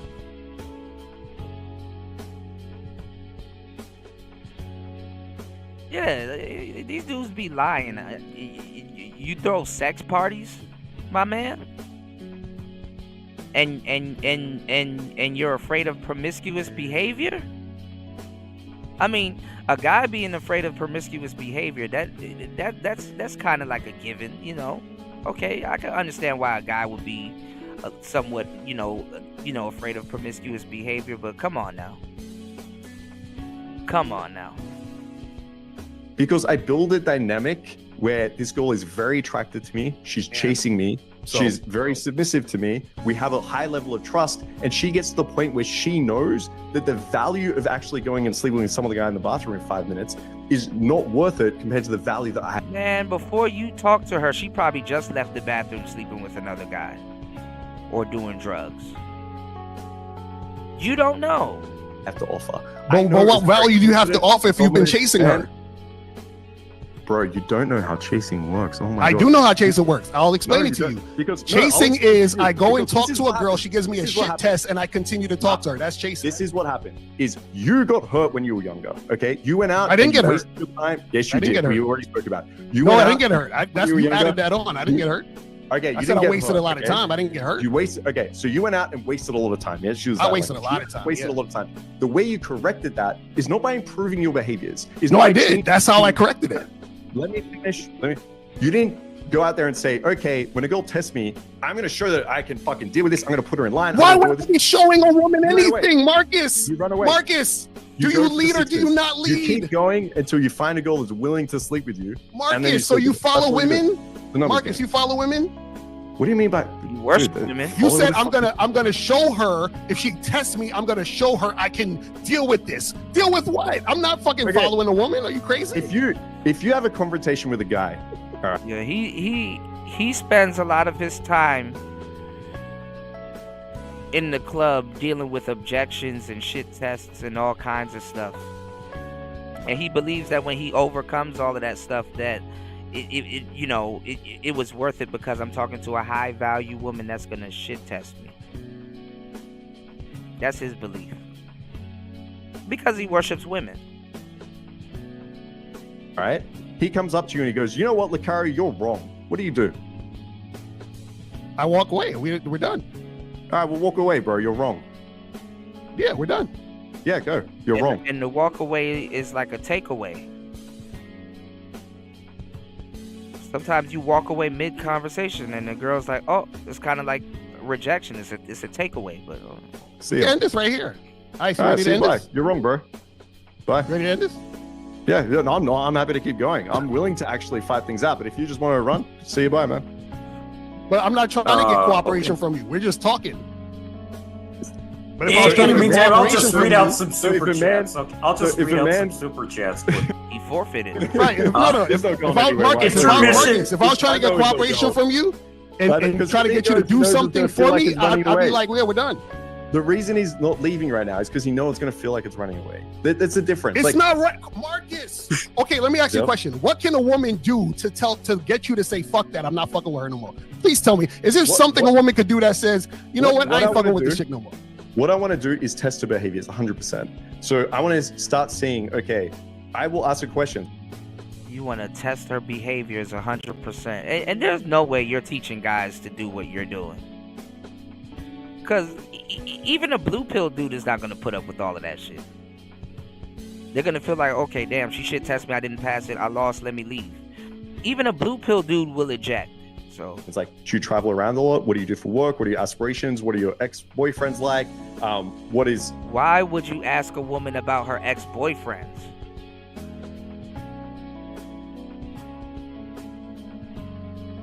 Why are you talking to a woman about her ex-boyfriends? Why the fuck would I want to know? She gonna think he sent you. Why are you asking women about their exes?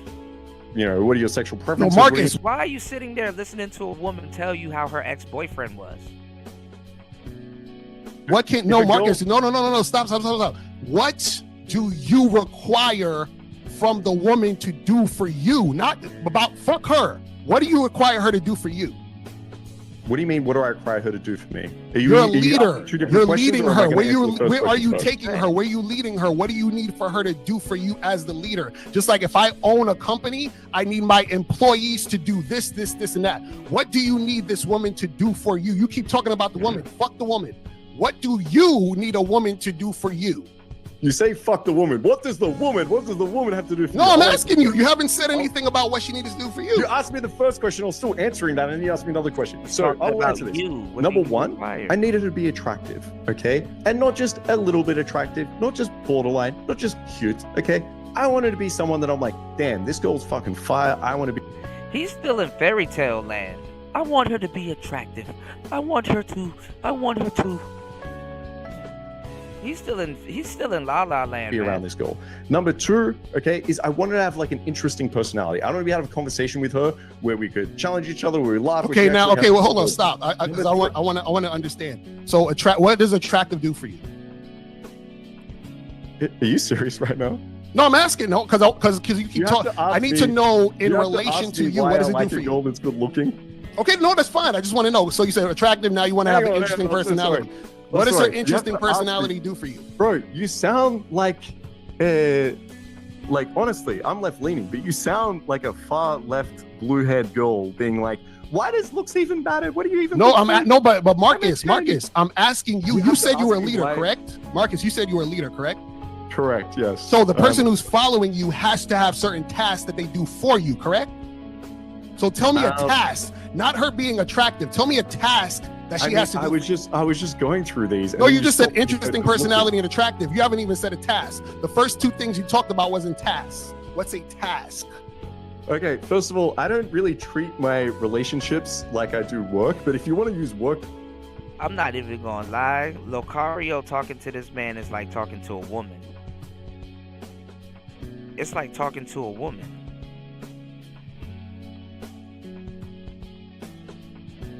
This is like trying to get simple information out of a woman. What do you want to eat today? Well, I want something sizzling. I want something. Okay, but what do you want to eat? What steak sizzles, shrimp sizzles, everything on the skillet sizzles, my nigga. What do you exactly want to? Jesus Christ. Terms. Exactly, and that's why you're not a leader. Because I don't treat my women like. You're like an alpha male. Now you're gonna get into feminist studies. Like we about to go through a fucking bell hooks lesson. Like employees? Yeah. Yes, I'm you're sorry, supposed to. What are you talking about? Women are supposed to follow your lead. Goals, Where are you leading them? I want to have chemistry with my goals. I want to have emotion with my goals. I don't want to sit here. He's a demisexual player. Laptop and be like, oh, excuse me, can you please bring me a coffee? I'm working or some shit. No, I want to have chemistry. So in those relationship terms, I want a girl to be able to provide support to me. I want to be able to listen. You want your girl to support you? Like cook for me. I want to help her to like make my bed and shit. Yeah, I want all these things, but I'm not going to look at it through the eyes of work. Like that's just creepy. Like I have assistants, I have editors. There's no way I'd be like, oh, I'm going to treat them like I treat my girlfriend. Like this is weird to me. Why would you ever? So you don't give your girl instructions? He's asking for girlfriend behavior and say, I'm not going to treat them like my girlfriend. What? What are you? What? This is like talking to a woman. Okay, so once again, just so you're aware, I teach BDSM. So who cares? Oh, just so you know, I do taxes. Nigga, I don't give a fuck. Instructions is a word I'd use sexually. But if I'm in a committed relationship with a girl, someone that I really care about, I probably wouldn't use the word I give her instructions. What I would say is, like, I have certain standards, certain principles, and she has to fall in line with that, and she has to follow. Now you want Lucario to use vaginal words to describe what he does. He gives her instructions. He gives her a task. He gives her a command, a call to action. Hey, give me your number. That's an instruction. I instructed her to give me her number before I left. Okay, she reciprocated that. Give me a huge hug before I go. She reciprocated that. That's instruction. What's the problem here? Okay, what are those? What are they, Marcus? Tell us. God damn. I just went through them. Like, see, this is, and y'all be wanting niggas to do this with y'all for free and shit. This is, you go from being a pickup artist to a dentist. This is like pulling teeth, man. Pulling teeth. What are you talking about? You just said she needs to be attractive and have an interesting personality. I'm saying, what does she need to do for you? I just went through it. She needs to be able to provide support for me. We need to have interesting support doing conversations. what? Doing what? She's over, she cooks for me, and, like she makes my bed, like all these things. Now I'm curious, making like, your bed. What, that's it. What are the instructions that you're giving the girl? Like, what are you talking about here? What you're telling the girl to like edit your videos or some shit? No, my like, point. This is my point. My point is that see the issue is I'm gonna tell you. The point is this: giving the girl? You don't understand cooperation. So this is why you don't understand giving a woman instructions. This is why you don't have any standards for your woman to actually do things for you. Are you giving the girl? Say it again. What You asked me the same question. What do you mean? Ask again. No, I didn't hear what you said. Say it again. What instructions for the fourth time are you giving the girl? Okay, perfect. Let me explain it to you. So, for my girlfriend, right? So my girlfriend, every time I have a live stream, she actually puts up the links in the chat. So she has all the links for people to send money. Number two, Number two, my wife also works on the back end of the business, and that's just for the business. Hire her as an employee. You weren't kidding. You actually have her as an employee. Yeah, I don't need my girl for work. Listen, I can afford assistants. I can afford editors. Right, and this is what I'm saying. You don't put your women to work, so they're just there. They're just there to look pretty, right? I'm so sorry. So wait, so your girls are there to just look pretty. Relationship. So they're there just to look pretty, and to make your bed. Yeah, that's it. They just look pretty. Okay, a lot of y'all might not agree with Locario, but you do. I wouldn't say you do have to. I'm not going to say that you have to put your girl to work. I'm not going to say like that, like actual work. But honestly, you do have to make the women that you're dealing with feel like they're a part of what you got going on or a part of something. You understand what I'm saying? You don't just let them just linger around and shit like that, because then that's when bullshit start happening. So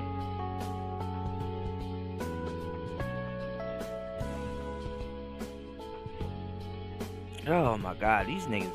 No, and Marcus, this is no shade. I just want to know. I just need a girl that's pretty and they can I just want to know, what do you require from women?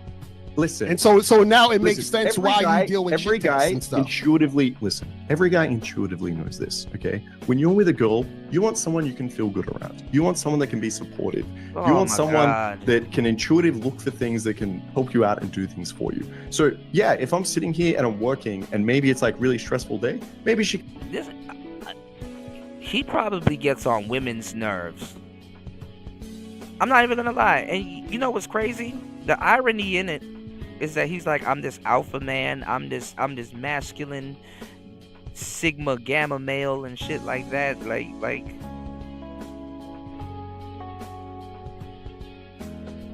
he probably does get a lot of women because he communicates the same way women do. And that's probably what they like about him. So maybe he needs time to communicate with women because he communicates the exact same way they do. Beat around the bush.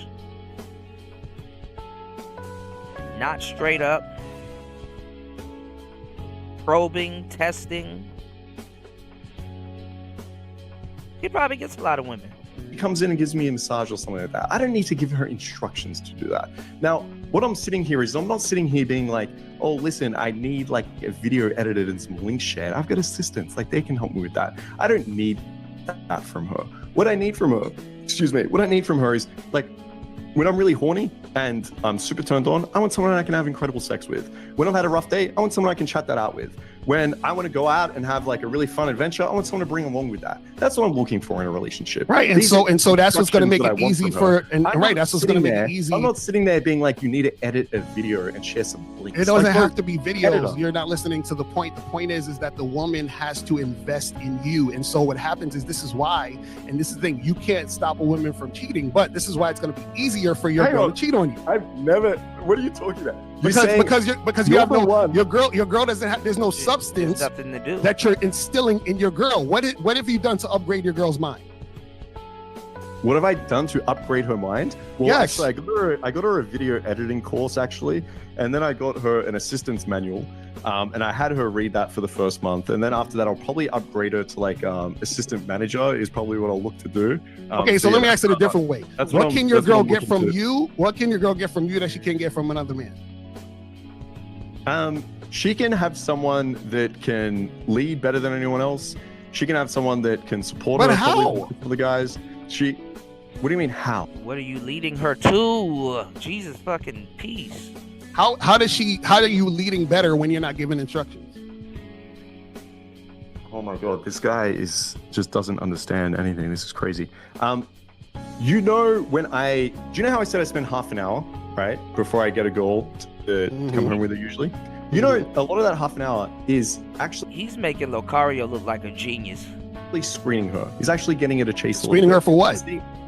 As I said before, I want to find out if she likes to travel. I want to find out what her sexual interests are. I want to find out if her past sexual history. I want to find out what her relationships all that to fuck her that night. We have chemistry. Yeah, there's a lot of things I want to find out. So the girl has to chase and basically has to qualify to me on this. Now, I know all you do is... But how is she chasing when you're chasing? And then give them instructions to your videos. There's a big difference here in relationship. Well, how is she chasing when you're chasing? I'm not just after a girl where I give her one instruction and she does it. No, it needs to be way more advanced than that. I need someone, when I say be supportive, this is a very meta term, but there's a lot that comes into that isn't just an instruction. I don't come Marcus, how is she chasing when you're chasing? The shit is unrealistic because a lot of women will throw a monkey wrench in what he got going on. He got a lot of shit that he wants to do, and it's not just about him. You're talking to other women, so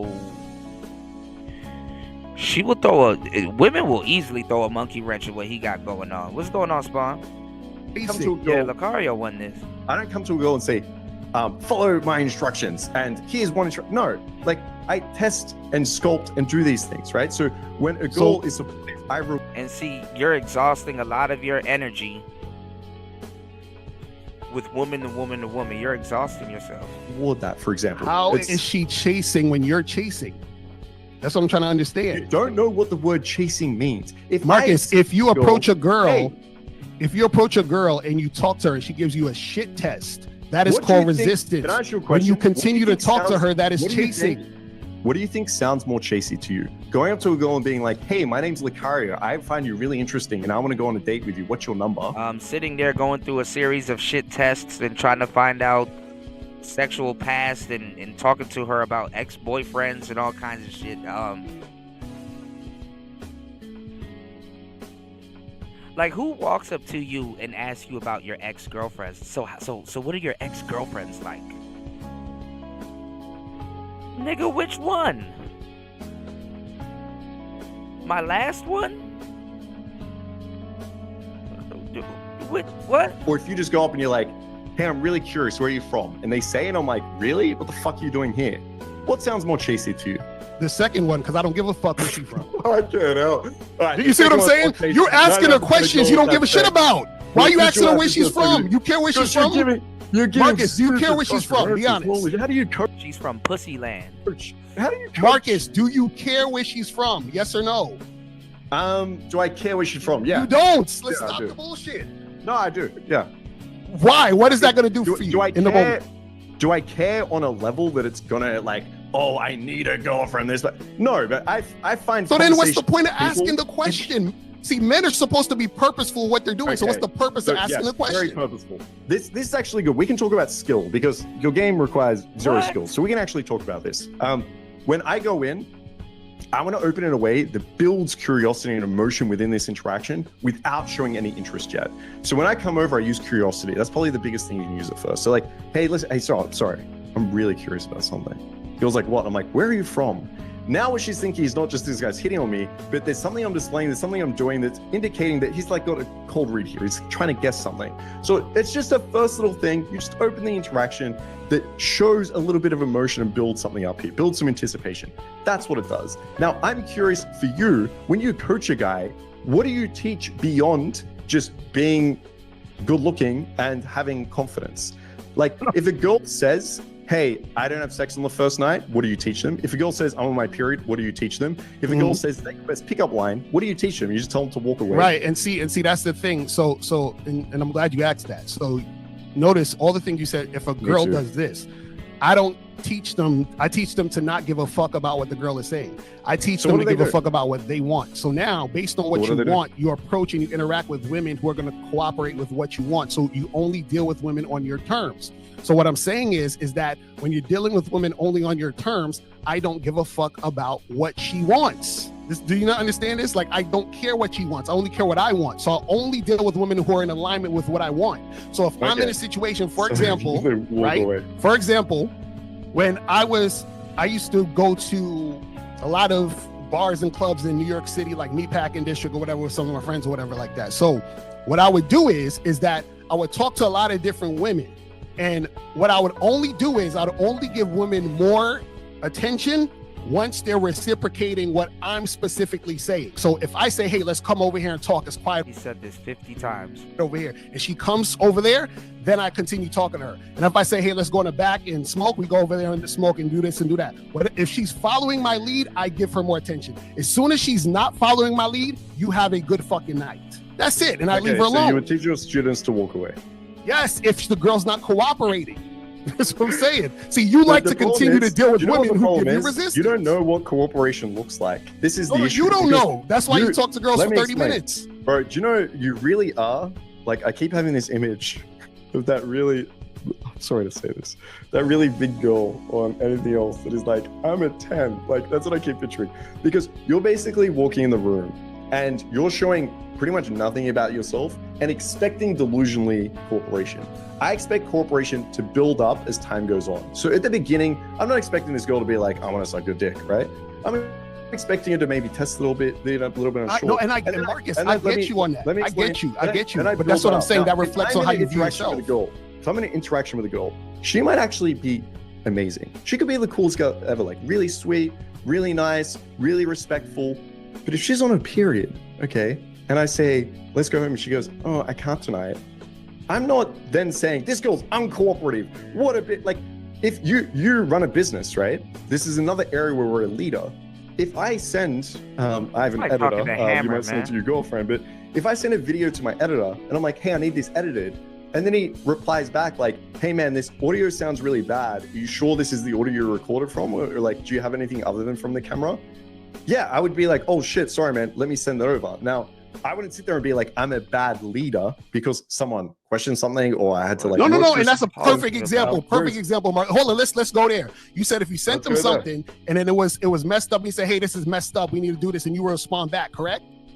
Correct. Right. So how is a chick going to tell me that I'm messing up on me? How is she going to test me on me trying to prove something to her? That don't make no fucking sense. I already know who I am. So what I'm saying is, that slowly. What the fuck did you just say? So what I'm saying is, you're saying, well, the editor's giving you the resistance because you fucked up on something, correct? It could be because you fucked up on something. Right. So how am I fucking up on me? How do I fuck up on me? How am I fucking up on? Or it could be that maybe he replies back and says, "It's because you're not picking up on it, Locario. He believes what the girl says.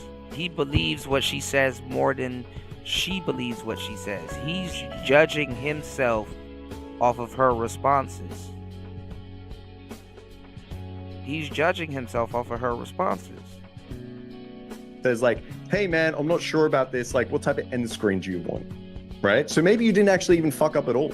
Maybe it's maybe the editor replies and he says, hey bro, I'm really sick today actually. I've got the flu. Do you mind if this is a day late?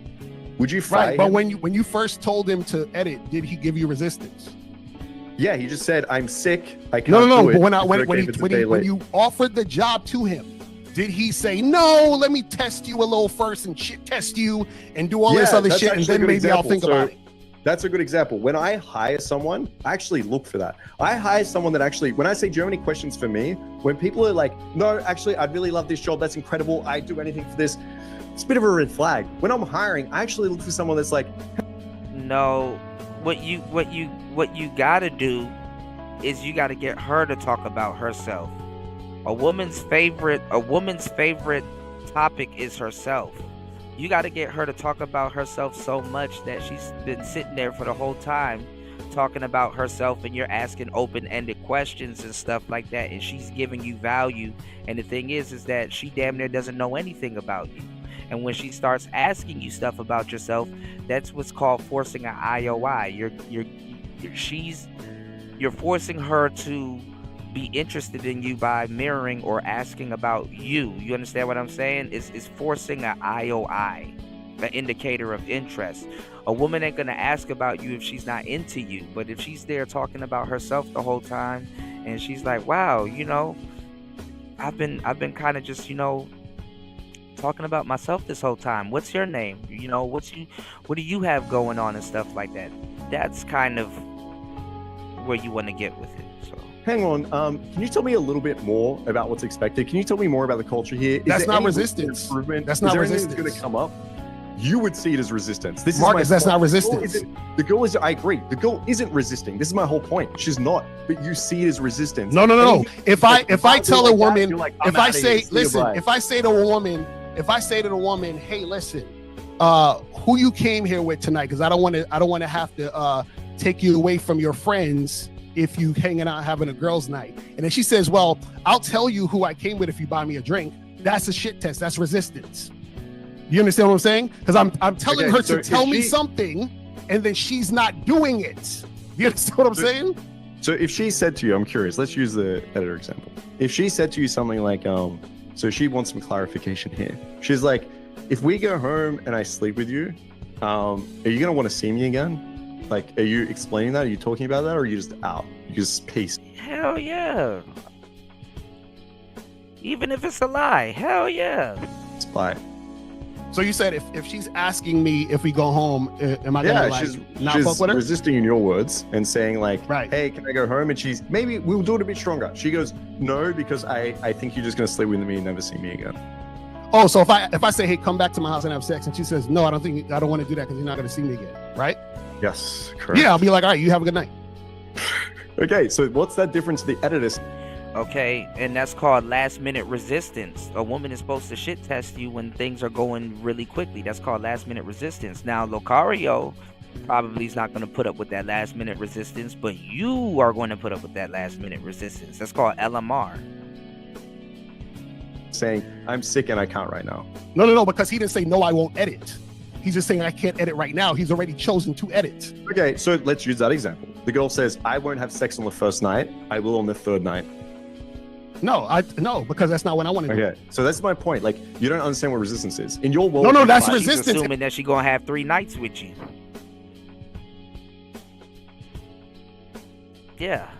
If I tell her I want it now and she's not giving it to me now, she's resisting what I'm and saying. So if the editor says, I know you want it now, but I'm sick and I can't. Right, that's and resistance. And so what I'm saying So you is I'm fire not the gonna editor. fuck with her. Now, if I choose, would you for fire the editor? example, Marcus, listen, this is the way I do it. A woman has to listen. A woman has to sleep with me by the second meeting. That's how I do shit. Now, all right, so if I meet a woman on the first night and I'm like, yeah, let's make shit happen, and she's like, oh shit, I would love to, but I got to get up really early and blah blah blah, and I say, all right, cool, listen, this is what we're gonna do. We're gonna meet up Friday. We're gonna come by my place and we're gonna get it cracking. Now, if she says, oh, that sounds awesome, then I'll deal with her. Now, if she says, well, I don't want to do that, we gotta wait till the Sounds third like date. you're chasing, bro. Fuck out of According here. to your definition, sounds like No, that's not. No, that's not chasing, because I already told you that's how I do it, by the second Bro, I meeting. would have fucked that girl in 5 minutes in the bathroom, bro. You have to wait till the second meet. Jesus, she's fucking another girl in 5 minutes, right? Another guy, sorry. Bro, I said that my standard. All right, y'all. I'm done with this. I'm not about to sit up here and listen to these fools go back and forth about what the hell a woman is gonna do. And that's the problem with niggas. Y'all like to edit in your mind what women are gonna do and how much they're gonna do it and when they're gonna do it and all this other shit, when that's really not in nobody's control. That's in nobody's control. Okay? But listen, y'all.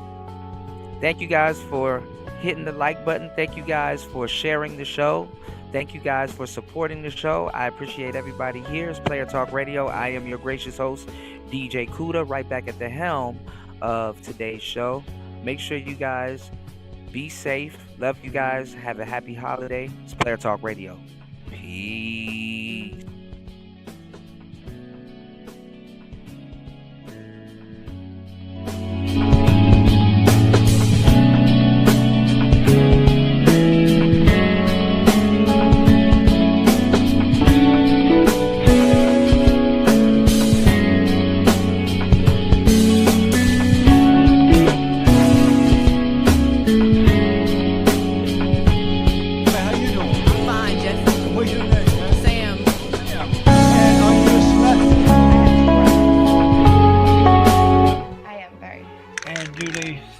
A slut.